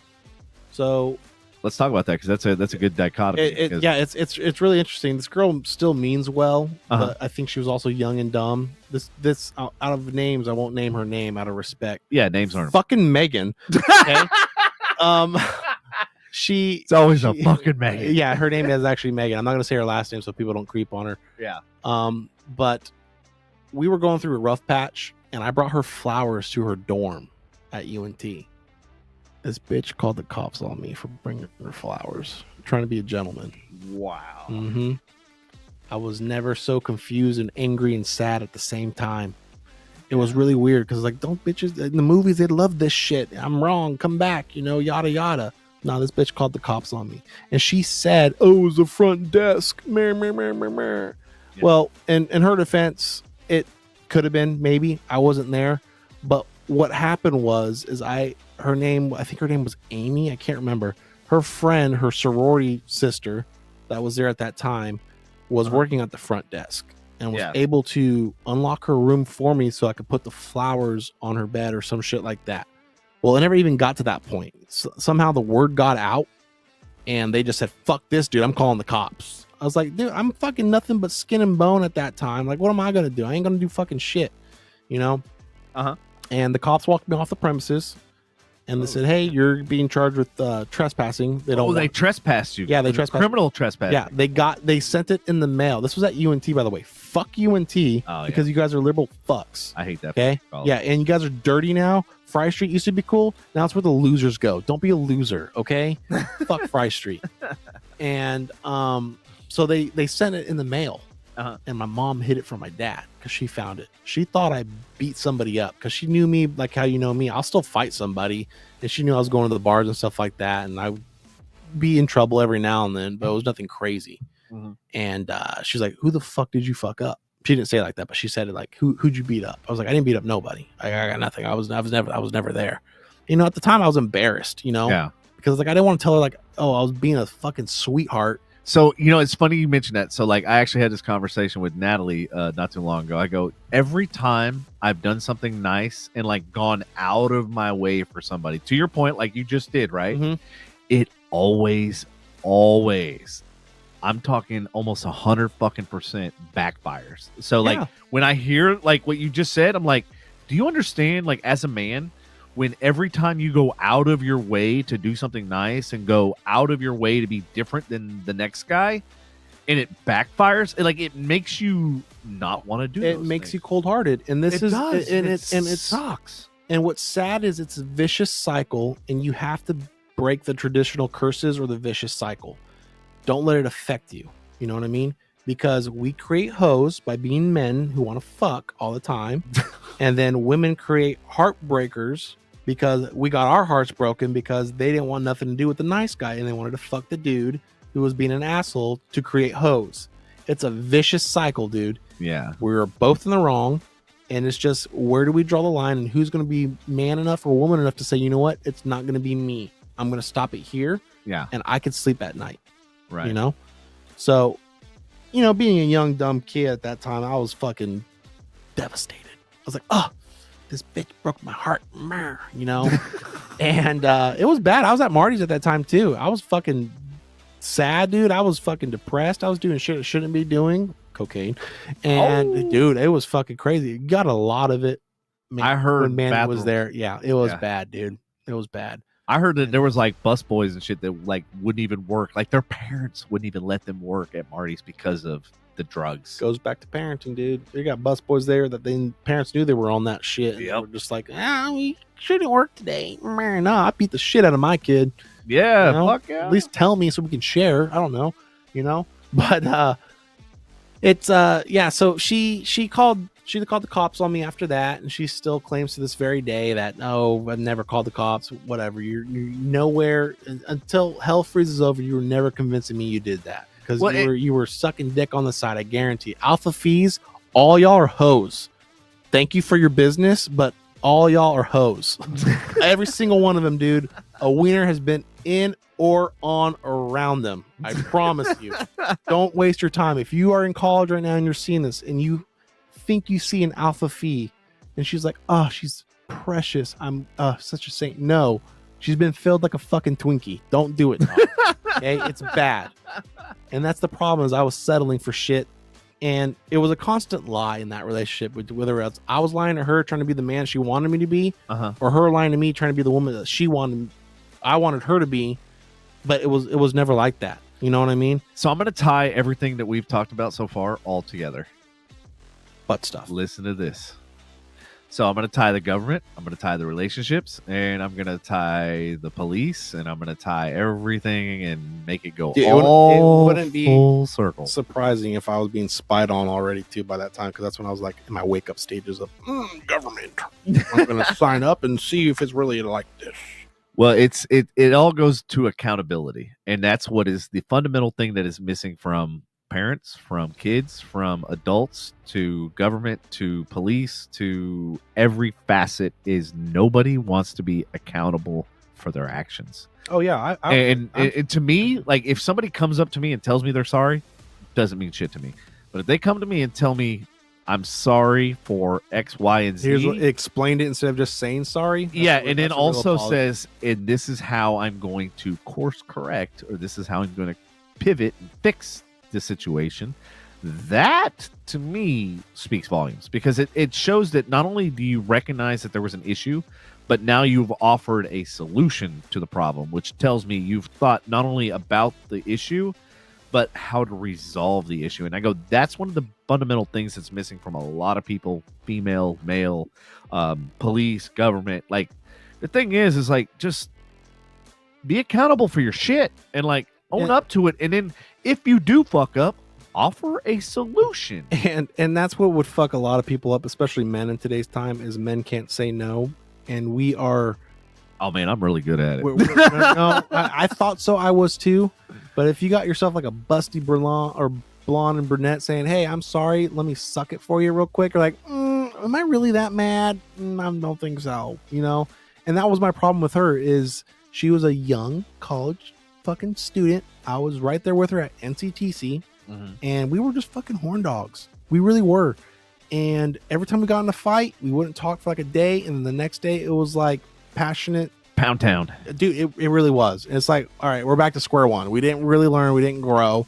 You can't. But that goes back to what you were talking about with the lust thing. Because you're basically, you were lusting for her. She was lusting for you. And that's why things didn't work out, because y'all literally have one common thing, and that's just bucket.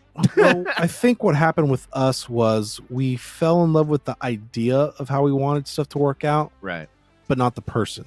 So, and I'm glad you mentioned that, because that's one of the things, like doing that whole soul searching and stuff like that, I realized is like, I fell in love with the idea of and the capability of that person, but not necessarily where that person is in life and what that person's doing. And instead I was always looking to the future, like I do with business, when I do with everything else. Is like, I always look ahead, and I'm always like 5-10 years ahead, and I'm always, but the thing is like, just because I see that potential in people doesn't mean they see that potential in themselves. Oh, Miss Molly agreed. She goes, accountability is major. Agreed.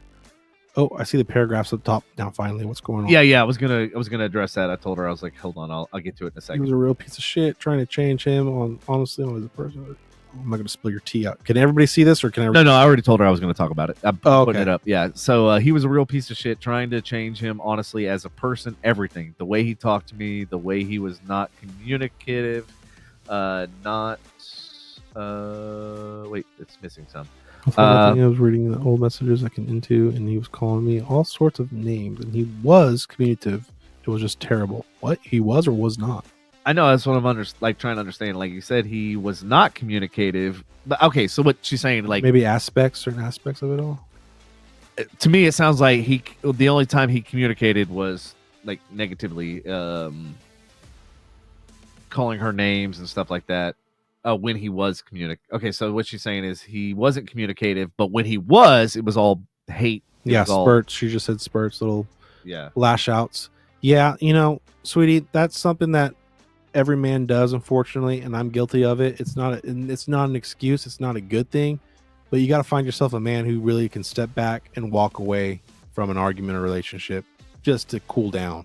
And I've had to do that a few times, and then some of these bitches will be like, oh, you don't care. How could you walk away? No, listen, I am respecting you enough and this relationship. I have to walk away because I'm not thinking clearly right now. So to your point, I actually lost a relationship that was like, would have been amazing, but I basically like got out of the situation, came back to my house, tried to calm things down, but I never really looked at it as her perspective of like me running away from the problem and, just leaving the situation instead of resolving it.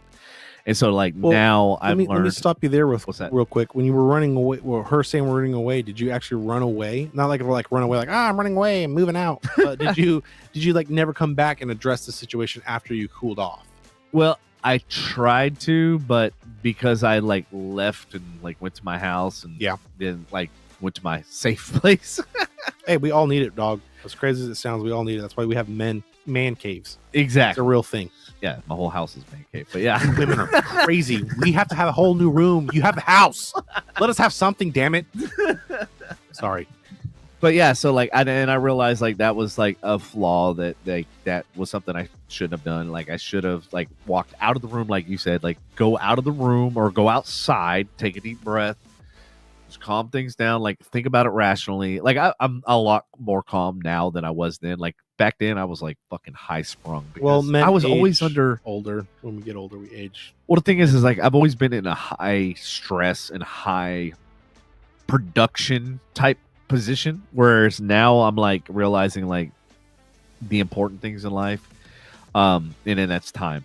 It's like all of these material shit and all this stuff doesn't matter to me anymore. It's like it's what matters to me is time, memories, experiences, and stuff like that. Well, that's And the when only you thing that's not have- being made more is time. And Lord willing, knock on wood. Where's wood? I need wood before I say this comment. Right Table. here. Okay. You know, the time I have with you today is phenomenal. Uh-huh. But I'm not guaranteed tomorrow. Neither are you. Yeah, exactly. You know. Yeah. And we got to go off this last podcast. Right. You know. Yeah. It'd be a shitty way to go. I don't want to go that way. You know. But it's you gotta. People don't understand that anymore. Is that there's not.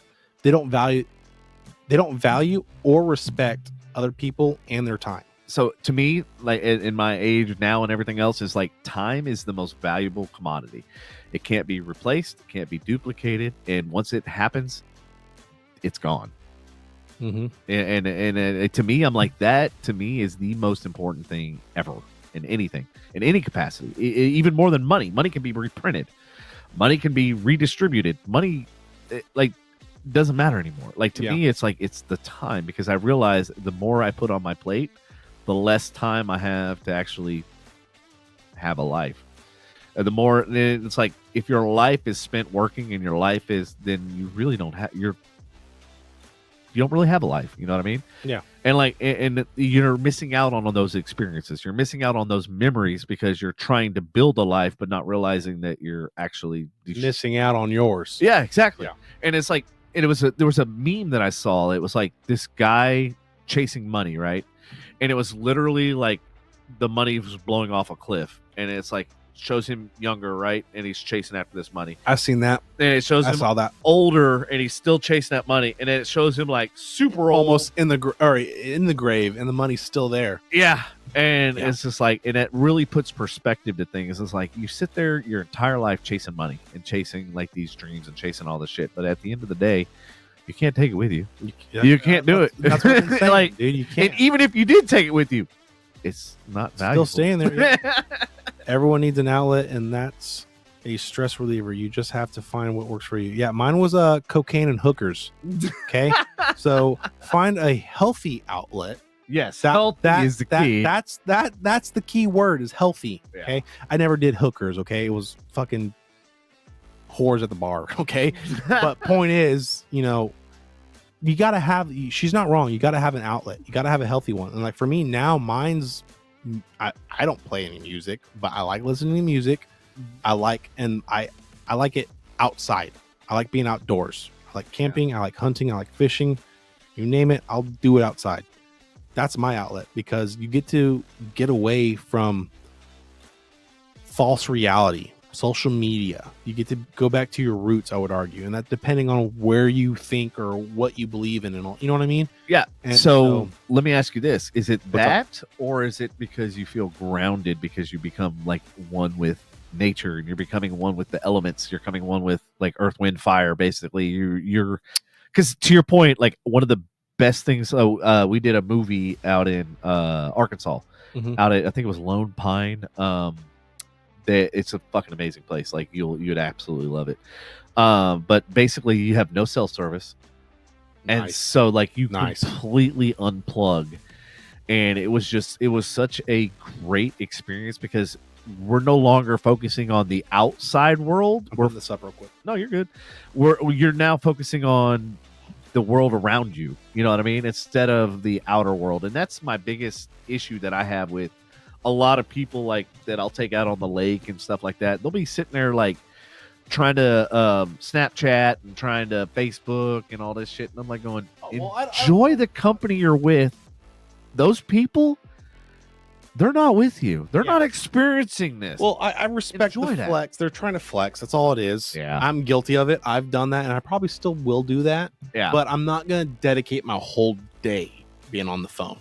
Right. I hate, and I'm guilty of this too. This is live and learn, where I have 50 things in my story. It's like, who's fucking watching that? No one. They're just fucking clicking through to get through the bullshit. Right. I'll put saying, hey, I'm on a boat. But then after that, you're not going to see me post anymore unless it's something crazy like tits are out or something. You know, not gonna lie. Important. Yeah, something important. I'm here for the people, damn it. And you know what I mean? So it's just like people don't know how to hang up and hang out and live in the moment. Yeah. And it goes back to what you were saying, is like, do you go back to being grounded.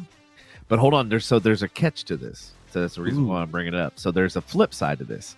So as you get older, the only thing you have left are those memories and are those photos and are those videos. So yes, to your point, they're not important at that time because you should be experiencing and having those memories with those people rather than the people that aren't physically there. But at the same time, the catch is when you get older and you want to, like, didn't I do this? Did I remember this? And then, like, oh, you can pull up the video, and then it's almost like you're reliving that experience. Yeah, but there's an extent to that. There should be a limit to that. Like, for example, I don't need 50 videos on my phone of me doing body shots or something. You know what I mean? Yeah. Once was enough. Right. I can say, hey, I did it on this time. Everything else could be just mental memory. And like, hey, look, I have proof that I did it once. What makes you think I wouldn't do it again? Yeah. You know what I mean? And so when you go to like these places, like you see on Snapchat or Instagram now, they just random people just at a club partying, drinking. They're not really happy. I mean, they're happy probably on the first few posts, but after that, there's like, oh, I'm here for make people jealous. Yeah, look at my tits. Blah, blah, blah. Yeah. It's like, nah, dude, like, I'm good. Like, you're not making me want to go out there. Have fun blowing money or somebody else's money. It ain't mine. Yeah. Have fun doing that. You know? Let's elaborate on that because, like, when I see a girl that does that, I'm like, A, she needs attention, which that I'm already out on that because a girl that needs attention of others means that she's so insecure, which means she needs people to make her feel better about herself by nothing you can't fix. You just put a dick in it, dog. That's it. But the problem is she's going to continue to need that. She doesn't understand the difference between good attention and bad attention. You're not dating her. You're just fucking. But I ain't just fucking no more. Well, see, okay, well then that's where you got to figure out. You just got to find it. So here's my thing, and this got me in trouble, and I'm going to say it again and see if it gets me in trouble. So I'm all for women empowerment. Okay, you want to have your body, your choice, by all means. But don't be mad if I'm going to Krispy Kreme it and want nothing to do with you afterwards. It's your body, your choice. Don't try to fucking suck me down with you. You know what I mean? And that goes with communication. It does. And I wasn't done yet. Okay. It goes to communication, and it goes to what you were thinking. And this goes back to what you're saying. Oh, I could fix him. I'm going to change. Yeah. But I'm not willing to change my political, religious, or whatever views you want to do. Because don't get me wrong, there's a difference between a hoe or a girl who wants to have fun. A thought. There you go. And a woman who wants to be a housewife and understands the value of being pure and, you know, righteous or whatever you want to look at it that way. Mm-hmm. Everybody has a past. It's how you change for that. We're not supposed to look at the past. However, but you're still taking 2 dicks on a Sunday and expect to find a good traditional man, sweetie, let me tell you something. Not happening. You're just going to be another Twinkie. That's it. Accept it. You're going to be 40 with 50 cats. That's it. I'm sorry. I don't make the rules. I just help fucking send it out and follow him. Don't be mad at me. And that's what people don't understand is there's consequences to everything that you do and say, whether it's past or not. Right. Right. And so, but that goes back to what I was saying earlier about like, learning from your mistakes, learning and being wiser and taking something that was a failure, but turning it into because you were provided information and you were provided a solution. It's no longer a failure. It's an opportunity to grow. But people don't grow anymore. That's the problem. Exactly. People don't want to grow. They don't want to be corrected. It's considered hate speech if I'm correcting you, or you hate me as a person for telling me how to live my life. Right. And they don't understand the repercussions of that later because at the end of the day, you're not going to be young forever. Right. If you are so blessed to live to age 90, what are you going to tell your grandkids? Oh, I was a hoe on OnlyFans? Cool. Congratulations, mom or grandma. You were a fucking meat sack. And that's all you provided for everybody. What'd you do with the money that you made? Oh, bought your riches that you can't take with you when you're dead and gone? Yeah, and that's okay. Congratulations. And that's the thing is we live in this artificial society of like it's likes and follows. Like that's literally what we live in. Mm-hmm. And that's why, like, as much as I own a marketing company and how many of you are there? Sorry, sweet. I'm a one of a kind. Booyah. But It's like you were saying. Continue. I'm sorry. I just no, you're good. You're good. So yeah, like I was just saying, like it's like we live in this. It's funny because we talk about artificial intelligence and stuff, but like at the end of the day, like everybody's artificial, especially like the females. Like look at their fake eyelashes, dude, and that's fake the thing. boobs, fake everything else. It's like, oh, so your outside now matches your inside. Oh, that's cool. And I exactly. And I'm every man. I don't care who you are. If you're gonna say you're not guilty of this, you're a fucking liar. Okay.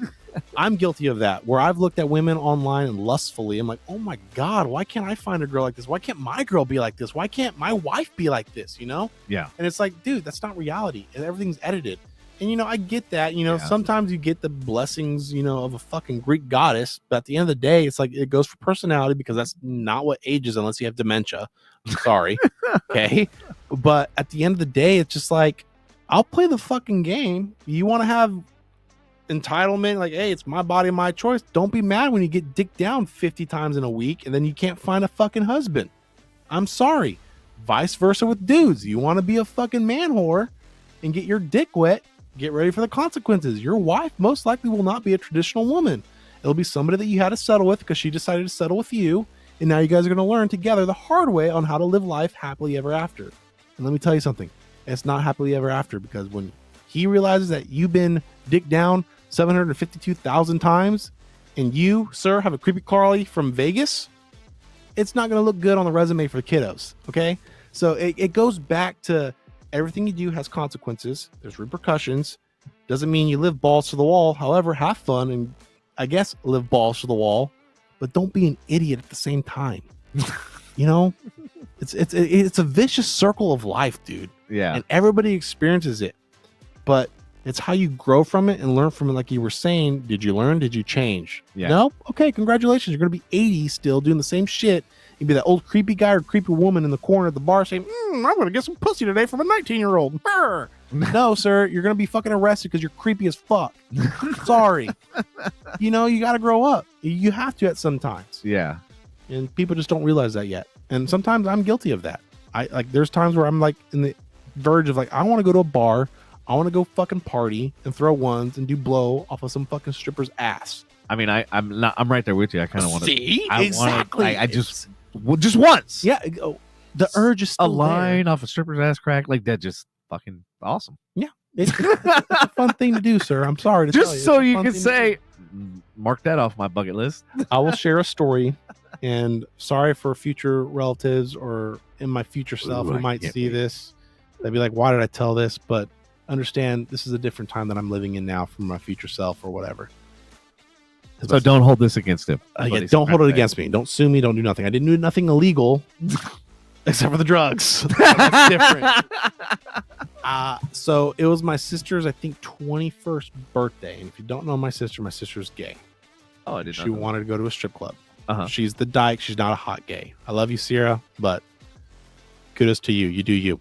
Okay. It was funny because I was going to bring that up when you were talking about relationships and stuff and how like the man, like the dominant, like the man takes charge. But even in lesbian like type relationships, there's still always the alpha figure. So again, you're going to, I don't know about you in general, but I know whoever sees this in the future is not going to like me saying this, but being on the same team, it's not natural.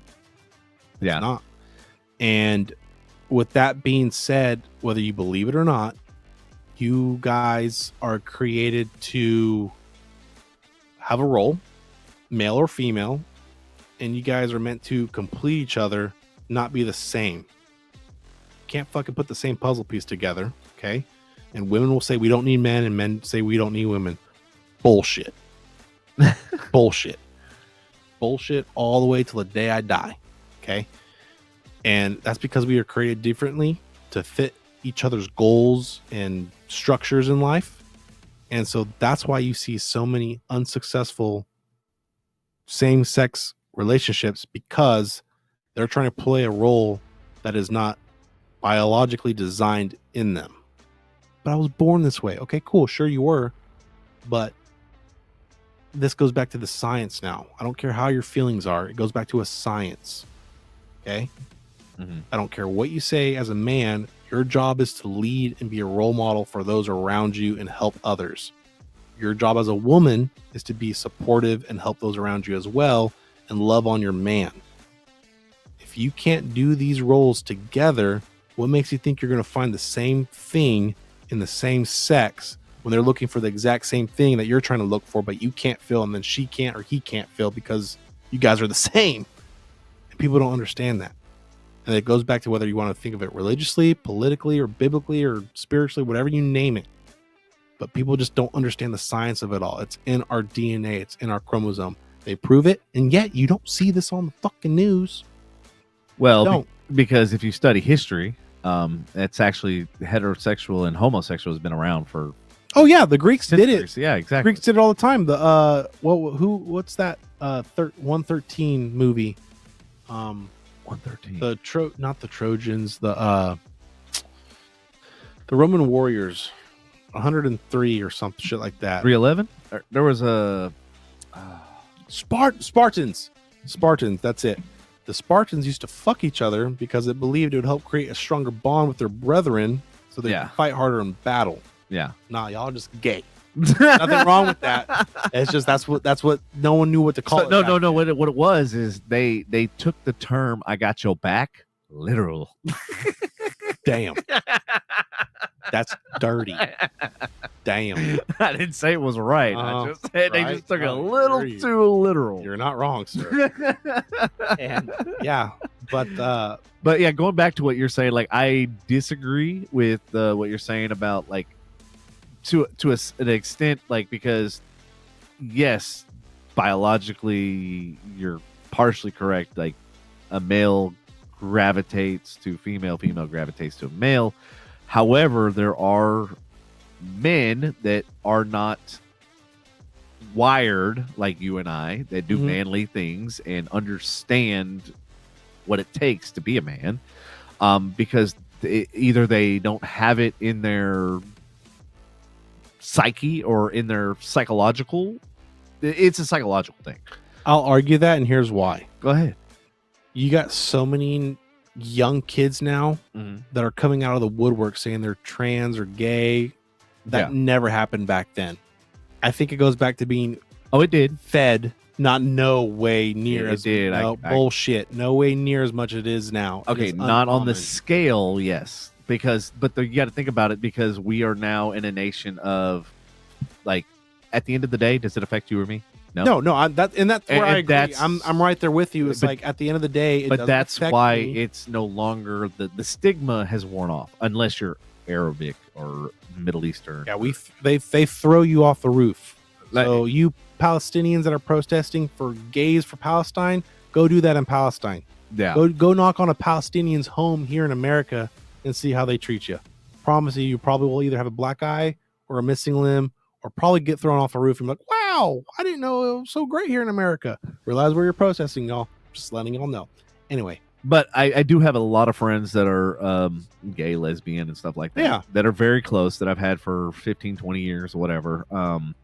And I can literally look at the dichotomy of the relationship and say, yes, she may not be a male, but if she had the male chromosomes, that's the only thing she's missing, because everything else, her logic, her thinking, her presence is that of a alpha and that of a male figure. Yeah, no. Even though she doesn't have a penis. Yeah, no. And this goes back to what you were saying. This is where I think about it. It does not affect me. Yeah. I do not lose sleep over it. It does not help me gain anything out of this. Right. What bugs me, though, is now they try to push it on the kids. Well, yeah, no, that is not okay. When you have gays even coming out saying, hey, we should not be putting this on our babies like this. This needs to be when they are of age, realizing what they want to be and who they are. That's when it's okay to introduce it, not middle school, elementary, or even high school, in my opinion, because you're still a young mind, easy to be manipulated and developed. Yeah, okay? Like you don't have a developed mind. Well, dude, I remember I was in fucking, again, it could be the autism that was kicking in, but I remember used to chasing kids on the playground being a dinosaur when I was a kid, playing tag like that. You're telling me I'm fucking mentally fit to make a decision. Hey, I want to cut off my wiener because I feel like today I want to put on a dress. No, and I agree 100% No. I agree 100% with you that, like, no, kids should not be making that decision. And if they want to go that route, then they can wait till they're an adult and they can legally, and I think it, once again, because I said originally that it's a psychological thing, I think that they need to be psychologically evaluated. Just similar. No, it's been proven that psychologically is a better wording than what I would even argue the right's trying to say it, saying it's a mental disorder. You know, yes, it can be that harsh to say, but at the same time, it might not be. It might just be like, hey, something's imbalance, whether it's my hormones or let me ask you this, depression and all that stuff. What's your favorite car? Favorite car? Yeah. Ooh. Yeah. I know this is completely unrelated, but I'll relate it. No, you're good. Dude, I got to think about it now. Sorry, I went left fucking No, you're field. good. I like trucks. I like a lot of trucks. I like, Okay. I don't, dude, I got a lot. Okay, what's your favorite truck if you like trucks? I like the GMC, what's it called? Sierra. Yeah. Okay. It's not my favorite. What's the Denali? That's what Denali. it is. Okay. GMC Denali. Fucking sexy, straight nut every time I see one. I'm like, great. So I love fast cars. I have a truck, obviously, but I personally love fast cars. So I'm gonna choose a fast car over a truck, and you're gonna choose a truck over, because why? Because that's something you gravitate to. Yeah. And it's something, but there's no difference in that between a female that gravitates to a female because that's what she likes and that's what she's into. Yeah, no, like no, me, I'm not saying like it's wrong. Fat girls need loving. That's just not my MO. Like I just, Bro, let me tell you this. and I know I'm gonna get a lot of hate, and I know No, you're good. Fat girls need loving too. You big woman out there, what's up? How you doing? I had a me and my buddy Taylor. Uh-huh. Not Taylor from Marty's.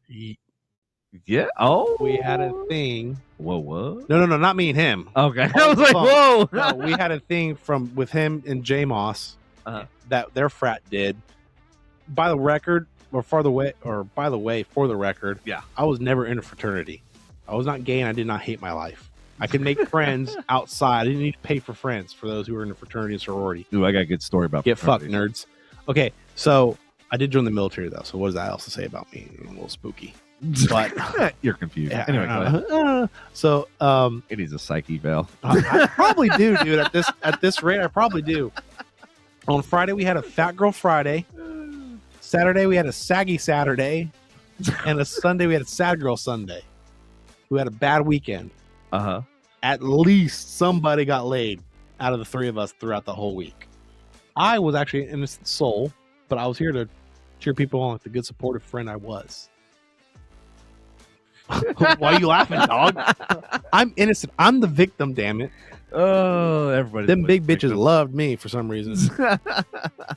But going back to what you were saying, I don't think it's wrong. I mean, yeah, who are we to dictate what's wrong and right? Exactly. You know what I mean? Like, and this goes back that's why to where... that's why I brought up the truck and the car situation, because it's like, but that's what you like and that's what you gravitate to.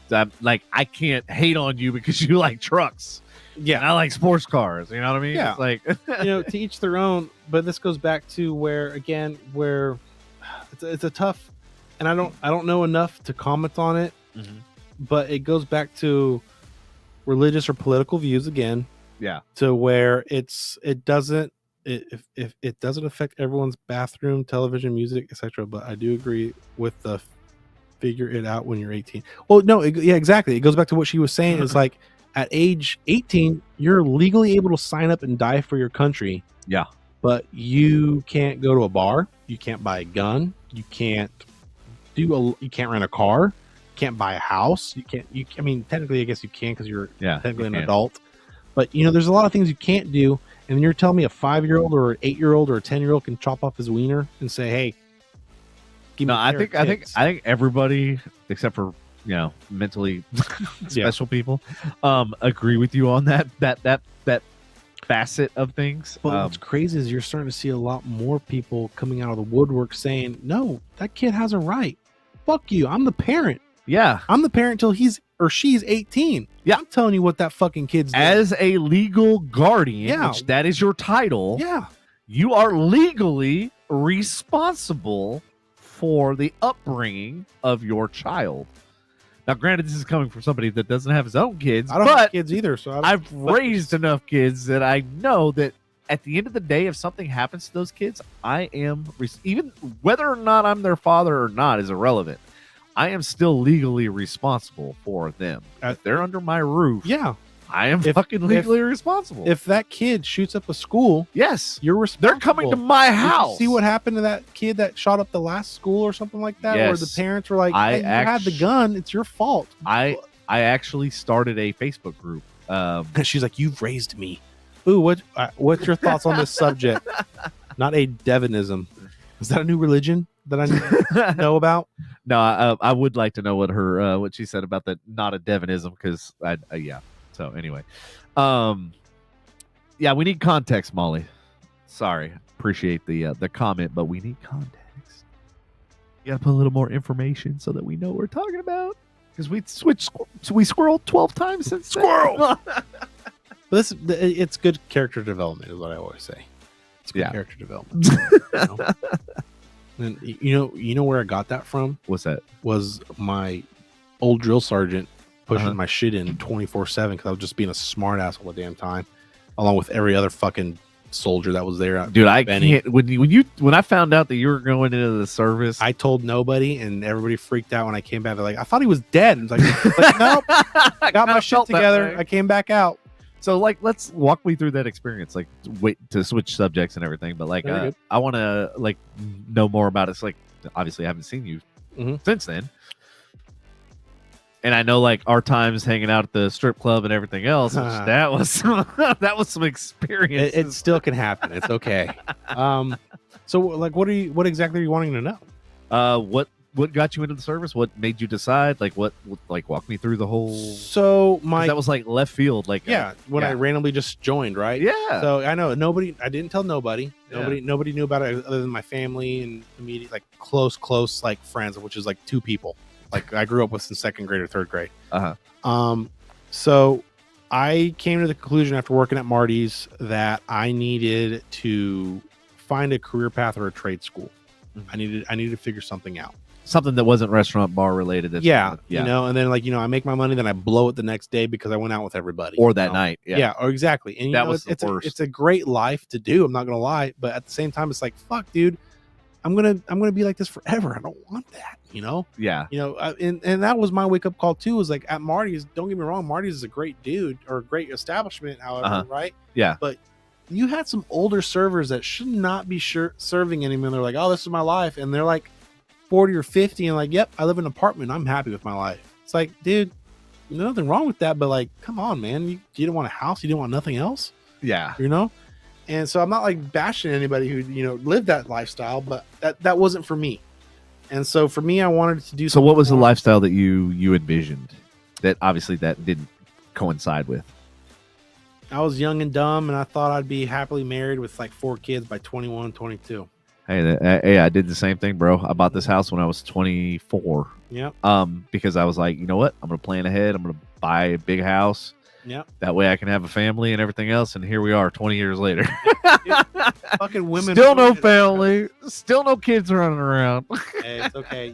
We're not all called to that, and that was a tough pill to swallow. I learned that again. I don't know where you are religiously and all that stuff, but I learned that in a Bible study a while back. That not everybody's called to be married. Yeah. And so what happens is I think everybody's pressured now in today's time to, hey, you got to get married or you're fucking a loser. It's like, no, I don't need to. Yeah. I'm not going to be miserable for the rest of my life, nor am I going to put my spouse through that because that's not who she's supposed to marry, Well, and my thought process on that is like, I haven't been married in 40 years. Mm-hmm. Why fuck up a good thing? Like, yeah, see, you're happy with who I'm happy with what I have and what I've done and what I've accomplished and everything else. I'm like, why do I need to take, like, there's no, for a guy, there's literally no incentive. There's no. So what? I can risk benefits. losing everything that I've built for the last 20 plus years. Well, this is where prenups come involved, and then of course you're the fucking asshole for bringing up prenups. And I can't tell you how many dates I've fucking ruined because I said, "How do you feel about prenups?" And they're like, "I don't know." I was like, "That tells me you're a little sussy baka right there. You're sussy." I don't like that. That means you're gonna take half my shit down the road. Yep, gold Not digger. doing it. Sorry. Yeah. And we stopped dating. You know, I was like, okay, cool, more power to you. Go find you a sucker. Ain't gonna be me, but go find you one. Yep. You know, and finding a woman who will do a prenup is a real MVP. And here's why: because she realizes that she could still survive without you. Yeah. And that tells me a lot about her personality, because she doesn't need you. She wants you. Yeah, and that's the thing, and that's the key. And that turns me on quite a bit, because I like a woman who wants. I don't need her. She don't need me. That's you know what I mean? Exactly it. Like, I feel like as a relationship, they should be two independent people that are coming together. So that means either one of them can live on their own, but they choose, not because they need you to support them financially or whatever. They can do all those things on their own, but they want, yes, not and need to be with you. And that's what love is. Love is a choice. Yeah. I have to choose every day to wake up to that person after 5 kids with a fucking fun bag. You know, you name it. Vice versa with me, with the beer belly in the future. I'm sure I'll fucking have one. I don't know. Hey, it happens. The best of us, but bro. You know what I mean? It's like love is a choice. You got to remember who you married and who you fell in love with, and that's why personality is a big thing. But we're gonna go back to why I joined the military. Yes, go back. Was because I just wanted to have something different, and so I tried to go to school. Did not work out. School, like what kind of school? NCTC. Just try to get some basics out of the way, and it was just I didn't have the money for it. My parents were big on age 18, you're getting out, or you got to figure yourself out. And I was telling them, and I tell them this to this very day, is like, you know, times are different. Back then you could do it. Now you can't. No way in hell now you can. Well, and that's what I'm realizing. A lot of younger generation, can't. if you look at like them buying RVs and stuff like that and doing the whole nomad life and stuff like that, it's because they realize they can't ever afford a house. Yeah. I would much rather buy property, yeah, and then put an RV on it and live out of the RV while I have property. Yeah. And then build a home from scratch. And that's what I used to do as well before I went to Equipment Share, was building DQs and slotchkeys with my buddy. I did all that stuff. I was a carpenter, or framing, I should say. Oh, that's awesome. It's fun. I miss it. I just, as you saw, the murder shack is what you called it at the property. I built that with my dad this last weekend for deer hunting, and it was pretty cool. You need one of these. I got me a Milwaukee. What is that? Snap-on? What is that? It's a skill. Skill? I don't know. I'm not familiar with skill. Skill's pretty. Where'd you get that? Harbor Freight? No, what this thing does, it fucking nails, like framing and shit. It actually nails instead of a hammer. What? Yeah. Sounds like another I know, drill. so fucking random. No, it's all good. I'm gonna have to look into that one. Yeah, so it's in it. Fucking, I think it rotates and shit. Oh, that's solid. Yeah, that's dick solid right there. That's what we say to my unit every time when something's really cool. It's like, that's dick solid right there. And so I, like I was saying, yeah, I wanted to figure out something, and then I tried school. School wasn't it. So what were you like when you went to school? Like, what was your vision as far as like going to school? Like, what were you looking to obtain? What were you looking to do? Like, what was the catalyst for? So I'm very artsy. Uh-huh. Not in like a weird gay way or anything like that, but I like designing. I like doing cool stuff. I like building stuff. I play with my hands. I'm a tinkerer. Yeah. So I had the vision of me being an architectural designer. Okay. I really wanted to build homes. I really wanted to build properties, establishments, restaurants, hotels, you name it. I wanted to do it, build it, come up with the blueprints for it. Well, that's a lot of math, and I'm fucking retarded, as you guys have seen already the last 3 hours. Okay. So math still isn't really my strong Math suit. was not mathing with you. Yeah, math wasn't mathing with me. But as an adult now, you know, when my frontal lobe's been developed, I can actually do math a lot more now. But back then I was like, Timmy, you know, I couldn't do it. So it's funny you say that. I tried, dude. I really tried. So like, I was always anti-math. Like, I fucking fought tooth and nail as a kid. Like, I fucking hated math. Like, and it wasn't so much like once I got into geometry and cosine and cotangent and fucking all that shit, I was like, this is so fucking stupid. Or like hypothetical bullshit. Like, I'm like, yeah, you'll no. never use this in the future. Then I'm like XYZ. I'm like, no, like, fuck this stuff. I'm never gonna use this shit. Blah blah blah. But then, she said preach. You said preach it because we hate math. No, she said that earlier. Oh, that was an earlier comment. Why did that just pop up over here now? She said that at 10:05. It's 10:09. So she said that 4 minutes ago. My bad. No, you got to look at the timestamps. It's kind of confusing because Okay, there is a delay, but we don't know like how big the delay is on their end, depending on their connection speed and all that sort of stuff. Gotcha. So that's why when they both comment, parties. that's why when they comment, I tell them to like, hey, give us a little more detail so that we know what you were. Makes sense. Like when she said the Devinism thing, and then she went back and elaborated that about the truck versus the car. And so, like, now it makes sense what she was talking about, the Devinism. Like, I come up with a scenario that explains the situation without explaining the situation. Yeah. You know what I mean? Like, just giving something that's similar. Yeah, but what's weird here is Miss Fisher just popped up. Oh, yeah. So I didn't see that. See, there she goes. Now, hey, y'all stay where y'all are at, because now you guys are coming through right away. Yeah, they're coming in hot. It's okay. I'll stop commenting to make it easier. No, it's okay. You can keep commenting. Miss Fisher, I think you should keep your stuff and I keep my stuff. Amen. But it's the coming home to the person that snuggles at night, partner for life. It's the commitment, the work on life, and the work through like that. Or like with. Yeah. What about the butt stuff though? Oh yeah. That fixes a lot of things. It does. Yes, it really does. It really does.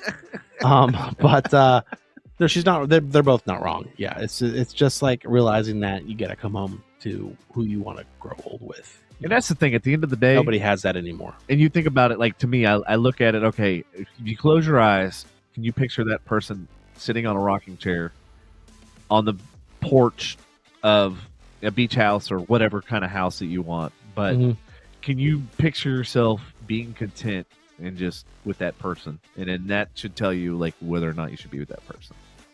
Like if you can see yourself with them in 30, 40 years when like everything, the dust is settled, so to speak, like you are no longer like in that rat race of like, I got to finish first, I got to collect money, I got to do all this stuff. Whenever everything is like kind of the rat race is ended, kind of thing. I don't know any other way to say it, but like I think who you envision yourself being on that porch with when like, and like let's just say there's nobody else around, like that person. And what I always, this is my advice to anybody that's getting in a relationship, go somebody with that person for 2 weeks to a place you both have never been. That's how you become on First 48, dog. No way. Well, I mean, if the warning signs are there, then yeah, don't even fucking go that route. But if you think that person is a long-term person, go on a vacation with them, go to somewhere where neither one of y'all have been to, and then you can feed off each other and you can understand how you're both in a strange environment and how you handle it and how you work together. That tells a lot about that relationship. Yeah. Now, granted, I've been on some trips where like I fucking wanted to jump off the boat. Yeah, I need to get my passport. I've been traveling a lot and I'd like to go abroad, but things are too sketchy now. Being an American just to go overseas is just like, I might die on this trip, but fuck it, right? Yeah. Molly says, facts. I was with Reagan and I would ask myself if I could see myself with him for my life, and the answer was no. Homie had to go. Hey, there you go. Hey, at least you figured out before it was too late and you got a ring on your finger and then you guys got stuck splitting stuff up. Yeah. So there's always pros and cons to everything, how you look at it. And that goes back to, again, like I was saying, like why I joined the military. Yeah, go back. Because I saw the pros of joining after I've already experienced all the fucking cons that happened in my life. And it wasn't like nothing bad or dramatic. I never went to rehab or anything crazy, right? But it got to the point where my parents were like, dude, what are you doing? Like, I told you you had 3 options. Work, you're doing it. Go to school, you tried it. Military. Other than that, get the fuck out. I was like, damn. All right, fine. I'll try that. Tough love. Bro, I fucking wouldn't change it for the world now. And I did all 3 of those things and realized military was it. I liked it. I still love it. I like it a lot. I get out in February. I was active for 3 years, and then I went National Guard active reserve-ish. I don't fucking know what it is because it keeps changing because everyone wants to be politically correct now. And so that's where I'm at now, which is why I'm able to do this and be home with y'all. And I like it. I like it a lot. I get to be myself and still do Army and do the cool guy shit. And instead of being voluntold a lot more, you get to volunteer for a lot more shit. And I like that because not only the benefits, I've been in for 6 years. Oh, wow. Has it been that long? Yeah, I got in at the beginning of 2025 or the end of 2024. Wait, it's 2024 now. It ain't. Or fuck. What You got me all sorts of like it ain't even 2025, homie. Are you trying to predict the future now? Ooga. It's another 6 years. No, I got in 2000 and end of 2018 or the beginning of 2019. That's what it was. Okay. And so I realized that I wanted a future and I wanted to have more benefits and all that stuff. And so let me ask you, what did you do as in the Army? Because you kind of, hit on like what your vision was. Like, did your vision change? Did you do something in the military that like coincided or influenced or helped your vision, or did your vision completely change? I was with a bunch of dudes for like 16 weeks because it was the new extended cycle. So a lot of testosterone was developed. And I realized I was pretty good at kicking indoors and wanted to fuck people up. Oh, yeah. I haven't done that. I trained like it was fucking my life or death because it is. Yeah. And that's where I'm at now. I was like, I would love to do shit like that. But now it hasn't changed how I thought about life or anything else. It's just, it changed the fact that now that I'm only getting older, with me being in for about 6 years now, it was kind of like off the record tryouts for platoons.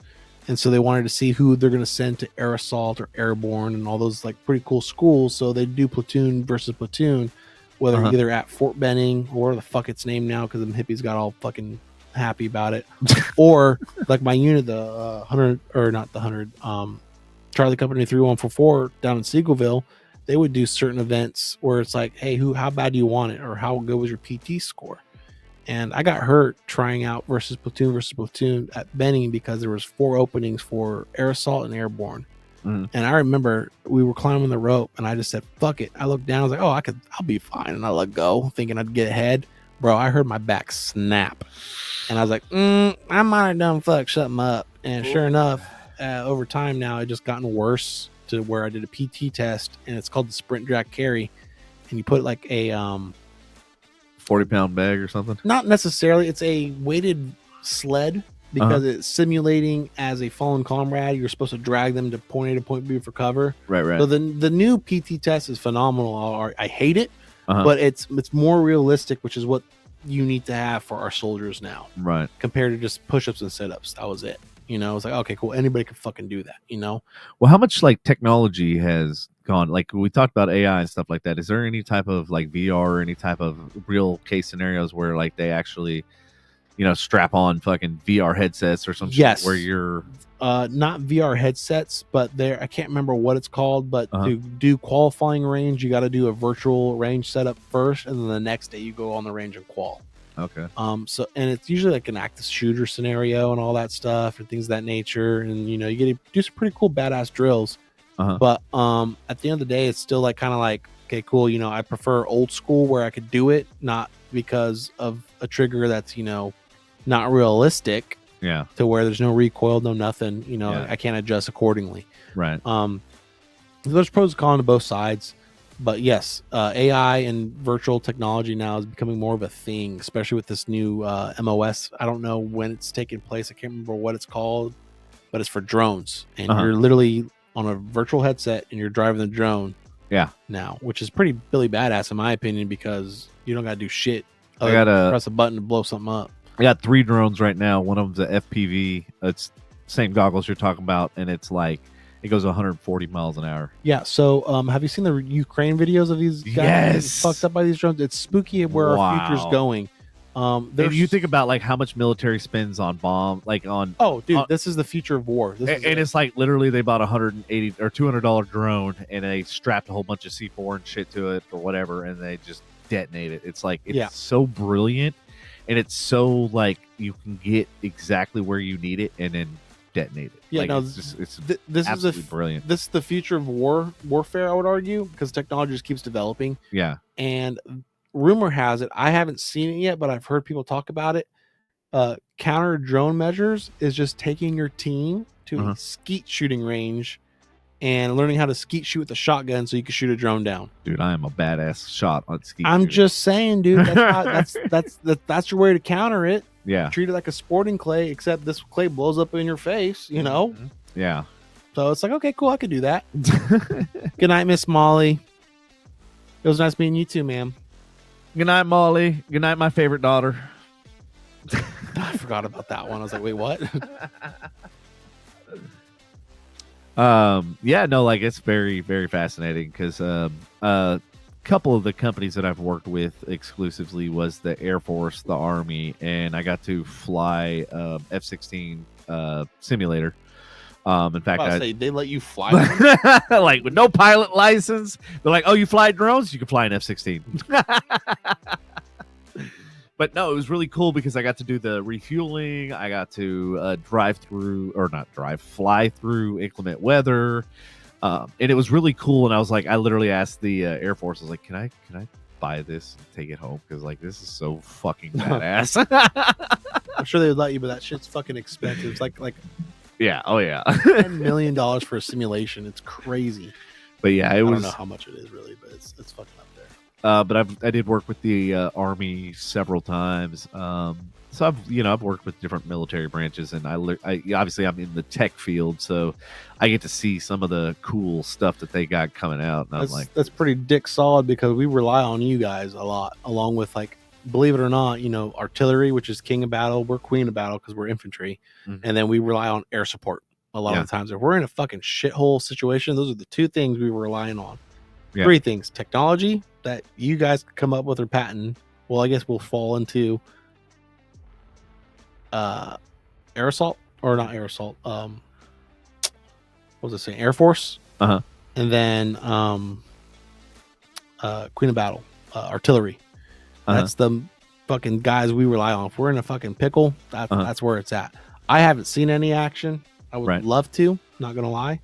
But I'm kind of content right now. I'm okay with not needing to, Yeah, because it's gonna change you, man. It's gonna it does. Yeah, I've seen. I had a buddy who went, and when he came back home, he was not the same. Yeah, exactly. And that's kind of what my worry was, especially with you. And I don't know if you know this or not. You remember Caleb? Yeah, a little bit. From Hillside? The guy we fucking ruined at the strip club. Yes. Yeah. So he still keeps in contact with me and stuff. In fact, he actually I shot his proposal. He proposed to his fiance. I shot the photos, and actually Natalie was with me. She did the video while I did the photography. And he ended up getting married. And what's his last name? I had no idea he got married. In fact, I wish he was fucking tuning in tonight. That'd be awesome. Yeah, that'd be pretty badass. THOMA. Is this his Instagram? Thoman. What's his Instagram? Oh, fuck, I don't know, bro. I'm not a fucking stalker. No, I'm a fucking stalker. I'll fucking tell you yours right now. Shit, I got two different numbers for him, motherfucker.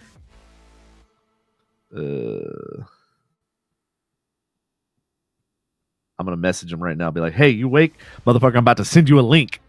Get on there. Get on.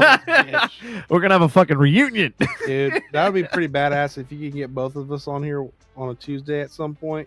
So I think he went into the Marines. Better man than I am. I'll give you that right now. Them guys treat them boys like dog shit. More power to them. He ended up getting stationed in Japan, and so like one of the few places that I haven't been was Asia, and I've traveled everywhere else in the world, and so I was like, dude, like stay there long enough so I can get there. He used to send me photos and shit, and I was like, dude, I'm so fucking jealous. Like the cherry blossoms and stuff like that. Dude, it's a different world. It's so beautiful. World. And I was just like, man, he was over there in Japan for like forever. But anyway, he ended up getting married and all that sort of stuff. And good for him. He reached out to me because he was looking to build a website with him and his wife. What does she do? Basically, I guess they were starting a t-shirt like business where they basically have people that need different shirt designs and stuff like that, and he prints them and stuff like that. And so I used my AI website builder stuff, and I built him a website in 15 minutes. And then I told him, I was like, hey, look, like I'm completely swamped with work and everything else. I was like, here's what your website can look like, but I don't have the time or energy to like build it completely out and then put all the SKUs and I told him, I go, and I looked at his inventory and stuff like that. I'm like, hey, I'm gonna be honest with you, I'm gonna be real with you. I go, you need to have more inventory. I was like, you can't just put 4 products up and expect you to sell. Yeah. You got to have variety. You got to have you got to figure You out. don't want to flood the market or public with too much shit where they had to choose. You want to keep it simple for Right. You pick the first beginning, I guess I should say, or the first few quarters. But you also got to follow the trends too. It's very much you got to follow it like the Hawk Tour, right? Spin on that thing. Can you imagine if he fucking made some shirts like that? He'd fucking go ham. But at the same time, I think he's trying to think of I want to be different. You know, everybody else did that. Everybody did that. I saw fucking 50 shirts right now. Yeah, so I'm scrolling through Instagram. Like, what the fuck? But no, he wanted, to your point, like he did want to be different by doing like fitness type shirts. So not necessarily for like the buff people that are in shape, but also for like the heavier set people that are in shape. That just got a little bread on their. They're a shape. It's round. Yeah. But hey, there you go. It's a good shape. But he wanted to like have workout attire that's not like snug and but basically they can still work out and they can still like get in shape but not feel intimidated by all the gym rats and stuff that like that's their fucking dedication in their life. Welcome back, Miss Molly. Fuck those people at the pool, but you're with better company now. It just popped up now. She got good service. Well, you got to go to the at pool. The pool at almost 11 o'clock. You got to go to the pool in order to sleep. I'm so confused. No. There's people at the pool. Is what she's saying. I'm guessing she's in an apartment complex. Oh, so your apartment must be close to the pool. But my thing is like, what are these fuckers doing? Are they young? Good for them if they can do that and wake up. Like, right, we're gonna have to probably cut it here soon in the next 30 minutes because I gotta be up at 5 a.m. tomorrow. Actually, yeah, if you want at any time. No. I'm gonna knock out. I'm gonna do a solid 4 because Mama didn't raise no bitch. We're gonna keep going. All right, brother. Keep going. All right. So the military, you did that. You said you were part of the infantry. Gotcha. Yeah.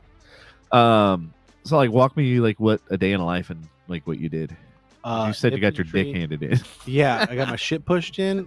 So that's where it goes back to what my drill sergeant said. Every time somebody fucked up, and it could be just like you looked at them the wrong, or like you stepped wrong on the sidewalk, or hey, you didn't mop the rain while it was raining correctly. Right. That's how much they fucked with us at Fort Benning before people started getting all butthurt saying, "Oh, they're bullying us." Yeah. He said, "Don't worry, privates. We're building character." So. That's stuck with me now. No matter if it's positive or negative, I'm like, it's all right. Builds character, And that's how I use now to counter everything. And I just tell myself that and all that stuff. But I was at Fort Benning for that fucking extended week cycle. I can't remember what the fuck it was called because it was so stupid. And then it happened during COVID too. So I got stuck there for an extra month. Oh, shit. Because they withheld our graduation and they were trying to figure out, is this going to be crazy? And this will be for another topic, but I think it was a biological sense of warfare that China released, and nobody wants to take credit for it. Even China doesn't want to because it's. Are you talking about COVID? Yeah. No, I agree 100%. Like when they talked about that is by definition in the book biological warfare. Yeah, yeah, which is also a war crime. Yep. Which because of all the trade and all the once again it goes back to the dollars, it goes back to the business, and it goes back to how much money. And how many businesses and how many companies would be affected if we actually put them on trial for war crimes. But to your point, I agree 110 fucking %. It was no fucking bats from the bullshit story they tried to sell. I'm like, dude, the evidence. Are you fucking serious right now? The evidence that even MSNBC put out, and they're just so ignorant to the fact that they're like, no, it's just like it baffles me to the fact that they. But this goes the government, think we're that fucking stupid to not think for ourselves and read the writing on the walls. But that's why. But this is also the catalyst of why people don't respect authority, because authority is fucking lied to us. Like, why would you respect and why would you listen to somebody that's continually lied to us? Like, if you want us to listen to you, be transparent. Stop fucking lying. Have some accountability. Hold people accountable. Don't just try to sweep shit under the rug and say, oh, it was a wildfire. Oh, it was some bats in a fucking soup market. Blah, blah, blah, blah, blah. I'm like, just stop treating us like we're fucking idiots. Because and that's we will go collect the evidence and we will prove you fucking wrong. So going back to what you said about earlier, about those parents that supplied the gun, they were called the Crumleys. Yes, And I started a Facebook page because I when I first gathered the story, I go, there's more to this, and this story is going to be huge. So I created a Facebook group called Convict the Crumleys. And this, ironically, this is before they even went on the run. Remember when they went on the run and all that? Yeah, they were shit? gone for like a month or some shit like that. Yeah, so like my page or whatever that I started, it just shows you that they were fucking guilty. They knew what was fucking going on. Oh yeah, they gave the kid the gun because go handle your bullies. And I'm like, and I rarely start a page or a group or anything, but I knew there was something off about this particular case. I knew this was going to set a precedent. I knew that there was more to that story. And so I started that group, and sure enough, they ran, and then they went and extracted all that money. And then they did all of the things that a innocent person would not do. Don't you just love being right and predicting this? Oh, shit? dude, it's writing on the walls. So fucking amazing. It's so awesome. It's just I wish I had the time and energy to do it on other bigger things, like the whole Trump shooting. I don't know what I can say and can't. That'll be say. Another time, but dude, there's so much more evidence now too. They're even saying now they've even come out saying that there's no way this kid was a lone gunman, and there's no way this kid had the $4 million that were magically funded into his bank account and transferred out. Did you hear about that one yet? Oh yeah. So they found multiple millions of dollars in offshore accounts that were encrypted.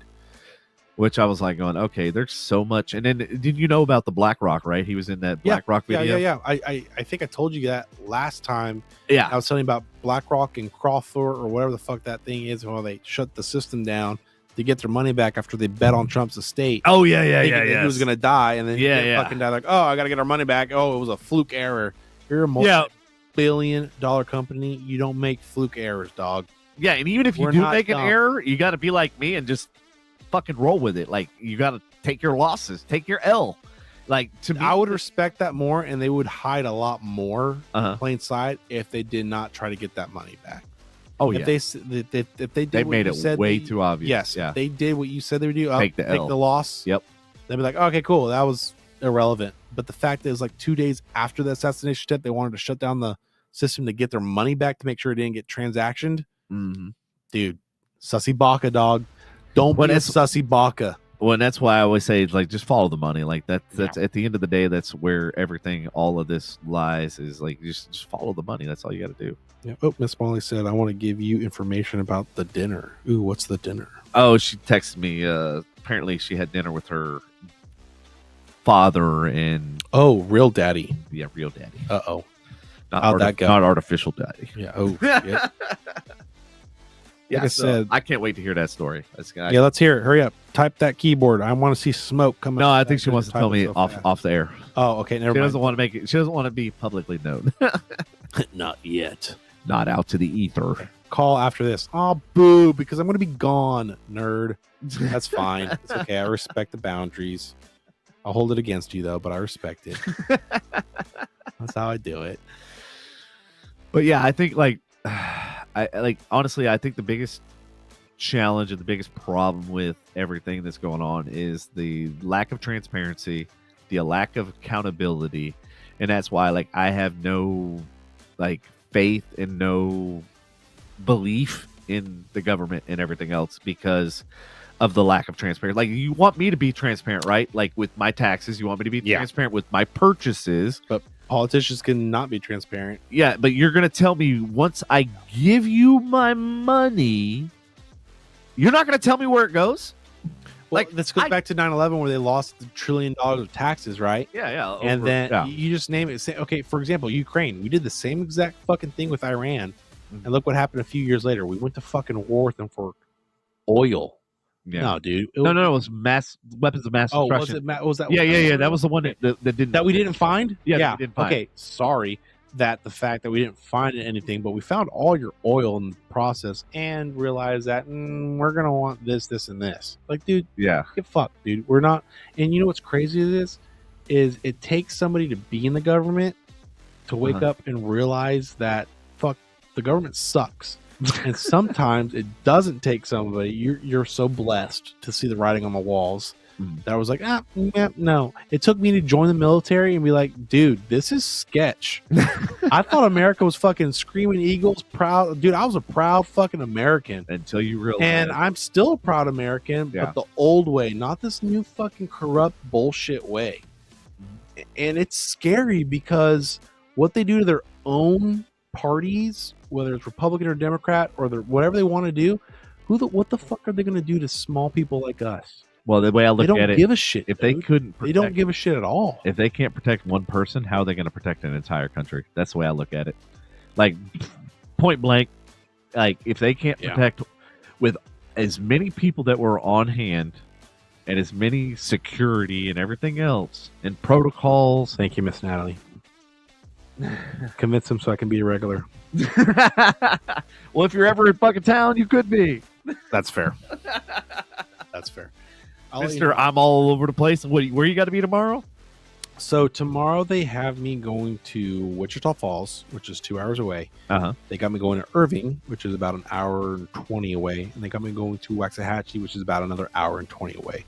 The branch is located in Grand Prairie. So we get to, if we have service calls or customer calls like this, we get to clock in as soon as we leave the house and start our day. And so with that being said, I like to leave a little bit early to beat traffic so I can keep the customer happy. Or I will let the customer know that I'll be an after hour shift kind of deal, like when they close down shop or close down the job site. And I'll be there. Just don't lock me in.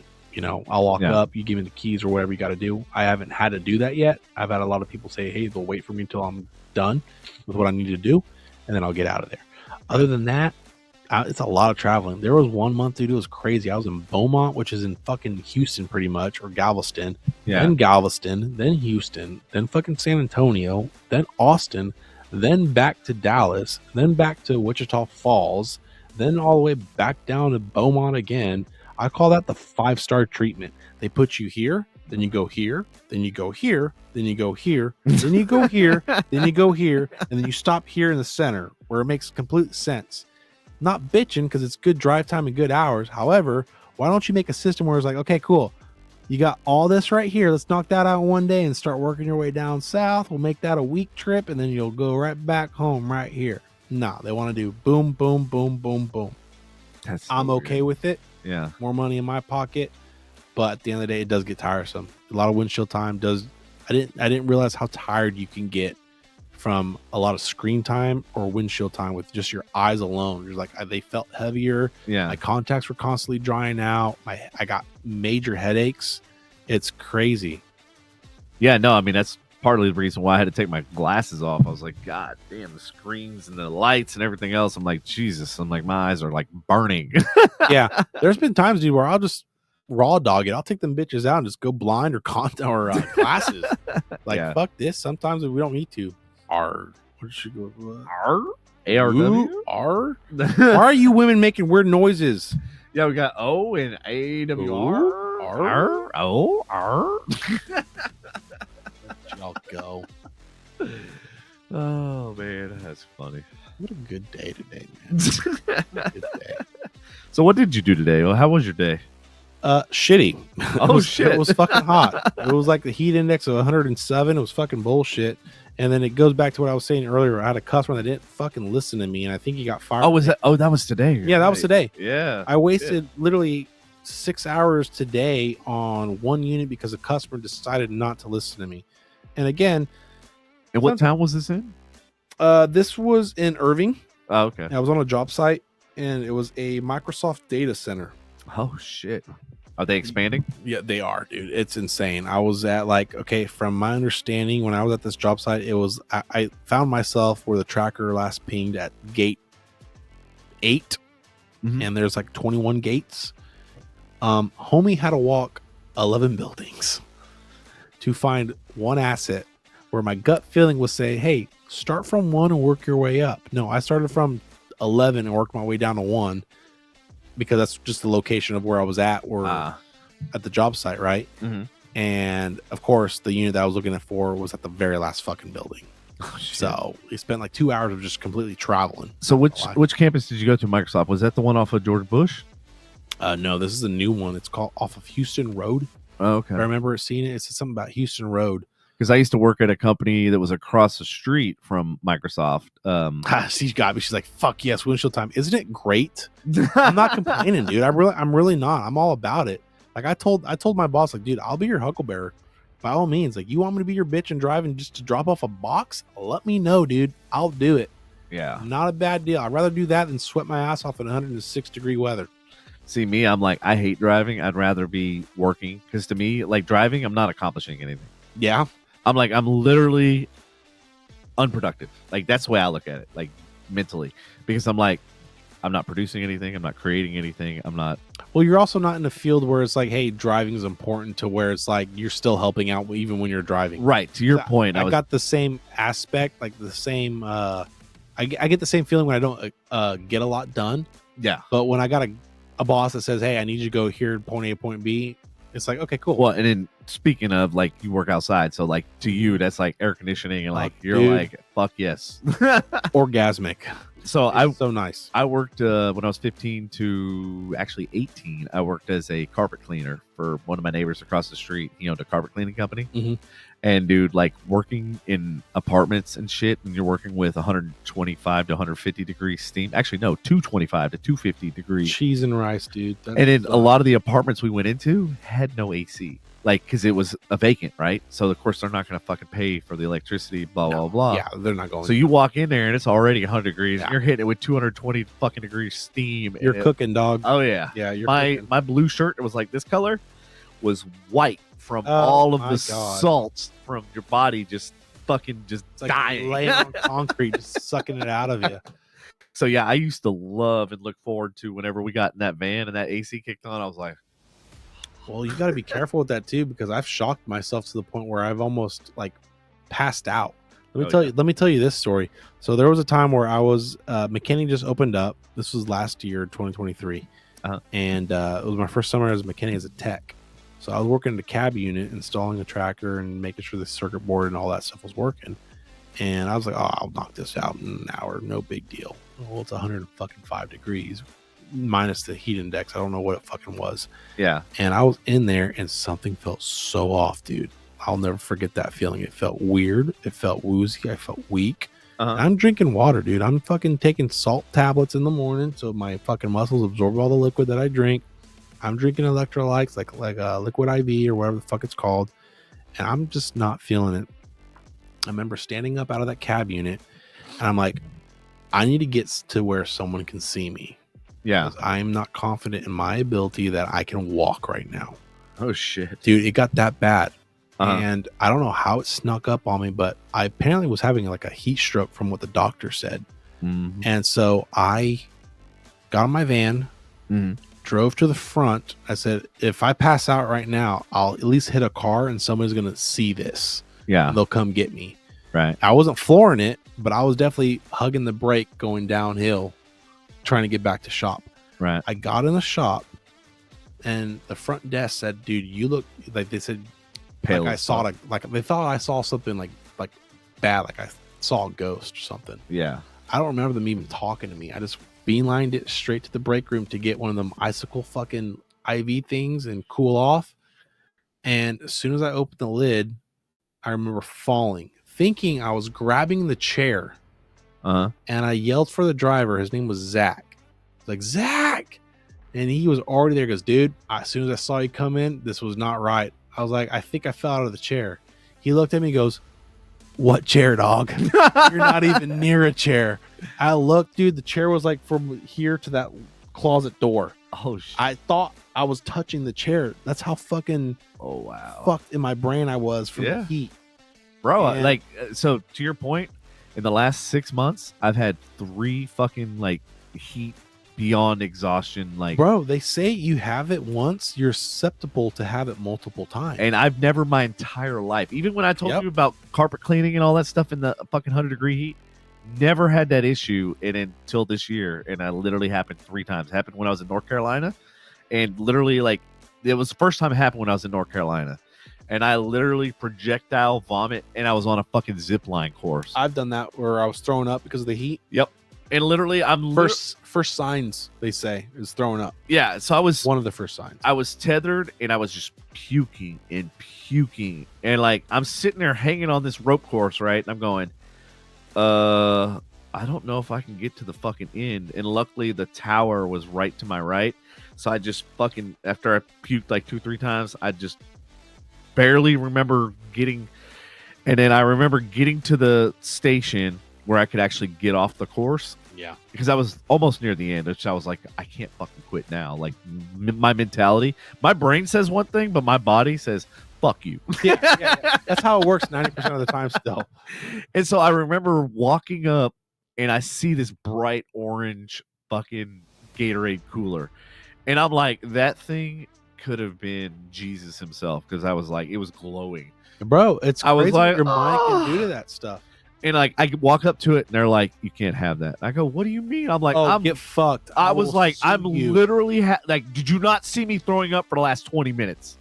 And I'm like, and you're denying me fucking water? I go, that's the reason why I threw up, is because the whole rope course, which is 2 hours long, there's not one fucking place for water. I would 100% said bet. Let me pass out. And I'm like, whoa. Lawsuit. Oh, Make dude, I rich. was Make me fucking I was rich. so fucking pissed. And in fact, I might actually call up legal on that, because that was that recent? It was very recent. Yeah. Oh, dude, yeah. I will be a witness.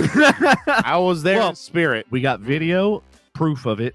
We got pictures of me puking. We got there's tons of proof of it. I would fuck those guys. Yeah, and in the fact, I was so pissed off when they denied me water. I was like, "Are you fucking kidding me?" Yeah, like, we would be fighting, and I would be banned from that establishment for a good worst cause. Here's the worst part. So they walked me down the stairs to get to the ground, and then they pointed to the concession, and they're like, "The water is over there."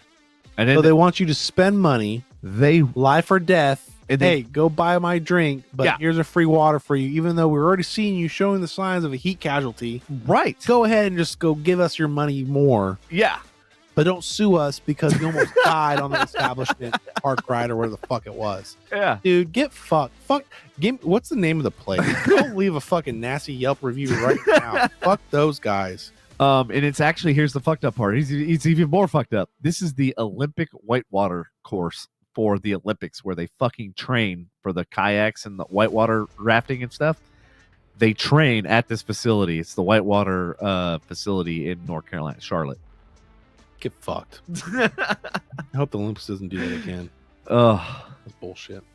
Well, you know what's crazy is how crazy your mind will play games on you when you are dehydrated. Like I from what I can remember, when I was about to go down, or before I went to go down, I thought I was fucking grabbing the chair. Yeah. But he said, dude, you're not even fucking a foot away. You're like 12 feet away from the fucking chair. Bro. I was like, what? I physically touched it. I know for a fact. No, I apparently did not. Oh, no idea. I walked because they didn't escort me. Like, they literally walked down the stairs with me. I walked into the kitchen. Yeah. Like, I literally walked in and was like going, where the fuck am I at?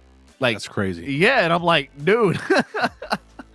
and then I realized, like, once I started seeing them prepping and everything else, I'm like going, I'm in the fucking wrong place. And so like I had left out of there, and then I'm like trying to figure out where the fucking water is on this place. Yeah. And then I finally found the concession stand, and luckily I went there and they actually gave me free water, thank God. Yeah, because that would have been a lawsuit if you were in a body bag. You know, people just never cease to amaze me. It wouldn't surprise me until if one day we hear saying, hey, you know what, we're gonna tax you for breathing oxygen. Oh yeah, you just breathe way too much. We can't have it no more. It's like, bitch, I need it to live. What are you talking about? Yeah, it wouldn't surprise me, dude. Just if you got companies doing that shit, you know, there's some fucking dirty ass politicians like, I could make money off of this. What can we do to fuck these guys up? Oh yeah, anytime they can make money off of anything, they will. Yeah, they will try. It's fucking crazy. She goes, Willow. Oh, and that's the puppers. Yeah, I think she saw her. Oh yeah, Willow always likes to try to make an appearance, especially in the later hours. Oh yeah, she's like tries to give us warnings. Legs. Yeah, she's like, hey, Dad, it's time to go to bed. Get this dude out of here. Well, what? We were almost at 4. What we did 4 hours last time? Yeah, I think it's actually 5.5. 5.5. Yeah. See, I think it kicked us off at 4, so that'll be my curfew. Yep. Because I do work in the morning, so at solid 4, I will be heading out. Are you okay with that? Yeah. Okay. Cool. I have a meeting with the owner of a company tomorrow. They own like a promotional company and stuff like that. And ironically, such a small world. I found out that one of my friends that I used to play sand volleyball with in the summertime, she works there, and she left. Who is it? Who's what? The company? No, the sand volleyball girl. Her name's Cassie. Oh, okay. I thought it was like my MILF that I had at Marty's. Oh, I remember her. Whatever happened to her? She came to her senses. She realized I was too young. How old was she at the time? Wasn't she like... She was 33. I was 21. Barely 21. She knew what she was doing. Yeah, she did. Yeah. I rember the first time she came in, too. Yeah, she told me, she was like, you were like fine wine. You keep aging better when you get older. I was like, bitch. All for it. You can butter me up. I don't give a shit. You did. So how was that rooftop, bro? Oh fuck! I forgot. So walk me through that whole fiasco. The public only knows that we danced on the rooftop. Because here's the fucked up part. Leave it as I opened that motherfucking place, and the girl that I dated. Bitch, I was right there with you. I was there before the roof was on that damn thing. I helped open up the damn place too. But what I'm saying is, like, I had manager access. Like, I could go there any day, night, and everything. And I'm like, and I still didn't get to break in that motherfucker. And this motherfucker over here is breaking in the rooftop. Bro, if you knew things that I do, that I knew how to do, like picking locks, for example, that thing was locked. It's not fucking hard to pick a lock. Yeah. It's not. They sell kits on Amazon, by the way, just so you guys know. Yeah, I have one on my stairwell. Don't see, there you go. There you go. It's fucking not hard. But it was good at the time because Manny didn't give two shits. Yeah. Yet. Yep. Until he was on the radar for like being a weirdo. Yeah. They started really locking and doing his job. Yeah. But I'm going to be honest with you, the fucking gate was wide open, dog. Nothing was there. Music was still playing. We started dancing, and you know, one thing led to another. That bar top. Don't eat at the bar top. Don't eat at the bar top. But it was, dude, she was legit. She was cool. I miss her in an extent, like as a person, personality. She's a great company. Whatever happened to her? She moved back up north to go be with her, I think, baby daddy. She came to her senses and was like, I need to be with my daughter. At least she did the right thing. Yeah, she did the right thing. But no, I lied. She she still did the right thing. She went for the daughter, but she didn't go back for the baby daddy because she was saying, hey, you should come up with me. And this was like in Montana or some shit like that. And I'm barely 21. And I'm like, what the fuck am I going to do? Yeah. I'm not going to take care of you and a fucking kid that ain't mine. That's like 13 and says, you're not my dad. You know? Right. Like, what am I going to do? Other than just fucking bust nuts every now and then. You know? Like, how can I help? Every day. Yeah. How can I help? Yeah. Like, I can't fucking keep it like job at the time. I'm just a server. You know? I had no idea of work ethic and all that stuff. Well, in your defense, so was she. Yeah. You know, you're not wrong, which also was kind of like a red flag. And this goes back to what I was saying earlier. You know, like there's nothing wrong being a server at a certain age. But when you hit that age and you think it's your life and it's, you know, you're proud of it, you know, it's like, okay, cool. Well, what happened? Are you referring to JD? Who hurt you, dog? Who hurt you? JD was an animal and a character in himself. Oh, God. And he belongs in prison because he was a weirdo. Yeah. Especially the damn hostess, dude. Oh, fucking God. Holly Weird. He definitely fit the fucking criteria. Yeah, I remember when he found out that like I was, you know, involved in the movie industry and stuff like that. Yeah, you and Tom, and he thought y'all were like fucking nothing without him because I did this since I was fucking 18. Bitch, you're fucking 52. Where's that? In fucking nowhere. You're over here serving fucking bitchy ass soccer moms. Congratulations. And I'm like, and I'm your manager. Yeah, exactly. You know, there's nothing wrong with that, but it's like, bro, like this dude's barely done anything at that time. Yeah. You haven't done much. Right. And he was like, I did this and this and this. And then you were talking like, shut the fuck up. Yeah. Shut up. Just stop talking, you fucking gray-haired bitch. It was like, so funny. Like Tom and I would look at each other. We're just like, dude, we're never working with this guy. Dude, it was bad. I didn't even fucking know the dude enough. I just from being a third party looking at y'all's conversation, I'm like, I want to fuck this guy up. Like, who the fuck is he? And I'm cool with you and Tom before I really got really cool with you and Tom. I was like, where did this guy get off to think that he could tell other people, like, nah, you don't have what it takes to go to Hollywood. I've been there. It's like, man, fuck you. You're here in Texas now serving fucking food. Means you sucked ass. You didn't suck a good enough dick to fucking make it. Why are you here? Shut up. Is he dead now? What is he doing? Shit, I have no idea. I haven't seen anything on his post. I think I have him on like Facebook or something. Do you really? Oh, dude, shit. I haven't. I just figured out my Facebook password, Oh. and I was able to get on for your fucking podcast 2 weeks ago. Oh my! I figured that shit out for you, boo boo. I haven't been on thank you, brother. years, homie. And I saw him. He was on there. I was looking at. I was after we got off. Like after my fucking computer tried. I was creeping. Like, oh, who am I friends with? I was like, JD. I was like, why the fuck am I friends with this dude? Why? Why? He's so complete opposite. I never liked him. Yeah, Never talked to him. I never got good vibes with that guy. No, that Like, dude fucking banged 12-year-olds, dude. He's fucking weird. Yeah, 100%. oh. Fucking like them Chinese one. The name was like, I'm too young. Goes, oh, that's a weird Chinese name, but I'll fucking take it. No, I'm too young. That's a weird name. Let's keep going. What? Yeah, no, that dude was weird, man. Fucking super weird. Don't be a JT. Don't be Yeah, a don't be a weird. JD. Oh man, so many crazy.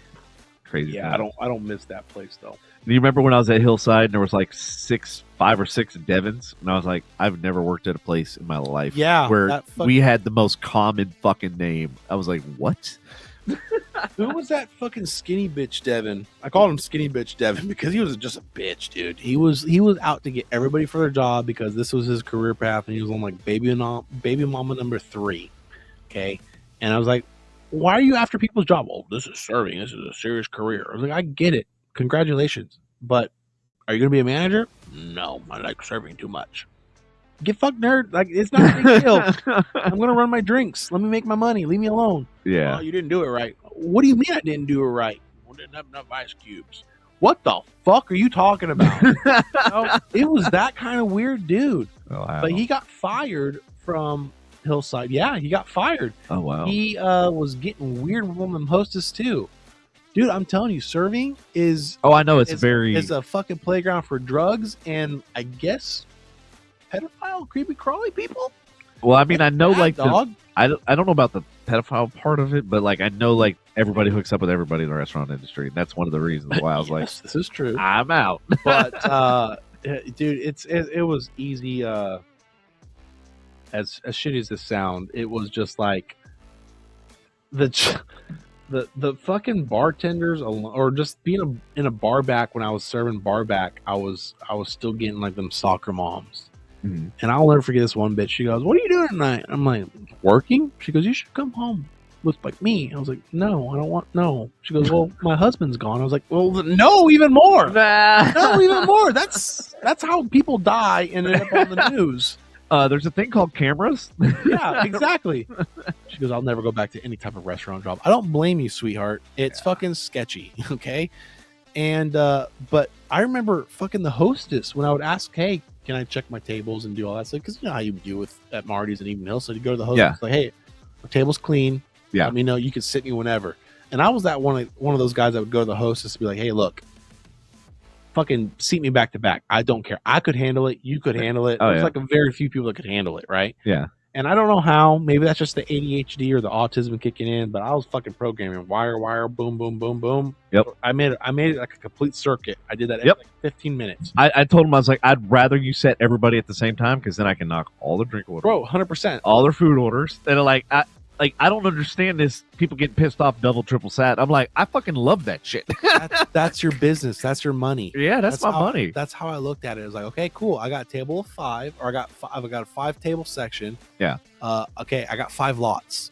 I got to handle these 5 lots and keep my tenants happy. Yep. In order to keep the money coming, you know. Yeah. That's how I looked at it back then. And you got to, and those rules will still apply if I were to buy properties. You know what I mean? Yeah. And so you just got to do all that stuff. And you got to have people like you said freaking out like left and right. And I would always go to the host stand and be like, "Hey, I'm ready to get sat." And then and I remember one of these hostess, it was at Marty's. Uh-huh. She was like, "I'll seat you, but you can't tell nobody else." I was like, "What the fuck are you talking about?" She goes, "Well, JD, he thinks I'm favoring you." And then he got really creepy towards me. I was like, "Well, then fucking tell a manager." Yeah. I'm not. You don't need to favor me. I don't give a fuck if you seat me or not. I'll have a fucking chill night. I made enough that I need to do.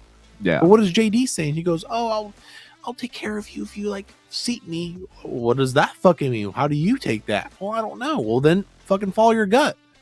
If it's creepy, go report it. Yeah. And that's what happened with Manny. Manny got creepy. Oh yeah. Creepy with a lot of them hostess and servers. And I'm not going to name these servers names, but they came to me and said, "Dude, you need to do something." And they know how I am with everybody. Oh, dude, there was one night we were up on the rooftop, and I literally had to leave because I was literally about to beat the shit out of him. I reported him. Yeah, I reported him, and I remember, I'll never forget it.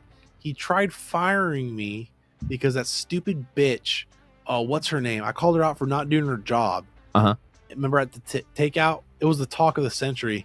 Still, I don't know if it still is a talk. The bitch slapped me in front of everybody and the customers. I said, "Stop do your fucking job." And there it is. Oh, it's time to go night. I'll finish this story and I'll be out of y'all's hair. All right, hold on. Let me You got to get the lights back on. let me turn everything back on. It's gonna be a wide angle zoom, so that's the only thing that sucks. So put my wiener away. Is that what I'm hearing? Yeah, put your wiener away. Shit. Okay, hold on, let me tuck it in real quick. Let me just get a little. Oh shit, that one didn't turn on. Fuck, man, what the fuck? It's because my wiener's so glorious it broke the camera. Damn, fucking light, dude. Holy shit. What's up, everybody? We're still here. There we go. Now you get to see a wide angle of the whole studio. It's a pretty sick nut, isn't it, guys? Yeah, it's beautiful. It's kind of sexy. I'm not gonna lie. I told you. When you brought me in, I had to hide my wiener for a bit. It was fully aroused at full. As my friend would say, dick solid. It was a solid work. You did a fantastic job setting this stuff up. I appreciate it, man. The wall, the little fridge, and just the little banter right there, the flag. It's solid work, dude. Solid work. Thank you. Not bad for an amateur not knowing what the fuck I'm doing. Solid. Make it look like anybody else tell you otherwise. Fuck, solid work. But where was it? Oh, so yeah, man. Yeah, so you got slapped by. Yeah, so that bitch slapped me because I told her start doing your fucking job. It wasn't Christina or Chrissy. No, Okay. I couldn't. I would talk to the twins and ask them who that bitch was because they were fucking goth. They were like, "Oh my god, Ross, you did the right thing," and then why'd this bitch slap you? She got fired. They fired both of us. Oh shit. And 100% Marty did not want to fire me. He did not. Yeah. He trusted Manny. That's the problem. Oh, and that's ultimately why I left too, because of fucking him. Yeah. And Manny got wind of me getting a crew together to report him for sexual harassment. That's how bad it was. I remember that. I had like 8 or 9 girls in text message saying, "Yes, I will let Marty know if you do this for me." They have come to me because they knew how just like I am now. I have no filter. Yeah. I fucking said that to even Manny when we were fucking serving. Like, "You're a fucking creeper. Leave me the fuck alone." Yeah. Go prey on someone else. Leave us alone. Let us work. I've done that in front of customers, and they're like, "Dude, you can't do that." I'm like, "Dude, fuck you. Don't be a creeper towards everybody." Yeah. And so I remember that he fired me, and I'm not gonna lie, I got emotional. I cried because I was like, this is like my first job I really thoroughly enjoyed. Yeah. I had a lot of friends, including you and Tom and the twins and I keep thinking of you every time. See, that's how much I love you. Oh man. I know. I got a boner right now thinking of you. And no, it was like fucking Miranda, all those guys that were there, Yeah. And it was crazy. Fucking Will and all them. Will was one of them. Taylor, J Moss. Yeah. He got fired by Marty's, by the way, finally. Who did? Will. Oh, did he really? I don't know the full story, but apparently he finally got caught drinking and doing crazy, stupid shit at Marty's. Yeah. It took him fucking 20 years almost, but fuck. Yeah. Yeah. He was doing that since day one. I was like, dude, come on. Yeah, you're just now now learning about this Marty, dude. Really? And how many cameras you have? Like, yeah, really? For real. You were picking and choosing. Ignorance is bliss. Yeah. You finally found somebody that could replace Will. You got rid of him. Yep. Could just admit that. That's what I think happened. Yeah. There's no way Marty's that dumb. Yeah. To not see the writing on the walls and the way the liquor sales were going. It was like, yeah, something's not adding up. I got less liquor, but less money. What? Yeah. And so, anyway, oh fuck! I wish I had that text because I remember reporting Manny after I got fired. And then the girls said they went to Marty and told him the same thing, Mhm. and Marty denied it because I have it in text still to this day, just in case I ever have to use it. Yeah. And he never replied to it. My dad, who's head of HR for the company where he's at, he's not going to reply to you because he's covering his ass. He's and like you never knew. Yep. Never got it. Never yeah, exactly. And kudos to him. Whatever. Mhm. He hired me back twice because I would say he realized he was in the wrong. Mhm. And to me, that takes more of a man to realize that. But he's like my dad at the same time. He never apologized. Yeah. His apology was, "Hey, come back." That was his apology. Yeah. That makes sense. You know what I mean? You want to hear some fucked up? So I ran into Marty one night at Buffalo Wild Wings of all fucking places. Oh, the one in Highland Village? Yeah. Oh, okay. And I forgot who he was there. He was there with Susan, which I thought was weird. Susan's cool. Yeah, Susan was cool. Like her and I, like we always we bullshitted and everything else. Like she was really, really cool. But Marty, like basically we were talking and stuff like that, and I told him where I was at, and he's like, "Man, you're always into like that tech and all that sort of stuff," because I was working at AT&T at that time. And so I was talking to him, whatever, and he goes, "Hey, you know that salad that you used to order all the time?" I go, "Yeah, my Devon salad." Mm-hmm. He goes, "Yeah, it's the #1 selling item on the menu," and I was like, "You motherfucker!" I'm like going, and then he had the audacity to tell me it's the Marty B salad. I go, "Bitch, you should name it the Devon salad because that's Devon's fucking salad." That's dirty. Marty, if you're watching this, come on, man, give him some credit, or at least throw a bone. Like, give me some money for that shit, something, because you screwed me 10 ways from Sunday. So here's, I don't know. Yeah, you told me that story. That's crazy that he argued that with you. The Aloha system and how it wouldn't count your like 13 extra hours or some shit like that. Yeah, that's insane. Like how do you get away with that? And after like check after check, and I had to keep going back to Marty. I was like, "Hey, this isn't right. This isn't right." I'm like, my hours don't match up to the pay and this, that, and the other. And I was just like, finally, after like I think the third or fourth time, I was like, "Dude, I'm tired of trying to chase a fucking paycheck. Like, you haven't obviously fixed it, so you don't give a shit enough to fix it." Yeah. So I'm out. Yeah. And it was, of course, Manny. Which makes sense because I was like, where the fuck did you go? Like, we heard nothing from you, dude. I remember texting you. I'd never gotten anything back. I texted Tom. Tom never said anything. So I don't know if you were going through something, which is fine. You don't have to share this on the air or anything. But I was just like, where the fuck did you go? You and like 3 other people like left just randomly. Well, and it was because of Marty's, I think, at the same time. But you got to give the man some credit. The dude was super stressed out. He's nowhere like that anymore. Have you been to Marty's since then? No, I haven't. He's mellowed out. Well, I would imagine he's got 17 fucking properties now and different businesses and shit like that are generating. So he doesn't have all of his eggs in one basket. So yeah, but at the same time, I think he's going to overwhelm himself by having too many like that. I think he has a lot of investors now and like partners, which is going to help him out. Oh, why you say ooh? I think that's going to help them out, right? No, you don't fuck with investors. Really? Yeah. Okay. Because then it's no longer your business; it's their business. Yeah. Why did you say hide the toys? These sex toys? I don't know. She said that a little bit ago. I saw that and I was like, See, how are you not seeing it and I'm not seeing it? Are we on the same pathway? Well, I see Molly's laughing. Yeah, like she said that at 11:01. I saw it, and it's 11:07 now. So what the? Am I just not paying attention? Apparently not. It's probably like I said, homie with an extra chromie, guys. There's nothing wrong having an extra chromosome. Be the guy with the extra chromosome. It's more fun.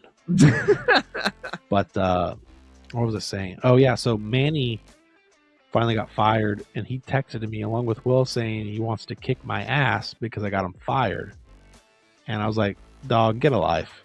Yeah. Remember, just stop. Never heard anything back from them. Marty said, hey, man, you should come back. I was wrong. Wow. Yeah, I was like, what?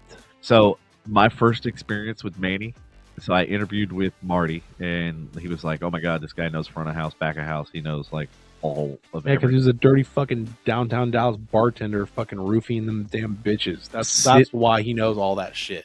Well, no. Finally got caught. No.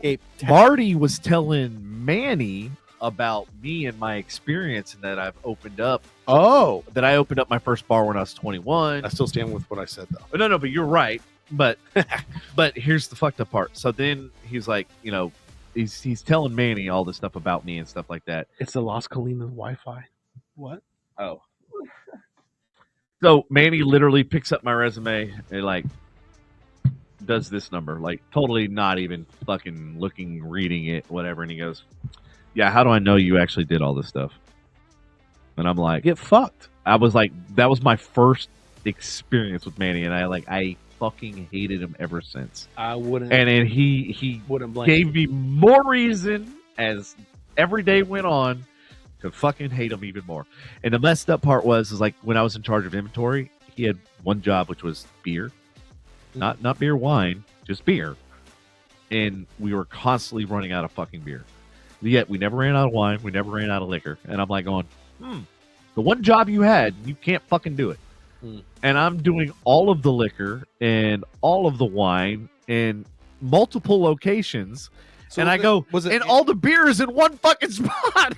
Was it Manny or was it fucking? It was Manny. Manny the whole time? Yeah. Dude, yeah. He was sketchy. If you didn't fit his criteria or fit his narrative to fucking get what he needed to get done. Oh, yeah. He knew that I was going to over Marty's eyes. Yep. You got to go. Yep. You're going to ruin it for me. And like, me and him. Do that. Yeah, me and him butted heads so many times because I remember that. I call him out on his bullshit. Yeah. I'm like, you little short shit fuck. I'm not. A lot of people did. Yeah, he was like 5'0" with a fucking. I think he had surgery. He had the damn that. What's that? Is it cleft lip? Cleft palate or something? Yeah, he had that. He had that scar. Then that's why he grows his hair out so you can't see it. Right. I remember seeing that, and he was also in the Navy too. And I remember calling him out for that, dude. For somebody being in the military, yes, you have fucking no integrity. Exactly. No integrity. And he just looked at me and goes, "Tough shit, man. You still got to go." I was like, "Fuck you, dude." No integrity. I remember saying that to his office. Yeah. I remember when he fired me and then I got hired back on. I was like, I hope he saw that and I hope he's fucking just like, rah! Man, I wish we all would have just ganged up on his ass and just throw his ass in a fucking cooler and lock that shit. Yeah. Say, fuck you, man. Yeah, he was bad juju. And then we had another guy that came in that, I can't remember his name, but this is after your time. And he didn't know anything. He was coked out. It looked like he was cuckoo for Cocoa Puffs too. He was like just constantly gone. And I told him like, "Hey man, I'm leaving for the military as well. Like, don't schedule me." He scheduled me. I was like, "Whatever, I'm not gonna be there." And then Marty was like, "You have some nerve to shit on my fucking establishment after I gave you multiple times. You gotta realize this is wrong. And if you don't, you're in for a rude awakening." I told him like, "Dude, you're the one that chose a sexual predator over me. And I fucking told this manager that I can't do this on this, and this date because of military. Yeah. I can't. I have my orders. I got everything for you, and you chose to ignore it." And that's what I was saying earlier is like my dad, like, he's not going to reply to that because you called him out on stuff that you knew he knew. Yeah. And he's do that for legality issues, and then, more power to him, whatever. But after that, they fired that manager and he was like, "Hey, you want to come back?" I was like, "No, I'm not coming back a second time, dog." Wow. I got it back once. I'm not doing it again. Yeah. And it was funny because me and Chloe, we went out to go to Marty's. We always go to Marty's, sits and talks to us for like 15, 20 minutes. It's good fellowship still. Great guy still. You still go? Yeah, I still go. When's the last time you gone? Probably about 2 months ago. Okay. I was actually going to go Sunday until the fucking boat decided to die on fucking lake. That'll ruin the whole day, dog. It did, like literally. Yeah, by the time I got home I was so exhausted, and then I didn't realize like I was so sore from physically moving the boat because my boat weighs about 10,000 pounds. Oh yeah, easily. So it's not fucking light, and I'm sitting here trying to push this motherfucker so it prevent it from getting washed up on shore. And I'm trying to push and push and push, and then I'm like, finally I got home and I'm like, I'm so exhausted. Plus, like, we were fucking just fried. Like, we started this at like 10:30 in the morning. Oh yeah, fuck that. So we were literally on the lake almost 12 hours. Like, it was insane. That'll do it. Yeah, that'll do it. But last time I went was probably about a month ago, and he was like, "Hey, do y'all want to come back here? You guys were like one of the best servers." And I was like, "I'm good, dude. I got a career path now with military. I'm good. I'm sorry. Like, I'll take it. I'll do it, but you gotta, do what I want to do." So what are you gonna do? Speaking of that career path, what are you gonna do like now? I think I'm gonna stay with the military and figure out if I'm gonna stay with technology. Is that what your new? So you mentioned before you were gonna get into architectural and design and stuff. That was way back in the day. I know, but you didn't tell me what your new plan of attack is. New plan attack is, I think, stay with my company, try to work my way up, and then learn it, know it. And then maybe one day figure out how I can have my own rental company where I can rent out equipment or something, or have my own construction company where I can go do jobs and use equipment share. I'm not with equipment share anymore, but be a customer for equipment share, but have my own job now, so that's where I see myself, but I don't know yet. Only time will tell. I'm taking it day at a time. Well, the cool thing is a lot of the auctions and stuff that I belong to, they actually sell a lot of that equipment. A lot of old equipment. Well, not only old stuff, but also downstairs I got $17,000 fucking projectors and shit that are only a year too old. Flip them, dude. Why are you holding on? I am trying. The problem is nobody's got money. Dude, like I said earlier, way at the beginning of this 4-hour podcast, it was like, did you watch the economy crash today where we went, Ireland went, and Japan went? I was like, what the fuck? Yeah, it started 1,000 points down as the DAC or whatever the fuck it was. $2 trillion lost in a day. Dude, no one's ever seen that. It's happening. Yeah, and that's where I go back to tell you people, fuck college unless you're a lawyer or a nurse or a doctor or whatever you actually need a degree in, and do a trade, save money, become valuable to the country and the economy that you live in. Don't get a fucking associate's degree in business or arts. Know your shit. Anybody can do that. Don't be an anybody. Well, actually, they should get something in business, because that's the problem with a lot of people. They have these great ideas, and even you, if you want to run a business, you need to understand the fundamentals of business, because something you don't need to go to school for. You can learn business easily through YouTube alone, from what I've already looked up. No, you can't. Bullshit. No. You can buy books at Barnes and Noble. Okay, what's KPI? I don't fucking know. I didn't do business yet. I thought you learned everything from YouTube. No. I said I could see some of it, but I don't fucking know. I could learn how to. Dude, that's how I learned how to fucking work on engines and shit from YouTube. It's not the same. Trust me. Like, there's a lot of people that I've met, and a lot of people that have great ideas and stuff like that don't have any business sense, and they operate businesses. And actually, you remember Raymond, right? Raymond, that sounds familiar. You remember Everybody Brittany? loves Raymond?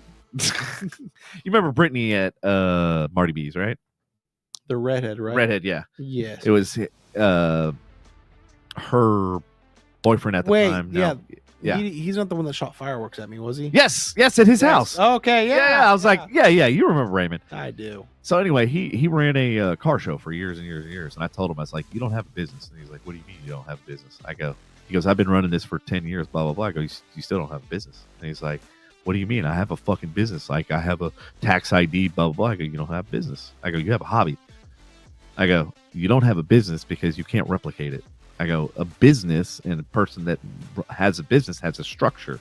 They have a business plan. They have a marketing plan. They have strategy. This goes back to the political thing. So you still step on like a step 1 and 2, not like the 5th step where it's like reduce or multiply and reproduce or whatever the fuck it's called. Well, you got to have your foundation first. Yeah. And then, so you build your foundation. So you have your business plan. You have your, all your KPIs. So you have certain milestones that you're supposed to hit, certain dollar amounts and all that sort of stuff. Customer acquisition, how much it costs to acquire a new customer. The marketing expenditures, revenue coming in, your cost. Like, there's so many things that there's a lot that could happen. And here's the best part. Here's the best part. When you run a business, you're not only the owner of the business, you're also the financier. You're the HR. You're fucking 7 different everything. And so, like, I tried to explain to him, I go, if you're running a business, then you're all of those things. And I go, but you don't have any of those things. Is he still selling cars? He still has his car show and stuff like that, but he's got a full-time job. But I told him, I was like, if you ever are serious and you want to make this a business, and he got so pissed off, and I was like, I'm not criticizing. Some people can't handle. It's like, I'm not criticism. Yeah, I was like, I'm not criticizing. You've done successful, and I go, and your dad, this was not his business, because he basically acquired his dad's business, but his dad had a full-time trucking, logistics, load capabilities, that sort of stuff. He had that business, but he just had this on the weekends so him and his friends and shit could hang out. Yeah. It was similar to how I have a podcast so we can all hang out, fucking drink and shoot shit, talk about whatever. So like, and I tried to explain it to him. I was like, there's no harm, no foul. Like, there's no issue with having a hobby, but understand it's not a business. I go, because you can't sell it. You can't replicate it. You can't duplicate it. You can't hand it to somebody. And I go, and then my dad taught me this at a young age. He goes, you don't have a business if you walk out that front door and you are run over by a bus and that business ceases to exist. That means you don't have a business. That means you are the business. Yeah. And then if you're gone, that's a good way to. I've never heard that one before. And so that was one of the things my dad always instilled in me. He goes, if your business can operate without you, then you have a business. Yeah, that means because you are the business. And without you, your business is nothing. So don't die. Exactly. Don't die, dog. And it's ironic because the company I work for now, they basically said the same thing. They've said, like, because they realized, like, I have all the keys to the castle. Like, I brought my own computer, I brought my own cameras, I brought my own everything to the table. Basically, I brought the table to the fucking table, as you should, as you should, King. And so, like, they realize, they're like, if something happens to him, God forbid, like, our whole fucking business is fucked because all the files and everything reside with me. And they have to get they don't have rights to access that. Exactly. You know, it goes straight on the will or whoever gets the beneficiaries of all that stuff. So. Which ain't gonna be them. it ain't gonna be them, so it worked out pretty good. So yeah, so that was kind of one of the things that it was ironic because they brought up the same thing, that, like, what happens if you step outside, you get run over by the bus. And I looked at them, I'm like, you used the exact same fucking analogy my dad did. They're like, were y'all fucking friends in a past life or something? Like, what the fuck is going on? But yeah, no, that was kind of one of the analogies, and I was like, kind of like over the years I expanded off of that. Like, yeah, you know, he's got a good point, because it makes you wonder too, like, if there's there's clearly a higher power, if you want to argue that, right? That you were put in that slot because you've heard that. Like, what are the odds of a company telling you the exact same thing your father told you? I know, it's crazy. You know, so it makes you wonder, like, what the fuck am I here for? That's crazy. Yeah. So it's something that you gotta, like, just kind of like look back on. It's like, I'm here for a reason, right? Which you got to go back and, like, be like, hey, like we talked about earlier, you're at that 3-year mark now. Mm-hmm. Are you gonna stay? Are you gonna go? What are you gonna do? You know, that's all dependent on them and, like, what they're willing to bring to the table. Because at this point, I'm not willing to drive all the way out there for no reason. Like, to me, it doesn't make any sense to waste my gas, waste my time, waste my energy. Like we talked about, you said you want to have something like a purpose. You can't see yourself just driving. Right? Yeah. So it's like, no. To me, like, that is 2 hours every single day that is completely wasted. And then you multiply that times a week. That's fucking 10 hours a week flushed down the toilet. Dude, it's crazy. That's 40 hours. That's an entire week per month. Then nothing happens. Yeah. Oh, yeah, that was Patrick because he's salty. That was his salt shaker. That's right. Alrighty, Bubba. I don't want to be that guy, but. All right, homie. Well, I appreciate you coming in, and I appreciate the conversation. Dude, I will always be here. It's your world. I'm just living in it. You tell me when you want me to show up again. I'll show up, dick out, ready to rock and roll. All right. So next Tuesday, I'll be in Vegas. So we can try. How are we going to do that? Well, I mean, your phone.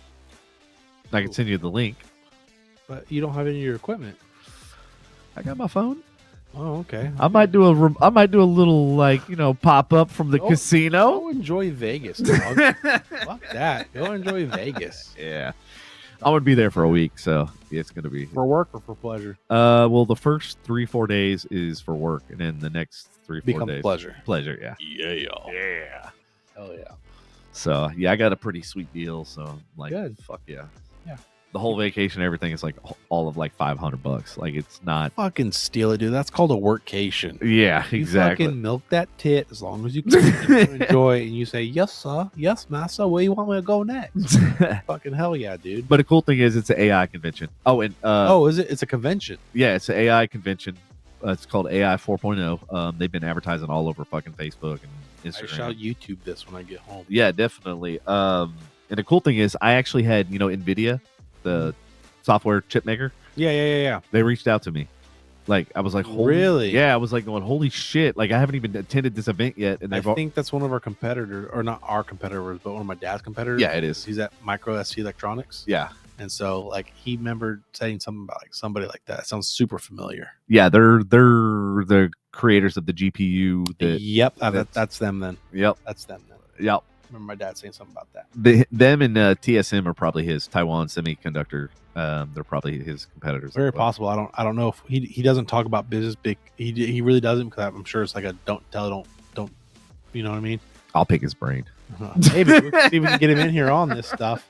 He'd probably get a kick about this, but heck yeah. Yeah, he don't really talk about much business other than like, hey, we got a meeting, keep it down. I'm like, yes, sir. I am almost 30. You can still kick my ass. I'm okay with that. That's fine.